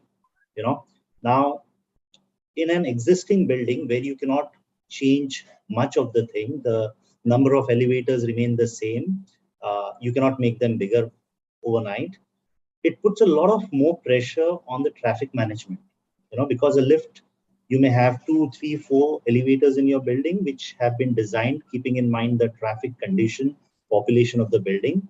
All of a sudden, because of this change in behavior of less crowding in the car, in the elevator, availability of elevator or waiting time has suddenly increased. And this leads to more constant usage of the same elevator which was available. And this means higher wear and tear, higher maintenance. Now, if you pause here and go to the new buildings, what does it do on the new building design? So now the architects and builder communities are forced more to look at bigger shafts or more number of lifts to handle the same population. Unfortunately, till now, a bigger lift means more carrying capacity, which actually is not true, keeping this perspective in mind, because we are just saying we need bigger lifts for social distancing and not necessarily more capacity. Right. So our designs have not yet changed because the codes have not changed. The codes govern the number of capacity and the carpet area of a lift. So this has to go through a change, bringing in the aspect of social distancing, and then everything else will. The second complication it will bring in is, even if you have bigger lift, how will you actually control people not going inside it? Because as soon as the lift comes, all the people standing in the lobby will rush towards it, and then you have to put signages saying not more than 2, not more than 5, not more than 10. There is a need here for an advanced traffic management system, which will allocate people in different lift rather than leave it to the people's choice. And this technology exists long back. We are not inventing it now, but it already exists. I see that this will come more and more into use even in residential. Already it is very much used in commercial to manage traffic, but now it finds a new application here from a social distancing aspect. Right. Other than this, solutions like clean mobility solution or touchless solution, like you said, I don't have to really touch the button to give a call. So the button is now not in the car, not on the lobby, but it's in my hand. My mobile becomes a new call button for my elevator. And this is where, Schindler is also focusing and bringing this more and more solutions in the market. So hopefully the upcoming norms helps us and the industry towards moving to a bigger elevator, safer elevator, socially distant elevator. So that's my perspective. Just a question out of curiosity in terms of, are you saying that, there are new buildings where you come up with the larger shafts or the new lifts? Have you seen a change or trend where, residential or commercial existing buildings are coming for upgrades where with the touchless or voice recognition and all those technologies which are available, so that they can minimize the risk of contamination through touch? Absolutely. So with the pandemic, as soon as this became the need, we were also ready with the solution. So although there were already solutions which existed for MyPort technology where you can convert your mobile phone into a call button, but for smaller buildings, for smaller requirements, you had to convert the existing technology which exists in the building to fit into these new norms. And there were a lot of requests. You will see many buildings already equipped with a touchless type of a solution where using a QR code, you can generate a call from your mobile, and this was more and more asked for from an industry point of view. Right. Thank you so much. Coming back to Mr. Agarwal, Sirish touched upon the new construction techniques or technologies being adopted. Are you witnessing that trends with your clients, maybe corporates, developers, or residential users? Are you witnessing the change in trend of construction, or are we still adopting the old means of construction?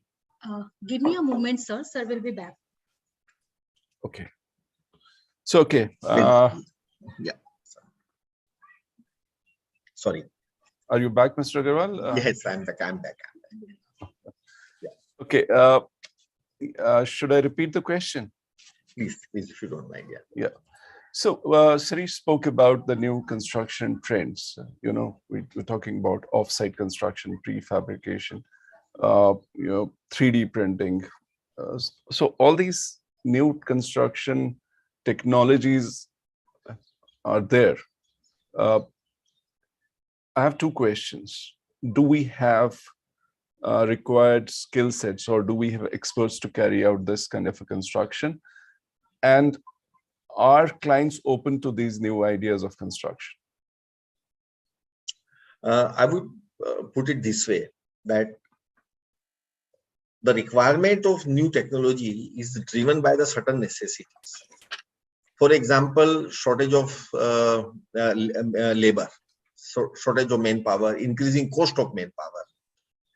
So in this scenario, we are adopting a different technology. For an example, aluminum shuttering,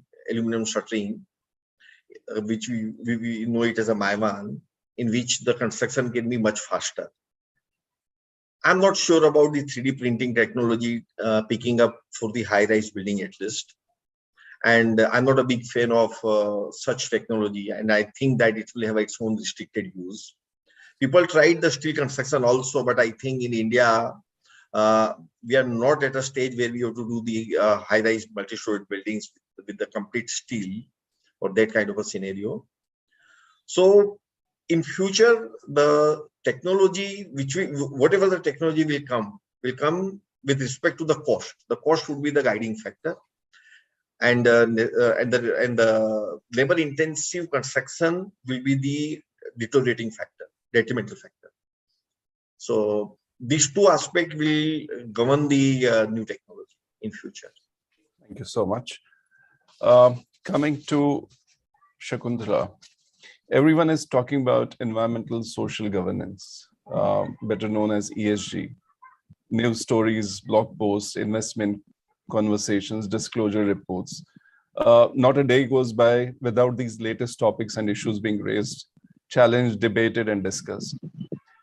Is ESG just a buzzword, or there's an awareness about it amongst the corporates and developers? Well,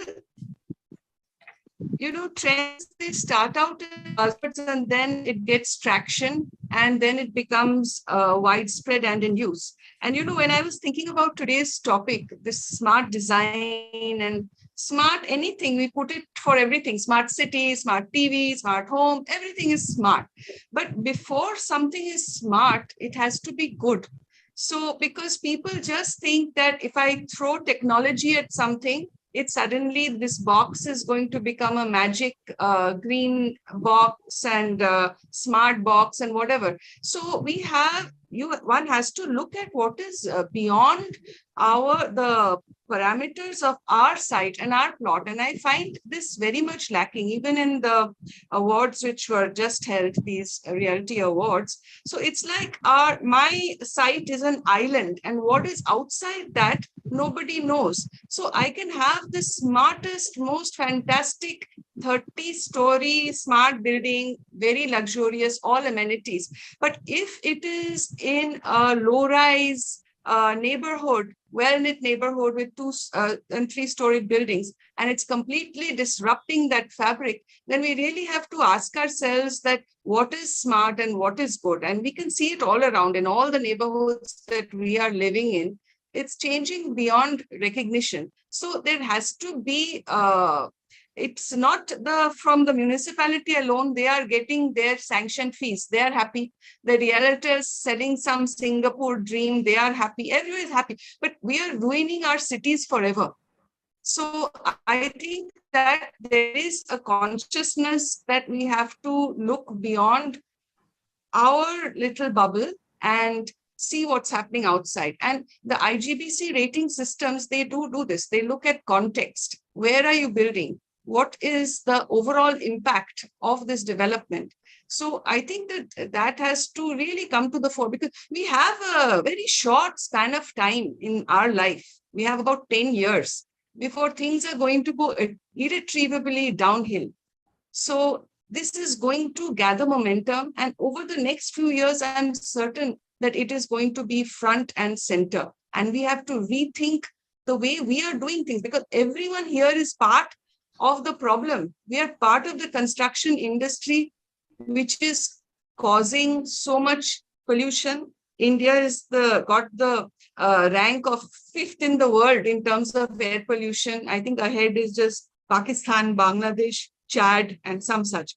So it's not a happy place to be.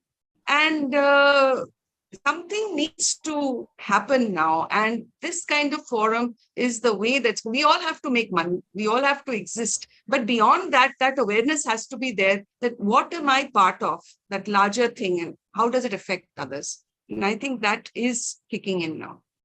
Great. Namrata, your views on this? ESG, sustainability. I'm going to take ESG. I think that's the core. Godrej have been pioneers in sustainability and ESG. So, thanks, Devin. And I believe ESG is one of the most sort of easily misunderstood things in the industry. And while yes, we've seen a lot of investor focus on that, if you just take a step back, fundamentally it talks about environmental, social, and governance standards. So yes, we've been at the forefront of this process. And the reason we do this is because across asset classes, across sort of the entire development value chain, there's a sustained focus on ESG. There's focus from the investors. The commercial sort of space is quite specific. If you talk specifically about real estate developers, there is a benchmark called the Global Real Estate Sustainability Benchmark. It's called GRISB. And most large developers will have to fill in a complete assessment scorecard. The scorecard is consistent across all geographies, whether it's Asia, North America, Japan, and your ratings are put out year on year. We've sort of seen, thankfully, over the past 2 years, an upswing in our ratings. We were global sector leaders for listed residential real estate. And the reason I feel that putting yourself up against benchmarks is important is because while I can say that the past 2 years we've been sector leaders, the journey for us has been 8 or 9 years long. We started this process in 2013. And the reason we did so, and I can honestly say our scores were half then. The reason we say this is because you have to humbly look at the entirety of your entire value chain and operations. And you have to set yourself benchmarks rather than self-assessing where you should be spending energy, time, engagement. Because real estate is a very evolved and large, complicated series of interconnected units, and stakeholders include everybody from stakeholders, our worker chain, our investors, communities, and a whole host of participants to this. So chiefly for us, when we look at environment, we look at water, waste, emissions. Those three are clear parameters, and the parameters remain consistent. Whether we talk from a product perspective, yes, IGBC green homes for certification, if I'm talking specifically residential, and green societies, which is newer mandate for all our developments to ensure that the infrastructure that a developer puts together prior to selling it to a customer and handing it over to a society is taken care of in the facilities management for the entire duration of the life cycle. So those things are also important because just putting in infrastructure, which responsible architects, construction managers can do, may not necessarily translate to its actual usage to a customer. From an environmental aspect, we also look at the same things of water, waste, and emissions through the operational cycle, and all of it is very data managed and quantitative. We don't want to just plant trees and say, great, we planted trees. We have clear metrics. We have to show year-on-year improvement. We have project-driven, company-wide ESG data, dashboards, which are consistent across board. And our job is to make sure that we are doing something, like Shakuntala mentioned, which is for sectoral improvement in India. The IPCC report that comes out to combat climate change lists real estate as one of the largest sort of contributors and emitters, specifically in tune of emissions. 39% of global emissions come from the real estate sector. Only 11% of those are at a product stage, and about 28% of them in the operation stage. So as responsible folks, we have to impact operation stage, and that's where our focus the last couple of years has been. That brings me to the social sector. Worker welfare is important.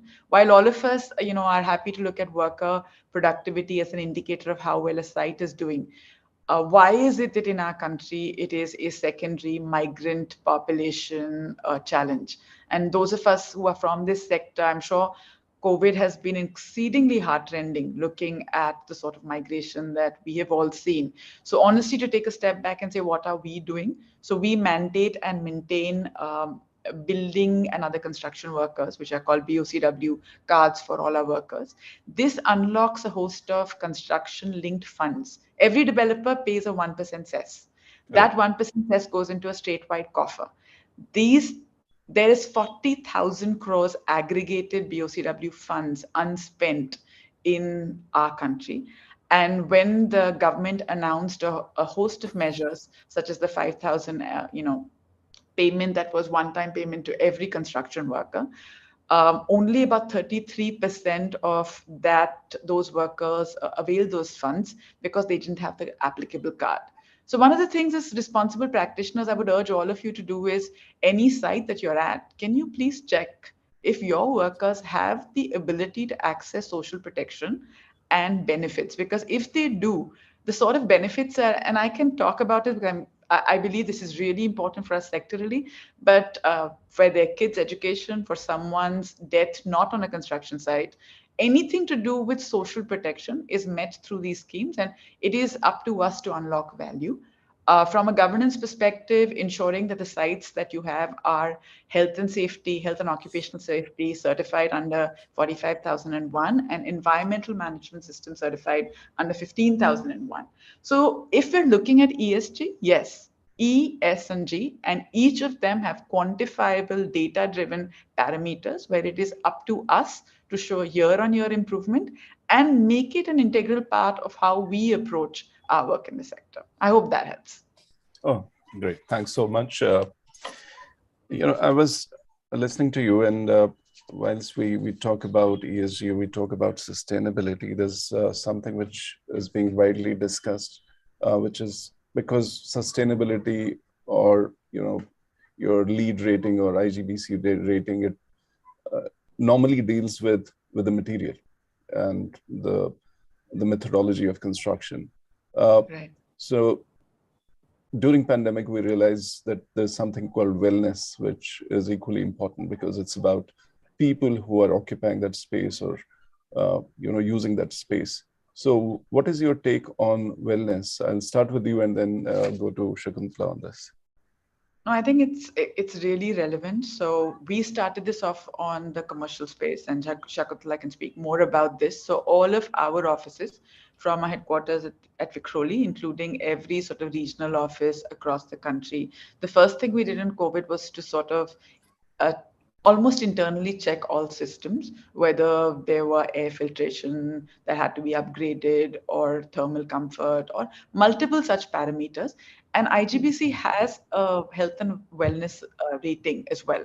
So while we can check it internally, we also went and secured certifications for that. IGBC will soon or shortly announce the same thing for residential buildings. A couple of our projects are part of pilot studies to ensure that data goes clear.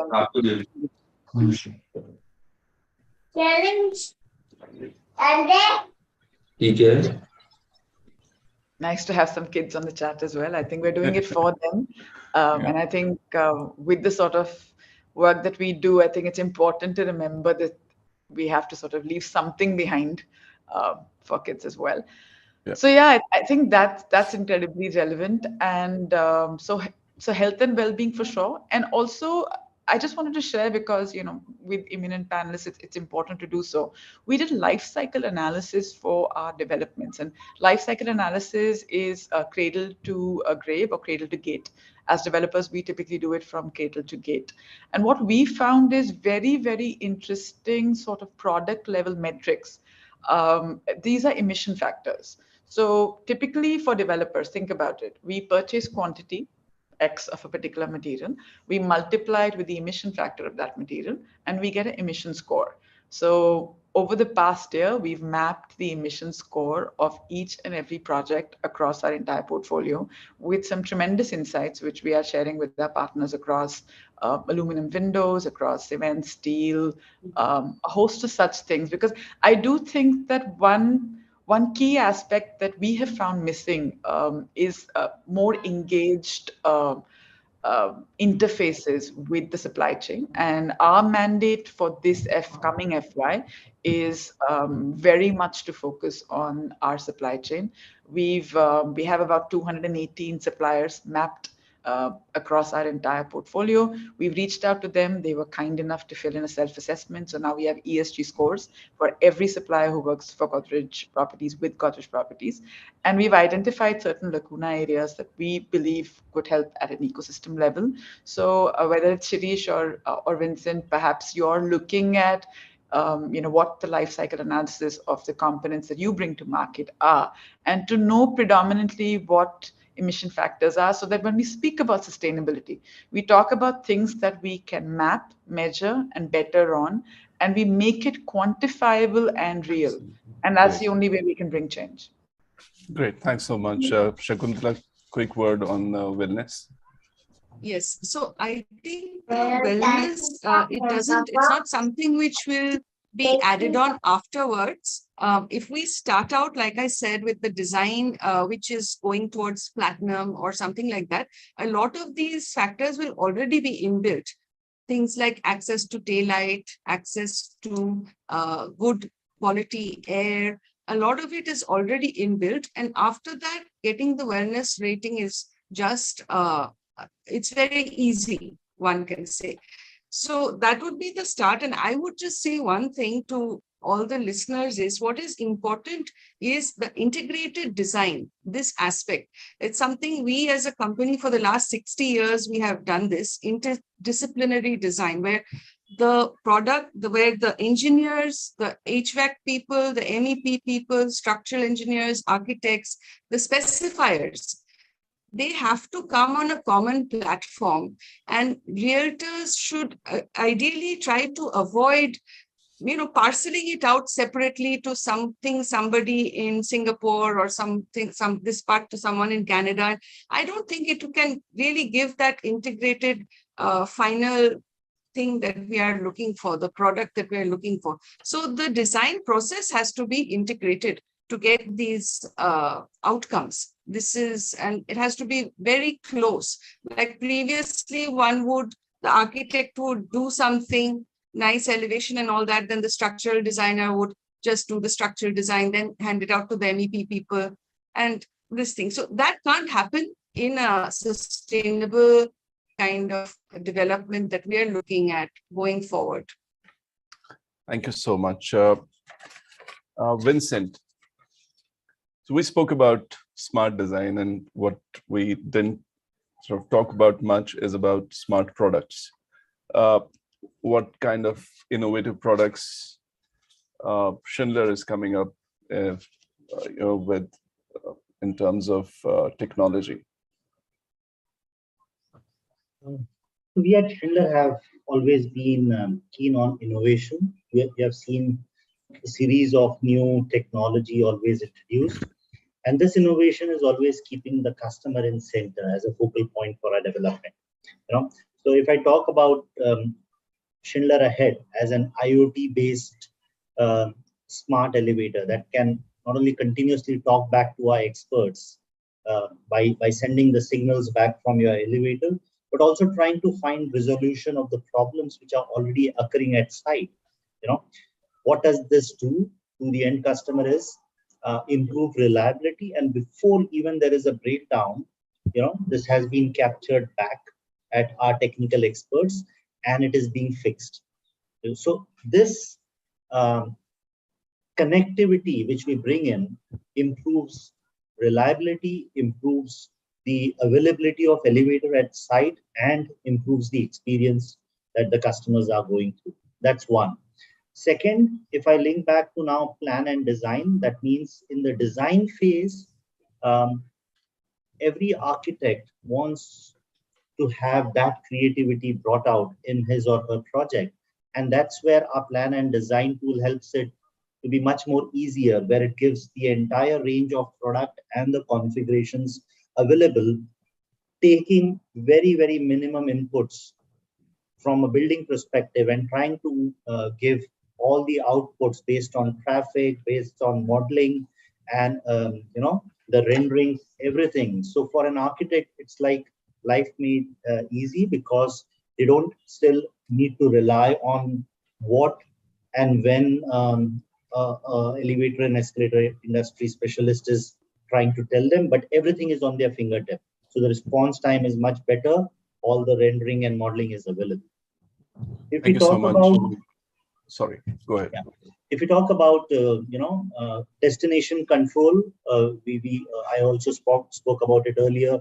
Schindler Port technology includes a transit management solution, which helps not only touchless solution, but it also is an advanced traffic management tool which can personalize the experience. So this is one more add-on. And it's a two-way communication. Most of the time, most of the building, you will see elevators only one way. This is a two-way communication which can be there between an elevator and a user. Over and above this, we talk about innovation in the digital media solution, where You can turn your elevators into a communication platform. There are door shows, there are smart mirrors, media screen. So all this displaying engaging media-centric content for the passengers to keep them busy, to keep them engaged, plus to also generate new revenue stream from the elevator space which you have. So all these are new forms of technology which exist and which Schindler brings into the market in every part of the world. Thank you so much. We don't have much time. I think we have some questions from the audience, which Sapna would ask. Very quickly, just 30 seconds for each panelist. What are the takeaways that you want audience to get benefited out of this panel discussion? I'll start with Sirish. Yeah, so from this discussion, I would say there are new ways of construction which is coming up. There are new products which should, there is need of new products which should be safer, more sustainable, and where Namrata left, that's where we should have the life cycle analysis also done for every product. There are needs and there should be more mandates which should be coming up for more sustainable product like green leaf certification, etc. Or there should be forums which should advocate about usage of recyclates in our construction industries. That's my take on it. And of course, we should think about health. So, say for example, water. If we are looking at different products which are carrying water, it should be safer. We should not be using any VOCs there. We should not be using any heavy metals like lead, tin, etc. in our constructions, be it the hardcore construction or the products itself. That's my view on it. Thanks. Quickly to Mr. Agarwal, 30 seconds takeaways for the audience. I think we need to think more boldly and in a dynamic manner for the futuristic designs of the house, more particularly to make it sustainable and energy conscious. We need to look at the living conditions in a different manner than just the utility. It is more about the living environment than just the utility. Thank you. Namrata? I think each of us while we're doing what we're doing, I think if each of us could look at a wicked problem, so for example, and get our hands dirty. So honestly speaking, construction and demolition waste in our country is a big problem. There are no clear metrics. The last research that any of you will be able to find is dated 2001, which has clear sort of quantifiable data for you to use. So getting together with people who know what they're doing, who've had this sort of experience across sites, initiating an ecosystem-wide approach. So we are working with our developer partners across several sites, so several geographies, several developer partners. We figured out a common mapping solution. We figured out that we need to quantify, qualify, make the systems, and figure out exactly what happens to construction and demolition waste once we get it from a supplier and before we hand over and deliver a building. And if we have real information, then the sort of recycling and reuse and other sort of channels that open up are dependent on this level of on-ground data. So we reached out to our university partners in IIT Tirupati first. And while we had great discussions, they actually came back to us saying that, you need to talk to people who know the industry better, and you'll be able to potentially set something like this up. And which we did, which was very helpful. And I'm hoping in about a year or so, about 9 months to a year, that we would be able to take out an industry level document and paper that could be beneficial to the entire sort of real estate ecosystem. And we look forward to connecting with players and partners who are serious about making sustainability happen for our country, because I do think that we are at the cusp of several things, whether it's indications in the budget, whether it's sort of investments that you see in electric vehicle infrastructure, whether it's sort of governmental mandates. And let's be very honest, if you fill in everything from MOEF guidelines, you're guaranteed an IGBC base level certification. So it isn't voluntary anymore. I do believe there are a lot of mandates, excellent mandates that are happening. And the other sort of necessity that I would want to leave, all of us as a point to think about is that real estate plugs into city level infrastructure. So the way cities also evolve is beneficial. And if we can sort of leverage each other, work that's happening at a city level, as well as our sort of connect points, because customers are a lot more interested. They're also very well read. And from our part, I think we will continuously want to over educate them to the point that, you should have a customer come to you and ask, what are the resilience planning measures, not sustainability measures alone, that this building has? Given that Mumbai floods, given that extreme weather incidents are happening at an alarming frequency, the sort of customer that we should all be building for is the person who can come and ask these questions.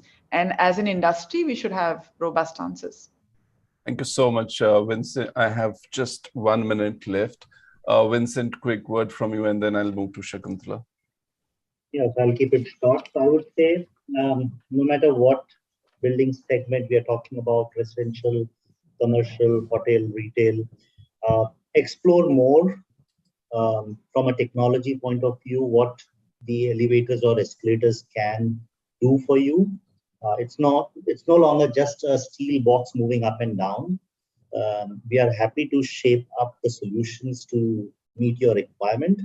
And from a sustainability point of view, elevators are really, I'm sorry to use the word again, smart.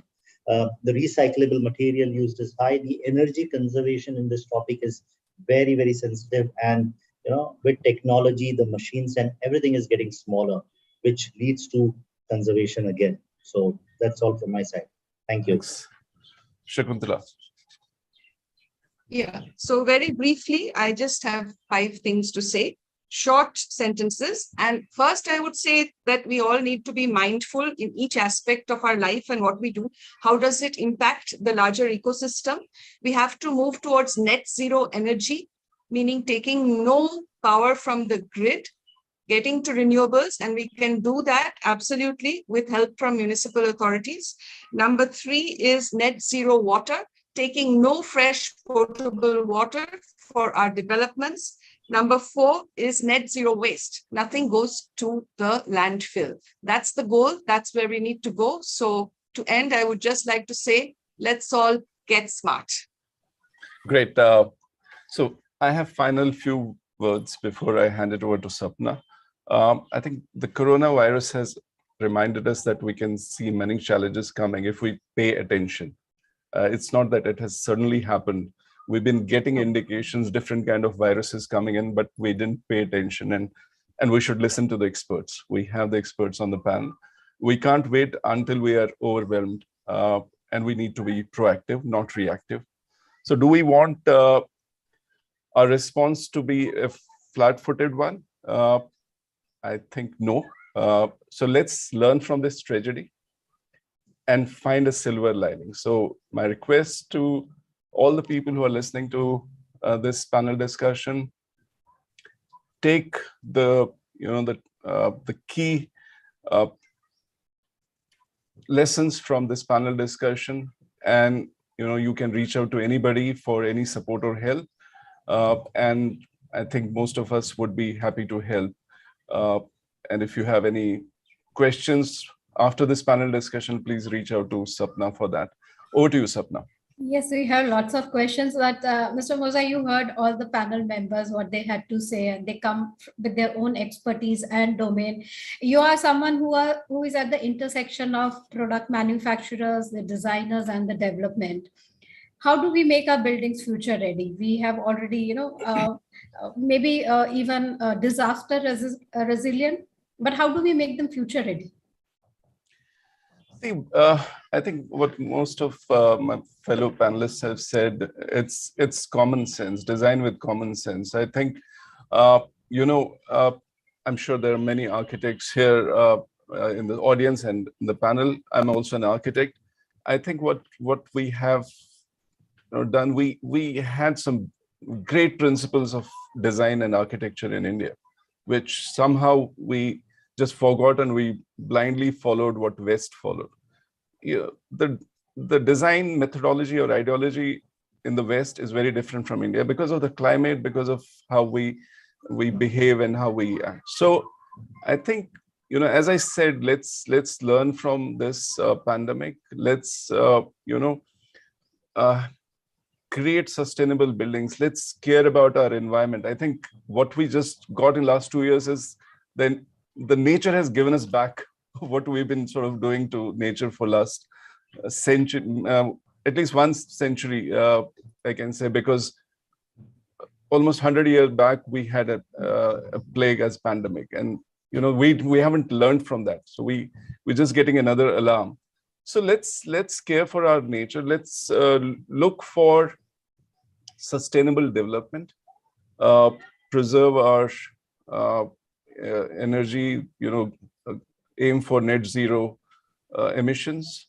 I think then we can have a decent living on this planet. Yeah, main takeaway, I think what you said is just designed with common sense. It's and as you mentioned that Western world is different, our needs are different, our lifestyle is different, our climate is different. So let's not copy the West, but Yeah. In fact, I was listening to one architect a couple of days back. So the analogy was we create a problem. So we're creating a glass box that's a building, and then we use 10 times HVAC and electricity to cool it down. So it's like we create a problem and then we try to find a solution for the problem. This is not how we should approach our designs. That's right. And that brings to the question which we have here is smart sustainable? So goes to the entire panel, I guess, Mr. Moza. Yeah, I think let's start with Shakuntala. She's only the unmuted panelist right now, and Mr. Agarwal is also unmuted. there. Okay, sorry. No, one sentence. No, I'm not muted. Yeah. I'm not muted. No, I'm not. you were the unmuted panelist. That's the reason. Oh, I'm the unmuted one. Okay. Well, I think smart and sustainable are part of the same coin. They're two parts of the same coin. Because for an urban commercial building to really be sustainable, you need to be smart. You need to use automated building systems, which are going to monitor the air, the water, and it's like actually a living organism. So which monitors the health of the entire building. And for that is where one needs smart after everything else is done, after the design is done. But I have a bit of this thing to pick with you, Devin, here is that, glass these days are, the characteristics are very advanced, and you will find that the heat transmissibility of this really advanced glass is better than that of brick. So these are technologies which are coming up, but the thing is that you can actually model all this. You can model the performance of the building. That is smart before it's actually built, and find out how much energy it's going to consume, how much water it's going to consume. So there is where the real technology plus points come in. Sides of course, of the making coin. life What easier. Ms. Ghosh is saying, there are two sides of the coin, smart and sustainable. Mr. Agarwal, your sentence on is smart sustainable? I would say what is sustainable, that is only smart. What the thing which is not sustainable, let us not call it smart. You see, the sustainability comes from the honesty, not from the hypocrisy. Okay. Unfortunately, very unfortunately, I must say that, we talk about the sustainable things as an architect, we talk about the sustainable design, but it was rightly said by Mr. Moza that, first we use the glass and then try to throw, fight the heat with the HVAC. So the thing is that if at all we become honest to our design and we do what our heart says and not our ego says, So we have to set aside the ego, become honest, and do the good design, sustainable design. Let us respect the nature. I think that is the way it should be. Okay, that's what Mr. JP Agarwal is saying. Whatever is sustainable in itself is smart. Mr. Pinto, what do you have to say? Is smart sustainable, or if it is sustainable, it is already smart? What do you have to say? If it is not sustainable, it is not smart. I would say that in the other way around. And I would say today, when any product is coming into the market, it's to address, or it's to look at technological advancement. It's to look at what problem it solves, what need it suffice. Similarly, for all of us today, sustainability is the one main cause. So if we have to progress towards that long-term sustainability, I think those products have to be designed in those direction. And that is the bigger cost for each and every industry. Not only this, but every industry has to work towards it. That's right. So each community. Yeah, that's right. So each industry, each product, each design, it has to work towards sustainability. And as you mentioned, if it is not sustainable, it is not smart. Dr. Shirish Pankaj, again, your views as a solution provider, is smart sustainable, or what's your take on it? I completely resonate with all the co-panelists here, and of course what you have told a minute back. So it is required, and it is to be done from the design stage itself. So when we start designing the product, no matter how small this product is, it has to be sustainable. We should use proper material. We should use new technologies to reduce the carbon footprint right from the production stage itself. And then when we are putting it together, at least we should think about this entire life cycle, how this product is going into the building, and then how it is performing. And at least we should think about all these calculations and make it more smarter and make it more reachable to the end users. So that's what Dr. Pankaj is saying. The smartness or the sustainability has to start right from the conceptualization stage of the project, of the product, move on to the life cycle of it, and then the accessibility to the masses for that. Namrata, your last view on smart and sustainable. Is smart sustainable? I think it needs to be smart and sustainable. And I think everyone across the panels pretty much said the same thing. I think we need to get away from buzzwords. I think that's the need of the hour. I honestly think that if it's measurable, quantifiable, and scalable, we have an economy that's going to urbanize a lot more in the coming 25 to 50 years than it ever has. If we don't get our act together across developers, architects, solution providers, the supply chain, then we risk contributing a lot more negative externalities than actually creating positive cities. And it is up to us what sort of cities we want to live in, what's the air quality we want. But for that, can we please measure things? Can we please think about them? And I'd sort of say, as developers, for us, sustainability starts before design. When land is sort of looked at, if it doesn't have, if you don't do the hydrological surveys and you have a water challenge, then while the project is getting done, there are opportunities to have big picture sort of address some big picture infra level solutions if one is able to do it collectively. So the power of the collective, rather than think about this individually, the power of connecting the dots, not thinking one profession has to sort of deliver this. I don't believe either architects or sort of engineering specialists or urban planners or super supply chain or developers can in isolation address anything. So what Namrata is saying, connecting the dots, and that's what we have been doing here with the solution providers and the architects and the project management spokesperson and the developer here on the panel. And Namrata, you rightly said smart and sustainable and quantifiable results. So that is what we should look at. We have lots of other questions, but as Mr. Moser rightly said, we'll have to take them offline, and our experts are right there to take those queries. But thank you. This was one very interesting session where we spoke about a lot of aspects, not only from design, but development, from technology point of view. A lot more conversations are required, as Mr. Moza also said. We need to keep talking about these things. If, we have already been through this pandemic and it has changed our belief system, hopefully in a positive way, and hopefully this change will continue with us, this new thinking. So thank you so much to all our panel members. Thank you, Mr. Moza, for that wonderful moderation of the panel. And thanks to all our speakers, Dr. Pankaj, Mr. Vincent Pinto, Ms. Namrata Mehra, Shakuntala Ghosh, and architect Agarwal. Thank you for being here with us, joining us today. Thank you so much. Thank you so much. Thank you for having us. Bye-bye.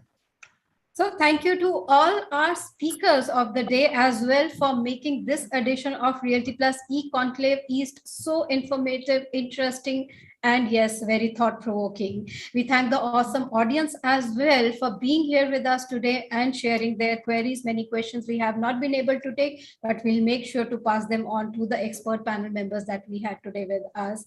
So now, ladies and gentlemen, let's move on to the much awaited segment of the day. And I hand it over to our lovely host, Bhavna Bhatia, to take us through the glittering evening of Realty Plus Excellence Awards 2022 East. Bhavna, over to you now. Thank you. Thank you so much, Sapna. It's indeed a pleasure to be back on the screen. And, you exactly set the tone of the day and what fabulous discussions we've witnessed so far and what great panelists and such great content and knowledge coming in. So thank you so much, Sapna, for that. Well, dear all, a very warm welcome to the virtual presentation of the 14th edition of Realty Plus Excellence Awards East 2022. Today, we've gathered here to acknowledge the performance and the good work of the real estate building and construction industry despite the immense challenges that they have faced. Well, my name is Bhavna Bhatia and I shall be your host today, and I welcome you all to this dazzling evening of felicitations and acknowledgements. This event, ladies and gentlemen, is being live streamed on Realty Plus website, www.rprealtyplus.com, on a Realty Plus LinkedIn page and a Realty Plus Facebook page with @RPRealtyPlus. So we would appreciate all of you to press out and reach out on social media to us, and let's get this buzz around about the event. And now, before we begin the award ceremony, I'd like you to have a look at the brief introduction of what Realty Plus is all about. Let's have a look. Some people are born to show the world which path to choose in a crisis. Some brands are born to do the same. And during the times of challenge, the stalwarts of Indian real estate industry have chosen to do just that by showing others the way to finding opportunities even amidst a crisis. By showing the world how to go about delivering on promises even amidst adversity. Success doesn't just happen, it happens by design, by pushing the boundaries, by raising the bar. It's days of creating a vision and nights of bringing it to life. Knowing that pictures are worth 1,000 words and every word makes a difference. It's doing the research, trusting your instinct and finishing what you started. For the past 17 years, Realty Plus has been turning obstacles into opportunities, keeping the industry informed on the latest developments.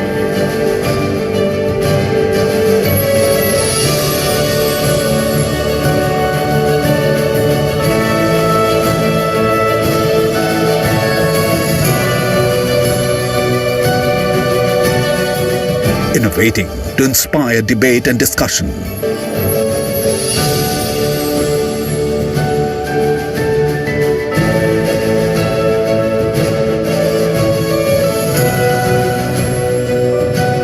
Bringing forth the perspectives of industry leaders.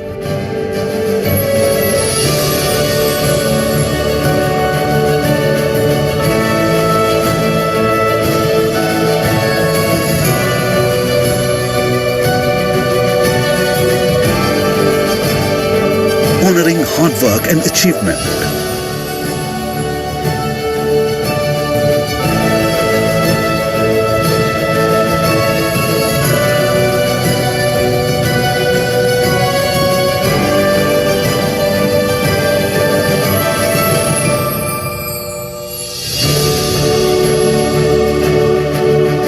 keeping the industry connected.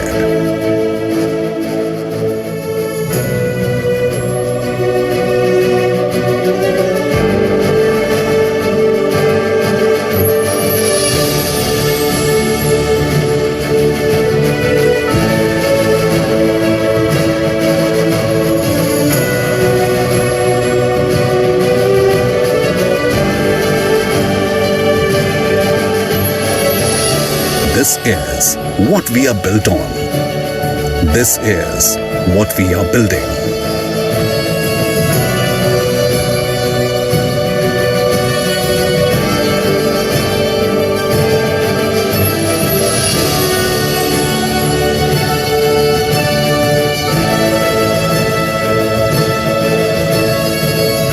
We are Realty Plus, and we lead the way.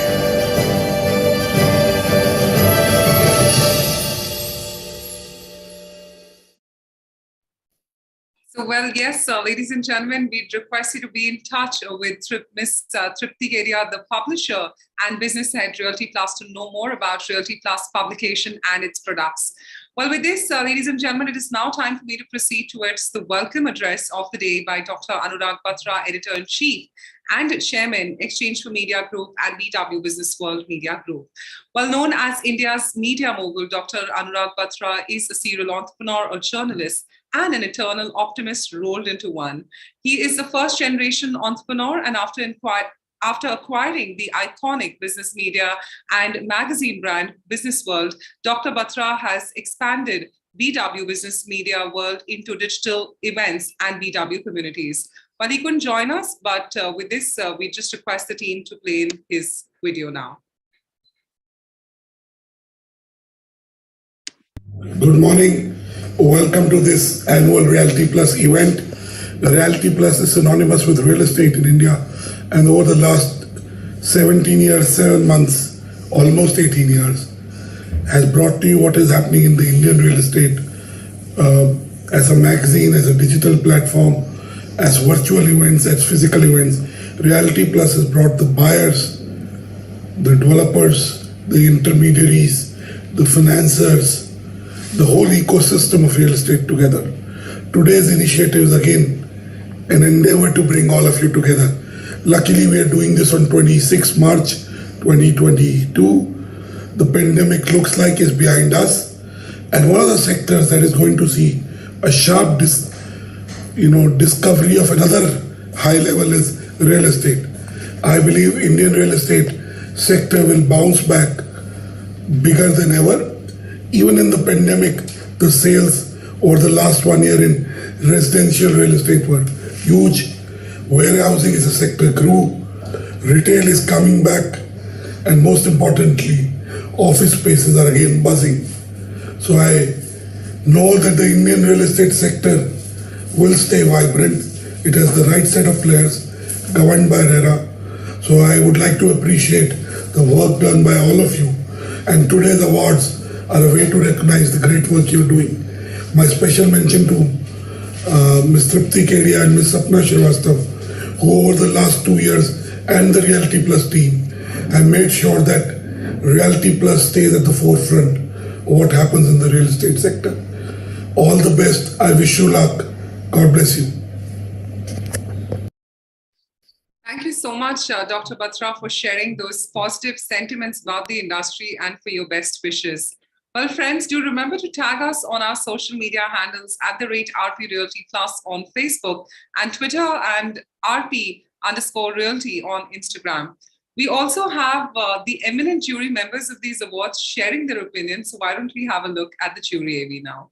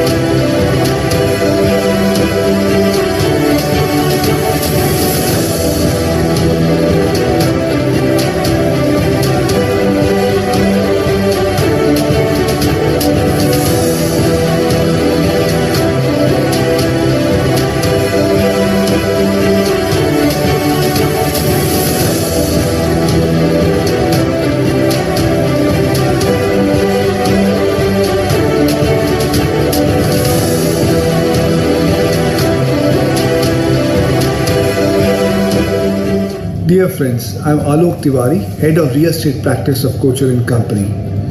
Being part of the real estate industry for 22 years, I can really say that real estate industry is capable of churning new products on year-to-year basis. It is my pleasure and honor to be part of the jury for 14th Realty Plus Conclave and Excellence Award. Hi, I'm Arvind Nandan, Managing Director, Research and Consulting at Cybils India. It's a great pleasure to be on the jury of the 14th Realty Plus and Conclave Excellence Awards 2022 East, to be held on the 26th of March. Like every year, the awards will recognize and celebrate organizations for their contribution in shaping the future of real estate in this country, especially in the eastern part of the country. It is indeed a pleasure to be a part of this very prestigious jury panel for the 14th Realty Plus Conclave and Excellence Awards 2022 for Eastern India.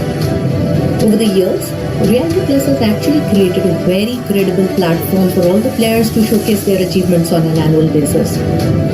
And we, the jury members, have followed a very transparent process in evaluating all the entries with a 360 degrees perspective. Hi everyone, this is Shakuntala Ghosh. I'm Principal Architect at Ghosh Bhushan Associates Architects and Chairperson of the Indian Green Building Council Kolkata chapter. So I'm really excited to be on this year's jury for the Realty Plus Conclave Excellence Awards East 2022. Hello everyone. At the outset, I feel honored to be part of the jury for the 14th Realty Plus Conclave and Excellence Award East 2022. The last few years, because of the pandemic, have been very challenging for every sector, including the real estate sector. The governments, both at the center and state, have taken several proactive measures to protect the interest of all stakeholders, starting from the workers to the end consumers. I wish everyone all the best, good wishes, and I feel that each and every member who is nominated is a winner in its category.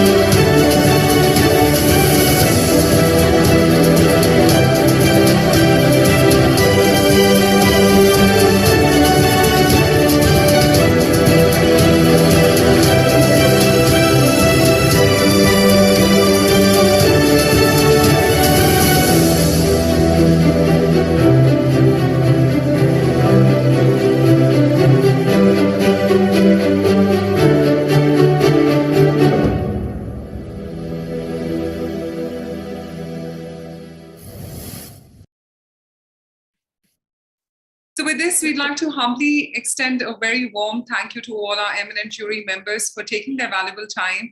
And ladies and gentlemen, with this, it is time for me to present to you today the winners of the 14th Realty Plus Excellence Awards 2022 East.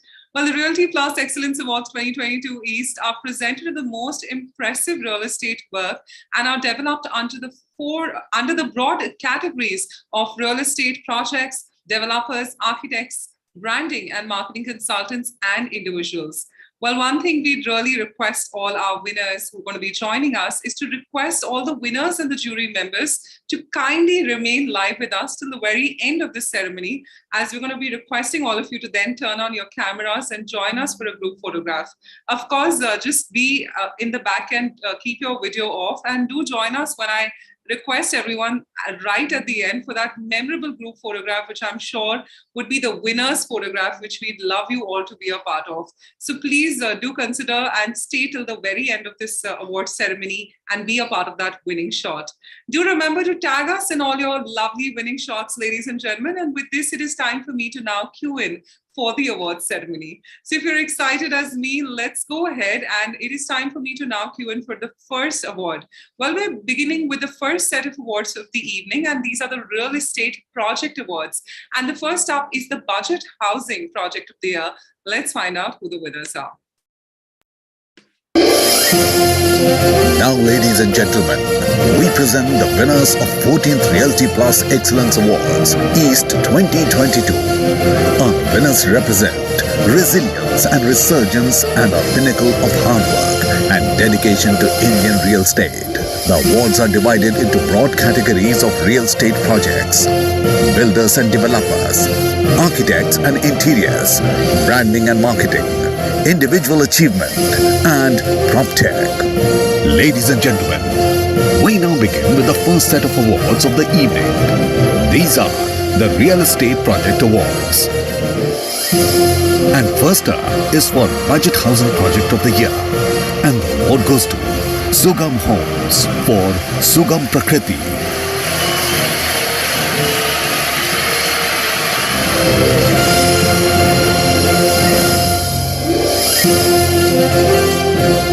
And for non-metro, the award goes to JSB Infrastructures for JSB Springfield.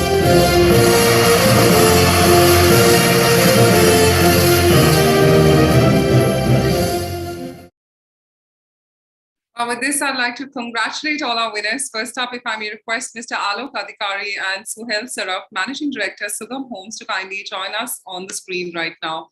Congratulations on this ecstatic win. We'd request our winners, first up, Alok and Suhail, if you're in the back end, please turn on your cameras and join us live. Are you able to hear us? Yes, Bhavna. Can you hear us? Yes, yes, we can. Would you like to turn on your camera as well? Yeah, sure. Yeah, please. So that you can join us in the front end. We'd love to see you as well. Are you facing any difficulty, Hello? Unfortunately, I'm not able to see you right now. If not, please go ahead with the audio. I'm okay with that. It's absolutely fine. Please go ahead. Oh, yes, we can see you now. Okay. Thank you. Thank you, Bhavna. Good evening, everyone. We're happy, and I say thank you to all. You all are the reason who we are here today. And this award is a picture of what we do and who. And thank you to our sales team. And we dedicate this award to our sales team. Perfect. Thank you, and congratulations. There was a slight audio disturbance, but I'm sure we got the message across. Thank you for joining us today, and congratulations. So with this, ladies and gentlemen, I would now like, yes, thank you. With this, I'd now like to invite Mr. Nikunj Harlaka, the Managing Partner, GSB Infrastructure, to now join me on the screen. Nikunj, if you're around, congratulations. Nikunj, would just request you to please unmute yourself, Nikunj. Yeah. Perfect. Hello. Yes, we can hear you. Congratulations. Yeah, hi. Thank you so much. Being true to our motto, building dreams, we at JSB Infrastructures aspire to provide the world-class housing facilities in this corner of India. Thank you so much for the award, and thank you especially to Ms. Tripti and her team for this great opportunity. Thank you. Absolutely. Congratulations, Nikunj, and we'll definitely pass on the congratulations to the team on the same. Thank you so much for joining us. Thank you. So, ladies and gentlemen, with this, it is time for us to now move on to the next award, which is recognizing the Affordable Housing Project of the Year. Let's find out who the winners are.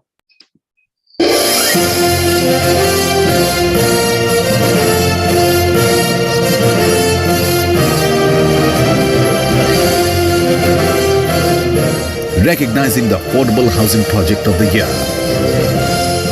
And the award goes to Ideal Group for Ideal Order.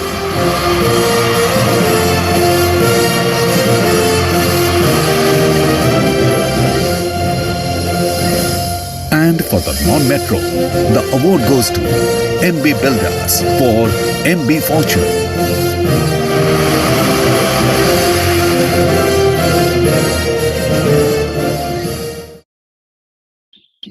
Congratulations to both the winners. First up, if I could request Anuj Tulsian, the Director, Sales and Marketing, Ideal Group, to kindly join us. Anuj, congratulations.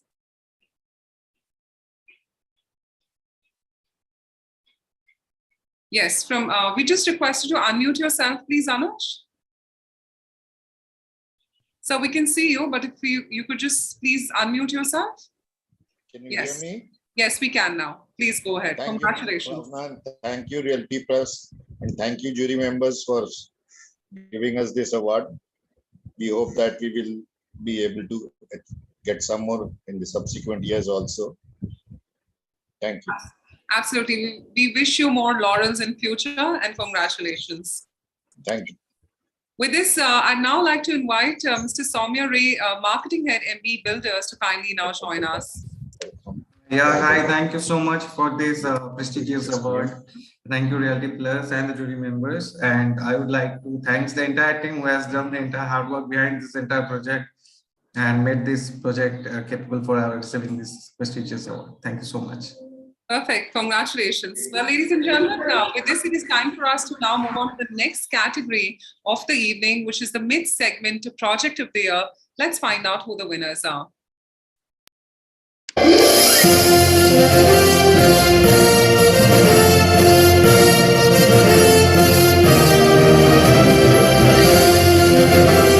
Our next category of the evening is the mid-segment Project of the Year. And the award goes to Orbit Projects Private Limited for Orbit Lumere.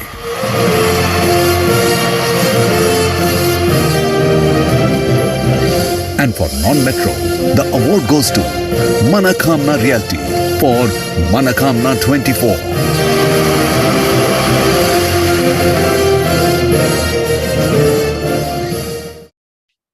My heartiest congratulations to both the winners. First up, if I could request Arihant Parak, the Managing Director of Orbit Group, to now kindly join us and accept the award.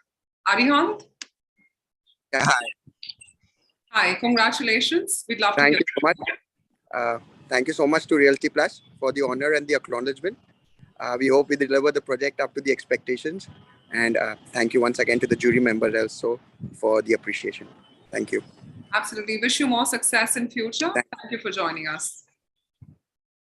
With this, I'd like to now invite Mr. Soumya Ray, Marketing Head, MB Builders, to kindly join us and accept the award on Manakamna Realty. So, Mr. Ray, congratulations once again.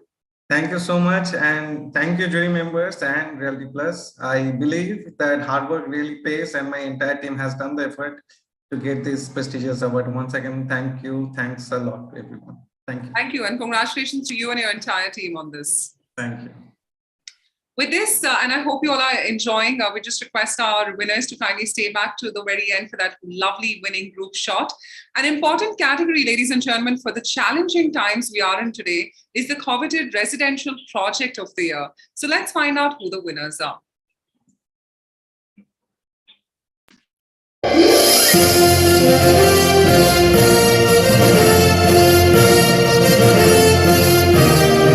An important category for the challenging times we are in today.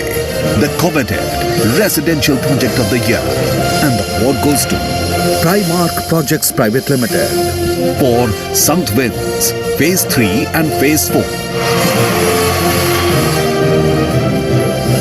And for non-metro, the award goes to Tulsa Group for Gulmohar Vilas.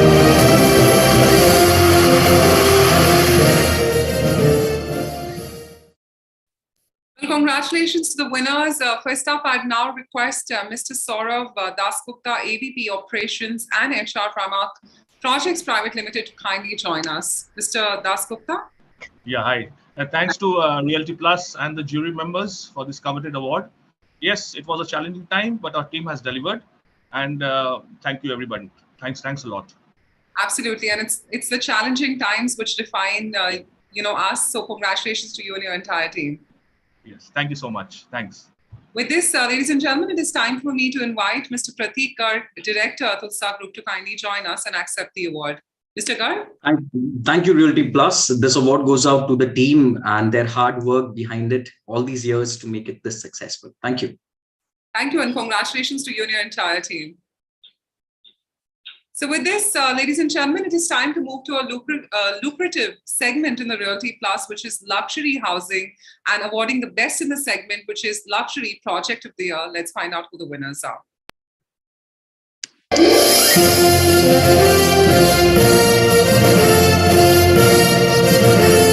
A lucrative segment in the realty sector is luxury housing, and awarding the best in the segment is the luxury project of the year.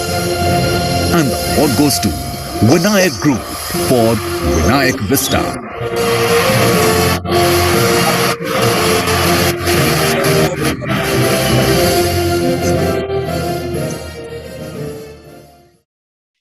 With this, I'd now like to humbly invite on the screen Mr. Umesh, co-founder of Vinayak Group. Congratulations, Mr. Umesh, on this wonderful win. We'd love to hear from you. Thank you. Thank you, madam. Thank you very much. We'd love to hear from you in terms of any words of encouragement to your team on accepting this award. Would you like to say something on that? We're really honored to have this award, to get this award from Realty Plus. And thank you so much. Great. Thank you. Thank you for joining us today. With this, ladies and gentlemen, it is time to move on to the ultra luxury lifestyle project of the year. Let's find out who the winners are.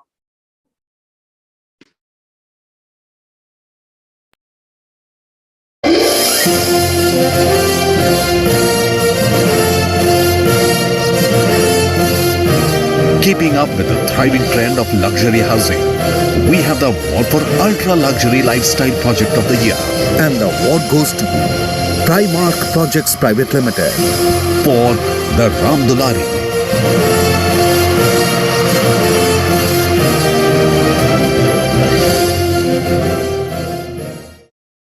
Well, with this, I'd like to now humbly invite on the screen Tushar Vaid, the Senior Sales Manager of Primark Projects Private Limited, to kindly join us. Tushar? Yeah, hi. Good evening to everyone. We're greatly honored to accept this award. This is going to be the first project where you're giving you trees in your private terraces, actually bringing the greenery into your house, despite being into the heart of the city. So we're truly humbled, and thank you once again. Wish you more success in future. Thank you for joining us. Thank you. With this, it is time for moving on to our next category, and we hope you all are having a great time. The next category is Commercial Project of the Year. Let's find out who the winner is.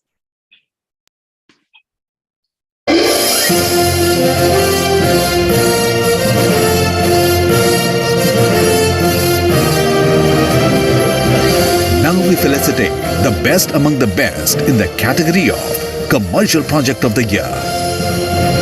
And the award goes to PS Group Realty Private Limited for Emperador.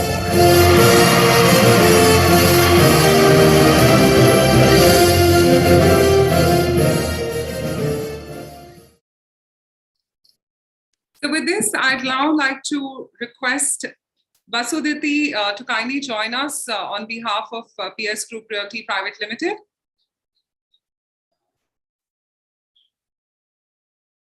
Do we have Vasuditi joining? Hi. Hi, congratulations. It's great Thank you so much. to hear from you. Thank you so much. As a part of PS Group, PS family, today I'm really honored to receive this award. And thank you so much to Realty Plus. Thank you. Congratulations, Ms. Vasuditi. Thank you for joining us. With this, ladies and gentlemen, it is time now to move on to our next category, which is most environment-friendly commercial/office space. Let's find out who the winner is.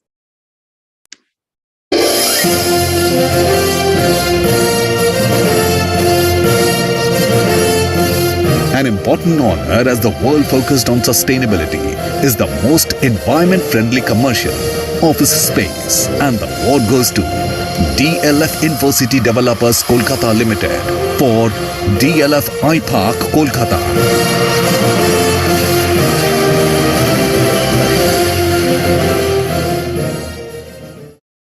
Well, with this, I'd like to now invite Mr. Rajdeep Bhaduri, the General Manager Leasing, and Ashish Kumar, Assistant General Manager Leasing, DLF InfoCity, to kindly join us now on the screen.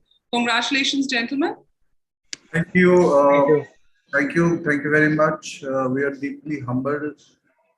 Thank you to Realty Plus and to the jury members. our core, the DLF edge stands on sustainability, and sustainability is at the core. And during the last couple of years, especially during the COVID period, we have made sure that we have made considerable progress as far as the green initiatives are concerned. We have reduced our carbon footprint hugely in the last 1920. From the base year of 1718, we have reduced our carbon footprint by almost 58%, which is a huge achievement. We as university globally, DLF is one of the corporates who have now certified 1 million square feet of net lead zero water wastage for the projects we have been making. We have slowly started to move on to other green initiatives, renewable power, renewable energy, green sort of buildings. So these are something which we are sort of basing our future initiatives. I am very sure all the corporates which we have their own targets for 2030 sort of reduction in carbon footprints, and we are the able partners for all our corporates. Thank you very much. Absolutely. Congratulations to you and your entire team, and thank you for joining us. Thank you. With this, ladies and gentlemen, it is time now to move on to the redevelopment project of the year. Let's find out who the winner is.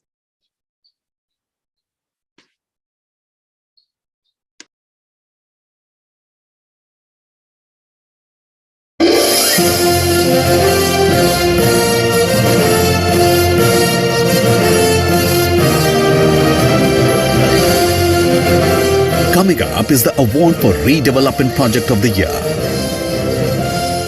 And the award goes to Badu Road Developers LLP for Eternia Phase 3 and 4.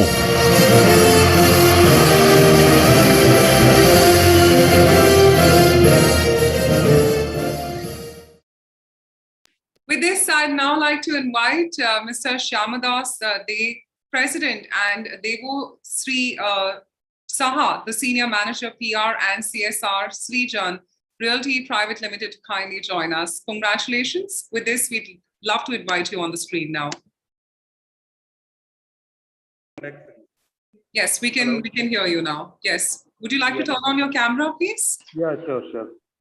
Congratulations. Thank you. Thank you. It's a great pleasure to get this award. Thanks from Srijan family. Thank you and congratulations once again. My pleasure. With this, ladies and gentlemen, before we move ahead to the next segment, we'd request all our winners to kindly stay back. At the very end, we're going to be having the lovely winning shot, which is going to be a group photograph with all of you. So do stay tuned, as we would love to have all of you in that frame. With this, it is time for me to move on to the next one, which is the themed project of the year. Let's find out who the winner is.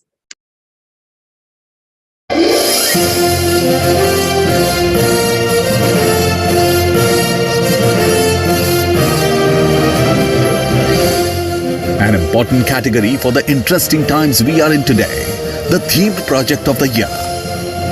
And the award goes to Srijan Residency LLP for Botanica.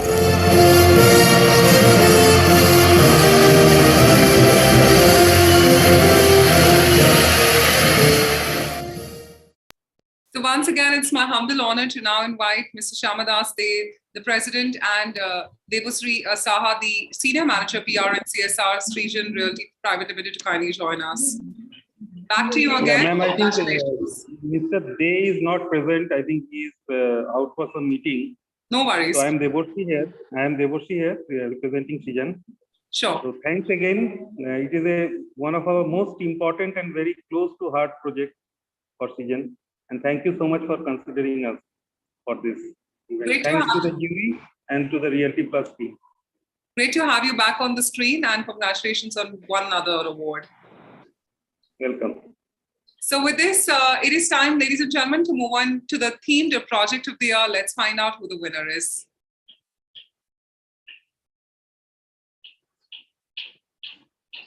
And next up, for the iconic project of the year, let's find that out.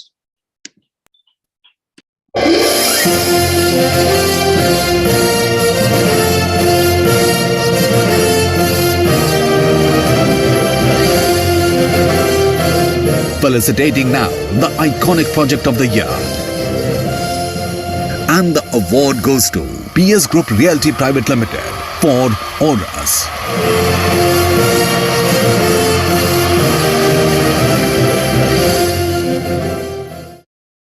So with this, congratulations. May I request Basuditi Maitra to kindly join us from the group. Congratulations.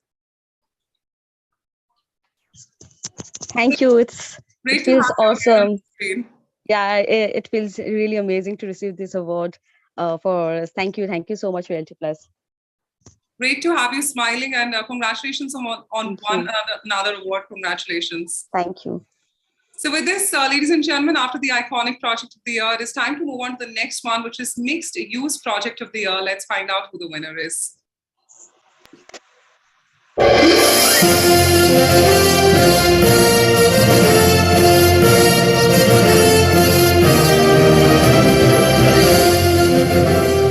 Next category in the evening is the mixed use project of the year. And the award goes to Greenfield City LLP for Greenfield City Phase 1.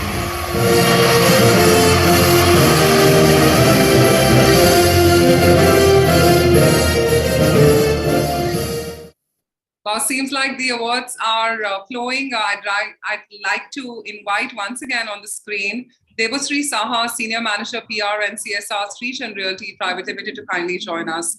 Devasri, a lot of great awards coming your way. Yeah, We'd love to hear from you.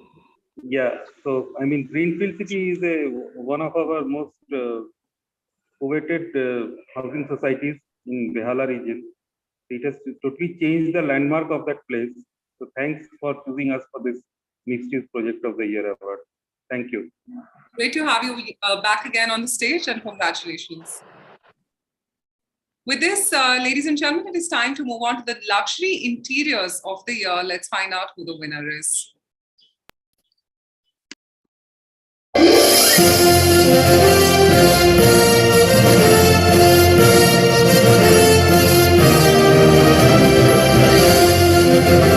Taking it a notch ahead is the luxury interiors of the year. And the award goes to Amit Realty and Sri RSH Group for Ecos.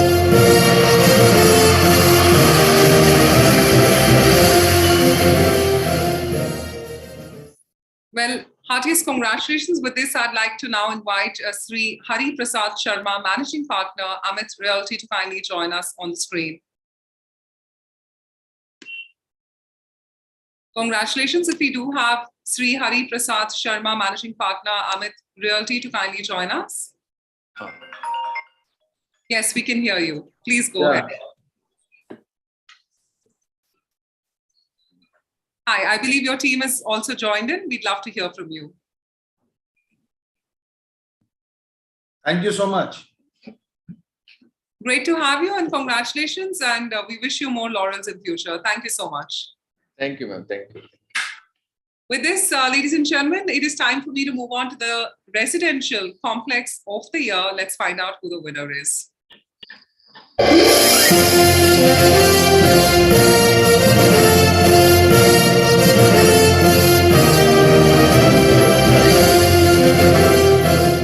Next up is the residential complex of the year. And the award goes to Salar Puria Signum Complex LLP for Suncrest Estate. And for non-metro, the award goes to MB Builders for MB Delight.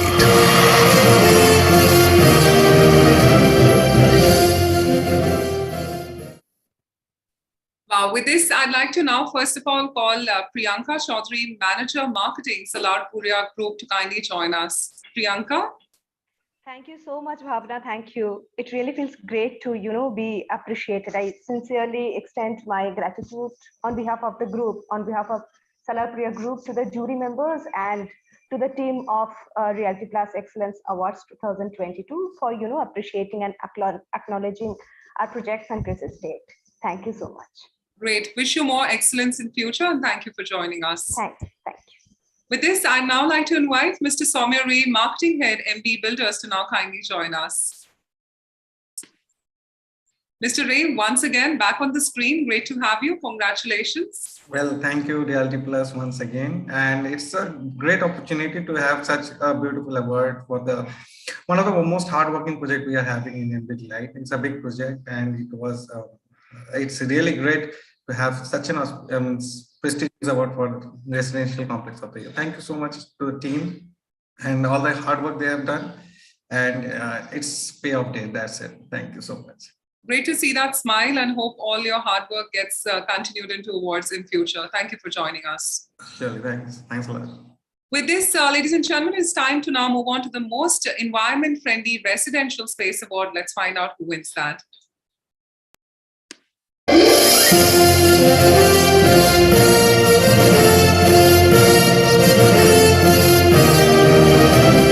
An important honor as the world focused on sustainability is the most environment-friendly residential space.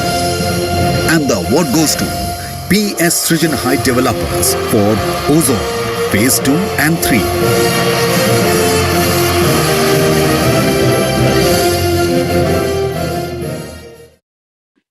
Well, it's my humble honor, ladies and gentlemen, to once again invite on the screen Devashree Saha, Senior Manager, PR, CSR, Srijan Realty Private Limited, to kindly join me back.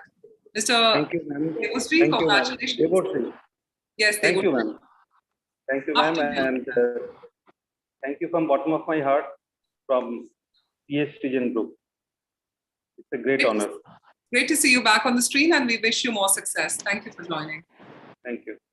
With this, we hope all of you are having a great time, and it is time for me to now move on to the next category, which is Industrial and Warehousing Project of the Year. Let's find out who wins that.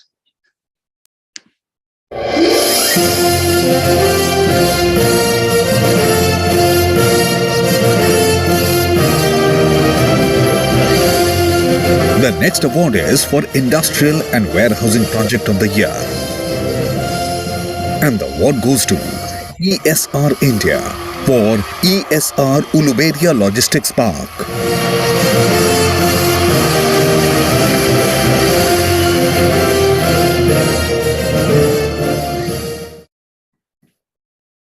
With this, ladies and gentlemen, I would now like to invite Mr. Kunal Basu, AGM Leasing, Kolkata, ESR India, to kindly join us.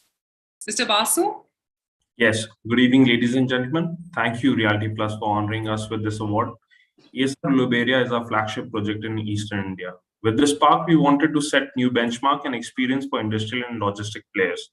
ESR Uluberia incorporates best-in-class innovative practices in design and construction to ensure we provide our tenants with an enhanced experience and future-proof solutions. This park has been chosen by leading international companies, and it has become their entry point to the Eastern market. The award truly goes to our project team, who have worked tirelessly and innovated to deliver such an efficient product. ESR Uluberia exemplifies smart space solutions and upholds the best sustainability practices. This award will encourage the team to keep innovating and raising the bar for our industrial and logistic parks. Thank you. Have a pleasant evening ahead. Thank you, and congratulations, Mr. Basu, on that incredible win. Thank you so much. With this, ladies and gentlemen, it is time for us to move on to the best-selling project of the year. Let's find out who the winners are.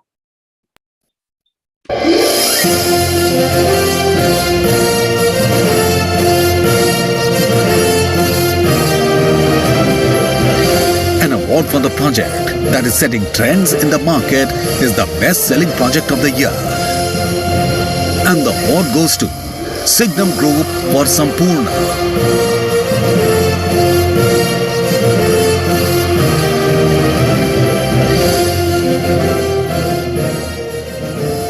And for non-metro, the award goes to Sugam Diamond Projects LLP for Urban Lakes.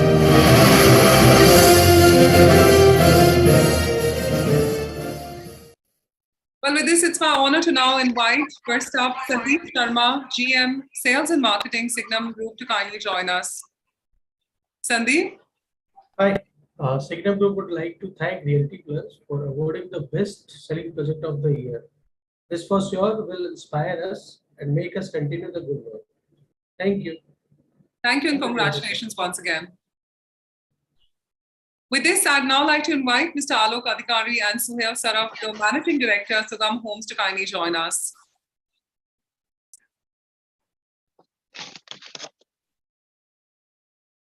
Do we have Alok and Suhail? Yes, we can hear Good you. evening. Thanks. Yes. Thanks to jury members and Class team honor. And we would like to engage to our team of workers for their brilliance, the cooperation and understanding among them. Thank you to them. Thanks. Absolutely. With this, ladies and gentlemen, it is time. Thank you. Thank you. Apologies. There's a slight network issue, but we can definitely hear your message. So thank you so much for joining us. With this, it is time for me to move on to the honor of Villa Project of the Year. Let's find out who the winner is.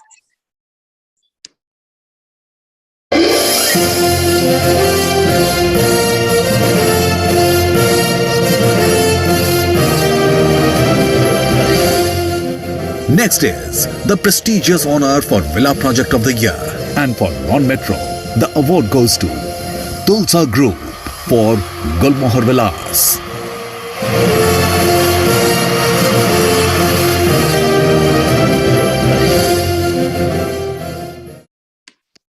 Well, with this, it is my honor to now call upon Pratik Garg, Director Tulsa Group, to kindly join us. Pratik?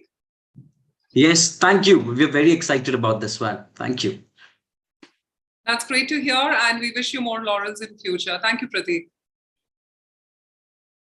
With this, ladies and gentlemen, it is time for us to move on to the most popular project of the year. Let's find out who the winner is.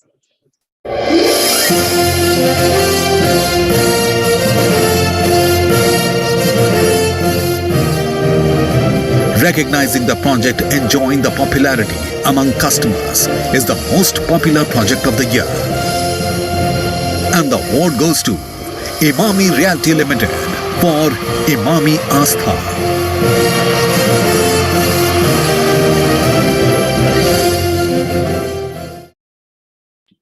Well, with this, I'd like to now invite Rajendra Agarwal, Chief Financial Officer, Imami Realty Limited, to kindly join us. Rajendra? Hi, good evening, ladies and gentlemen. Thank you, Realty Plus and the jury members. We at Imami Realty are very delighted to receive this award. Thank you very much. Thank you, and congratulations to your entire team. Thank you. With this, I'd like to request all our winners to kindly stay back till the very end of the ceremony, as we'd love you to be a part of the group of winning shot. With this, it is time for me to move on to the next one, which is Real Estate Destination of the Year Award. Let's find out who the winner is.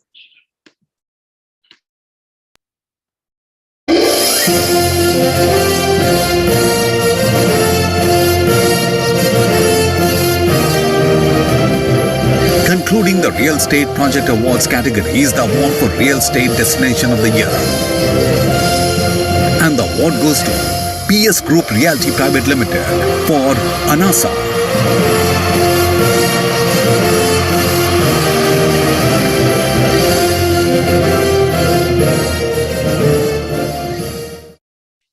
Well, with this, I'd like to invite Vasudhiti Maitra to kindly join us from PS Group Realty Private Limited. Congratulations. Hi, thank you. Thank you so much. It's amazing to receive this award for Anasa. Thank you, Realty Plus. Thank you and congratulations. Great to have you on the screen again. Thank you. With this, ladies and gentlemen, it's time for me to move on to the next category, which is Builders and Developers category. And first up, we're talking about the Developer of the Year Residential. Let's find out who gets the award.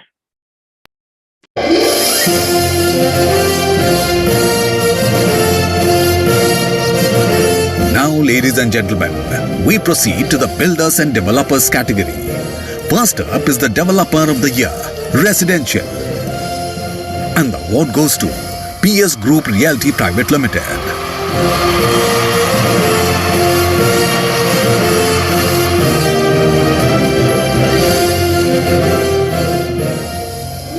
And for non-metro, the award goes to JSB Infrastructures.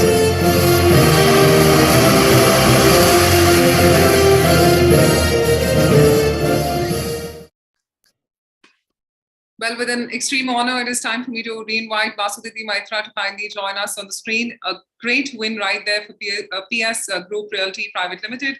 We'd love to hear from you. What else to say? This is amazing. It feels really amazing to receive this award. Thanks to Realty Plus and congratulations to my entire team of PS Group. Thank you.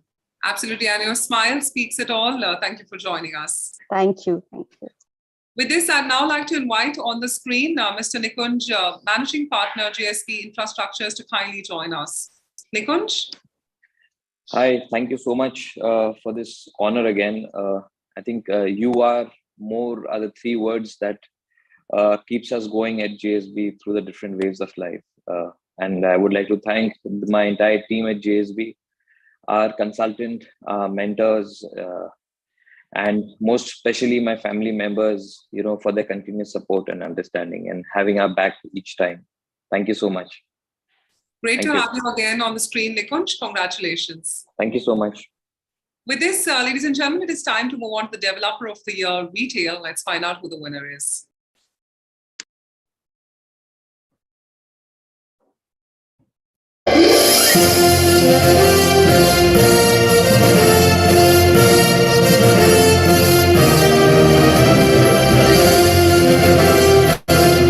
Now honoring the Developer of the Year, Retail.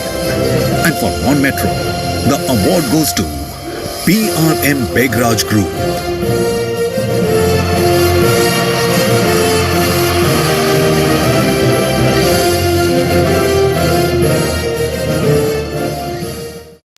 Well, heartiest congratulations. And with this, I'd like to invite Umang Mittal, Executive Director, PRM Group, to kindly join us. Umang, congratulations. Yeah, hi, Vabna. Good evening.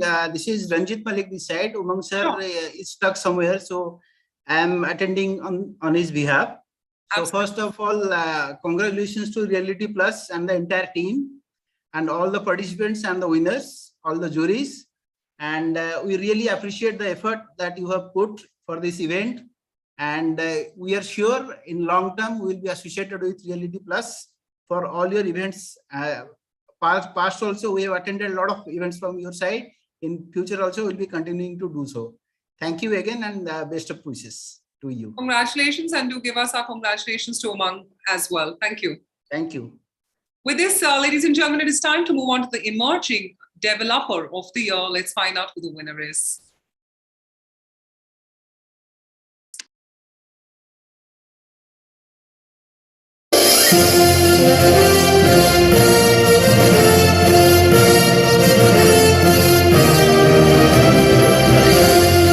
Emerging as a strong player in the sector is the winner of the Emerging Developer of the Year. And for non-metro, the award goes to Sri Balaji.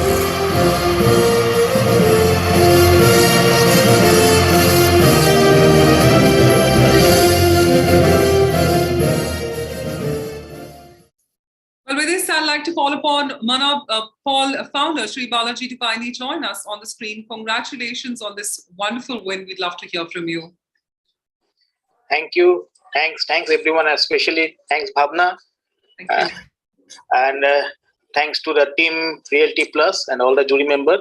Definitely, it's a great honor for me to sharing the screen with all the major players of this eastern part of this country. Thank you. Thank you and congratulations once again. With this, it is time for us to move on to the Emerging Developer of the Year, Industrial and Warehousing. Let's find out who the winner is.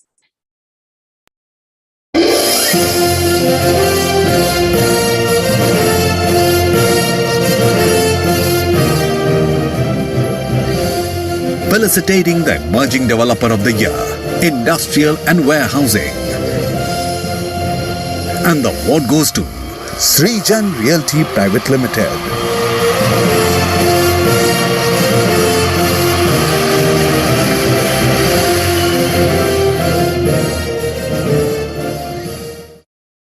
With this, I'd like to re-invite on the screen Deboshri Saha, the Senior Manager, PR and CSR Srijan Realty Private Limited. Congratulations, Deboshri, on this wonderful win.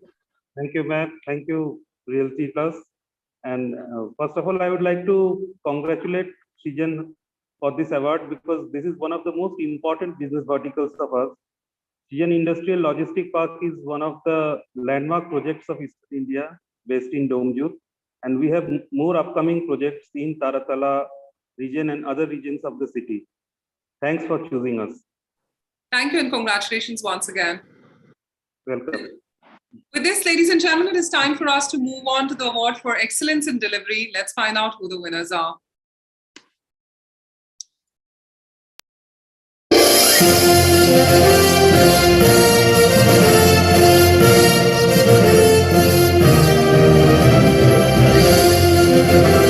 Honoring prompt and timely delivery is the award for excellence in delivery. And the award goes to PS Group Realty Private Limited.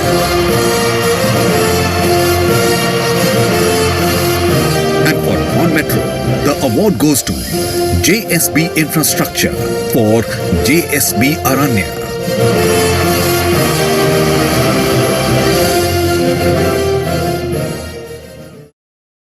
Well, with this, I'd now like to re-invite on the screen Vasudhati Mehta from PS Group Realty Private Limited. Congratulations. We'd love to hear from you.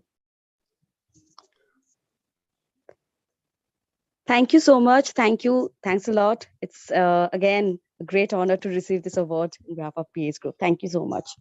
Thank you and congratulations. With this, ladies and gentlemen, it is time for me to invite Mr. Nikunj, Managing Partner, GSB Infrastructures, to kindly now join us on the screen. Nikunj? Hi, thank you so much once again. I think time and quality are our biggest promise that we make to our customers. Thank you once again. Great to have you again on the screen, Nikunj. Congratulations to you and your entire team. With this, ladies and gentlemen, we move on to the Integrated Brand Campaign of the Year. Let's find out who the winners are.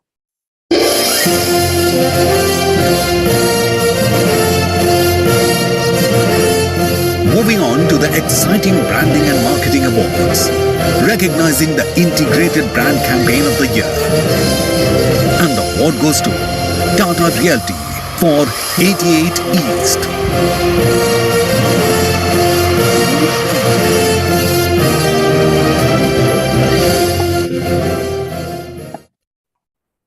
Well, congratulations with this. I'd like to invite Ms. Ishita Bhattacharya, Brand Head, Mr. Raj Tilak Das, Marketing Manager East, and Uma Vaidya, Brand Manager, Tata Realty, to kindly join us. Yes, please, Hello. we can see you on the screen. Please go ahead. Congratulations. Yeah, hello. Yeah, good evening. It is really an honor to get this award for all of us. It was a great team effort.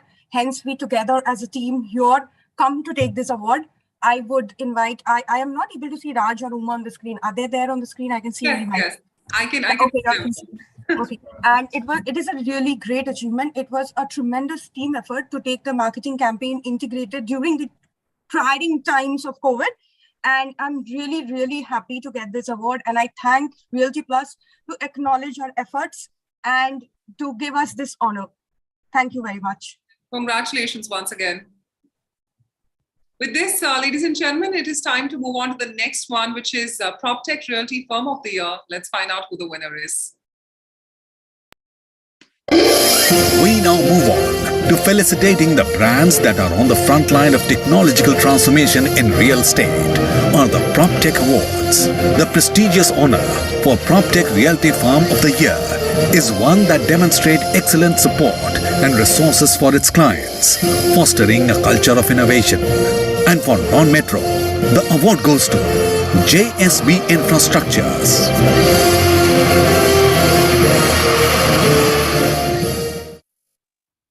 Well, once again, it's an extreme honor for me to invite Mr. Nikunj, Managing Partner, JSB Infrastructures, back on the screen.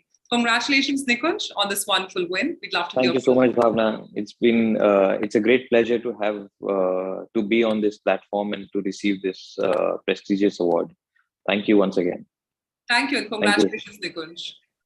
Thank you. With this, ladies and gentlemen, an important tribute of the Marketeer of the Year. Let's find out who the winner is.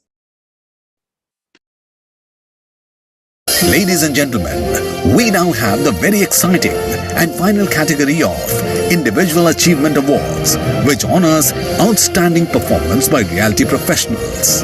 We begin with an important tribute of Marketeer of the Year, and the award goes to Mr. B.P. Singh Roy, Assistant Vice President, Sales and Marketing, Imami Realty Limited.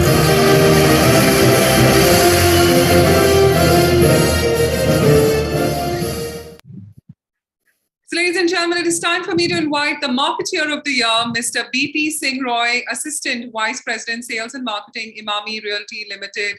Congratulations on this wonderful win. We'd love to hear from you. I'm extremely honored, Bhavna, and I would be earnestly grateful to the Realty Plus jury and their team for recognizing my efforts. But I believe that there would be many in the nominees who may be even better than me. But thanks to, I would dedicate this award to my team and to my seniors, because their relentless efforts has, fetched results, which therefore has helped me reach whatever this goal is. And this is a tribute to Imami Realty. The way it has become a professional outfit, and it is growing day by day with success stories coming out of the box. Thank you so much to the jury and the Realty Plus team. Thank you. Thank you, and congratulations on being the Marketeer of the Year. Thank you. Ladies and gentlemen, with this, it is time for us to now go on to the CXO of the Year. Let's find out who wins that.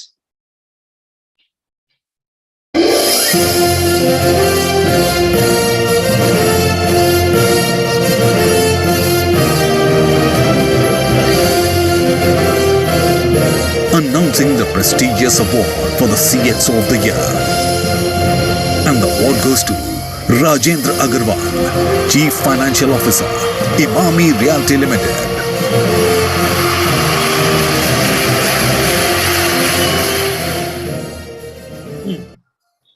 Well, with this, it is my honor to invite the CXO of the Year, Rajendra Agarwal, Chief Financial Officer, Imami Realty Limited. Congratulations, Rajendra, on this wonderful win. We'd love to hear from you. Hi, thank you once again. I accept this most humbly. We at Imami Realty believes that brand is the ultimate, which brings laurels and success to the organization. And our endeavor has always been to deliver what all our business partners and associates expect from us. Thank you. Thank you, and congratulations on this wonderful win. With this, ladies and gentlemen, we come to the fantastic closing of the 14th Realty Plus Excellence Awards 2022 East. Now I'd request all our winners to please join us live on the screen with us for a lovely group photograph, as we'd want all our leaders, all the ones who won today, our winners, to be present in this winning shot. All you got to do is just turn on your cameras. I know you all are at your different premises, but this is what a virtual space allows us to do, is we can get the best of the smiles all on the screen, and this is going to be our winners shot. We request everyone in the back end, whoever's won, all our winners and our jury members, whoever is present right now, to kindly turn on your camera. If in case you're facing any issue, please do let us know so that we can rectify it from our side. To all the winners who've joined us, firstly, all you got to do is just give us your brightest and the biggest smiles. That's all. And if you're okay with it, we could do a victory sign. Would that be fine? Yes? All right. Okay, so I'll do a short countdown, and I'd request all of you with your brightest smiles. And once I say 3, 2, 1, all you got to do is just give us a victory sign. All right, so ladies and gentlemen, presenting to you our wonderful winners right now on the screen of the 14th Realty Plus Excellence Awards 2022 East, at the count of 3, 2, 1. Everyone with a victory sign. Fabulous, and let's congratulate one another with a huge, huge round of applause, and thank you so much for joining us. Thank you. So ladies and gentlemen, what a fabulous closing this has turned out to be for all the ones. Do remember to tag us in all your lovely winning shots. Our social media handles are @RP Realty Plus on Facebook and Twitter, and RP_Realty on Instagram. Well, I'd like to humbly congratulate all the winners. You've made the industry proud with your dedication and performance. Once again, I'd like to thank you all for taking the time to come and stay connected with us today. Your participation and presence made this evening truly memorable, and we wish you health and well-being. We look forward to seeing you all soon and hopefully having the delightful opportunity of connecting in person too. Thank you and God bless. This is me, Bhavna Bhatia, signing off for today. But we'd like to leave you with the Realty Plus partner AVs.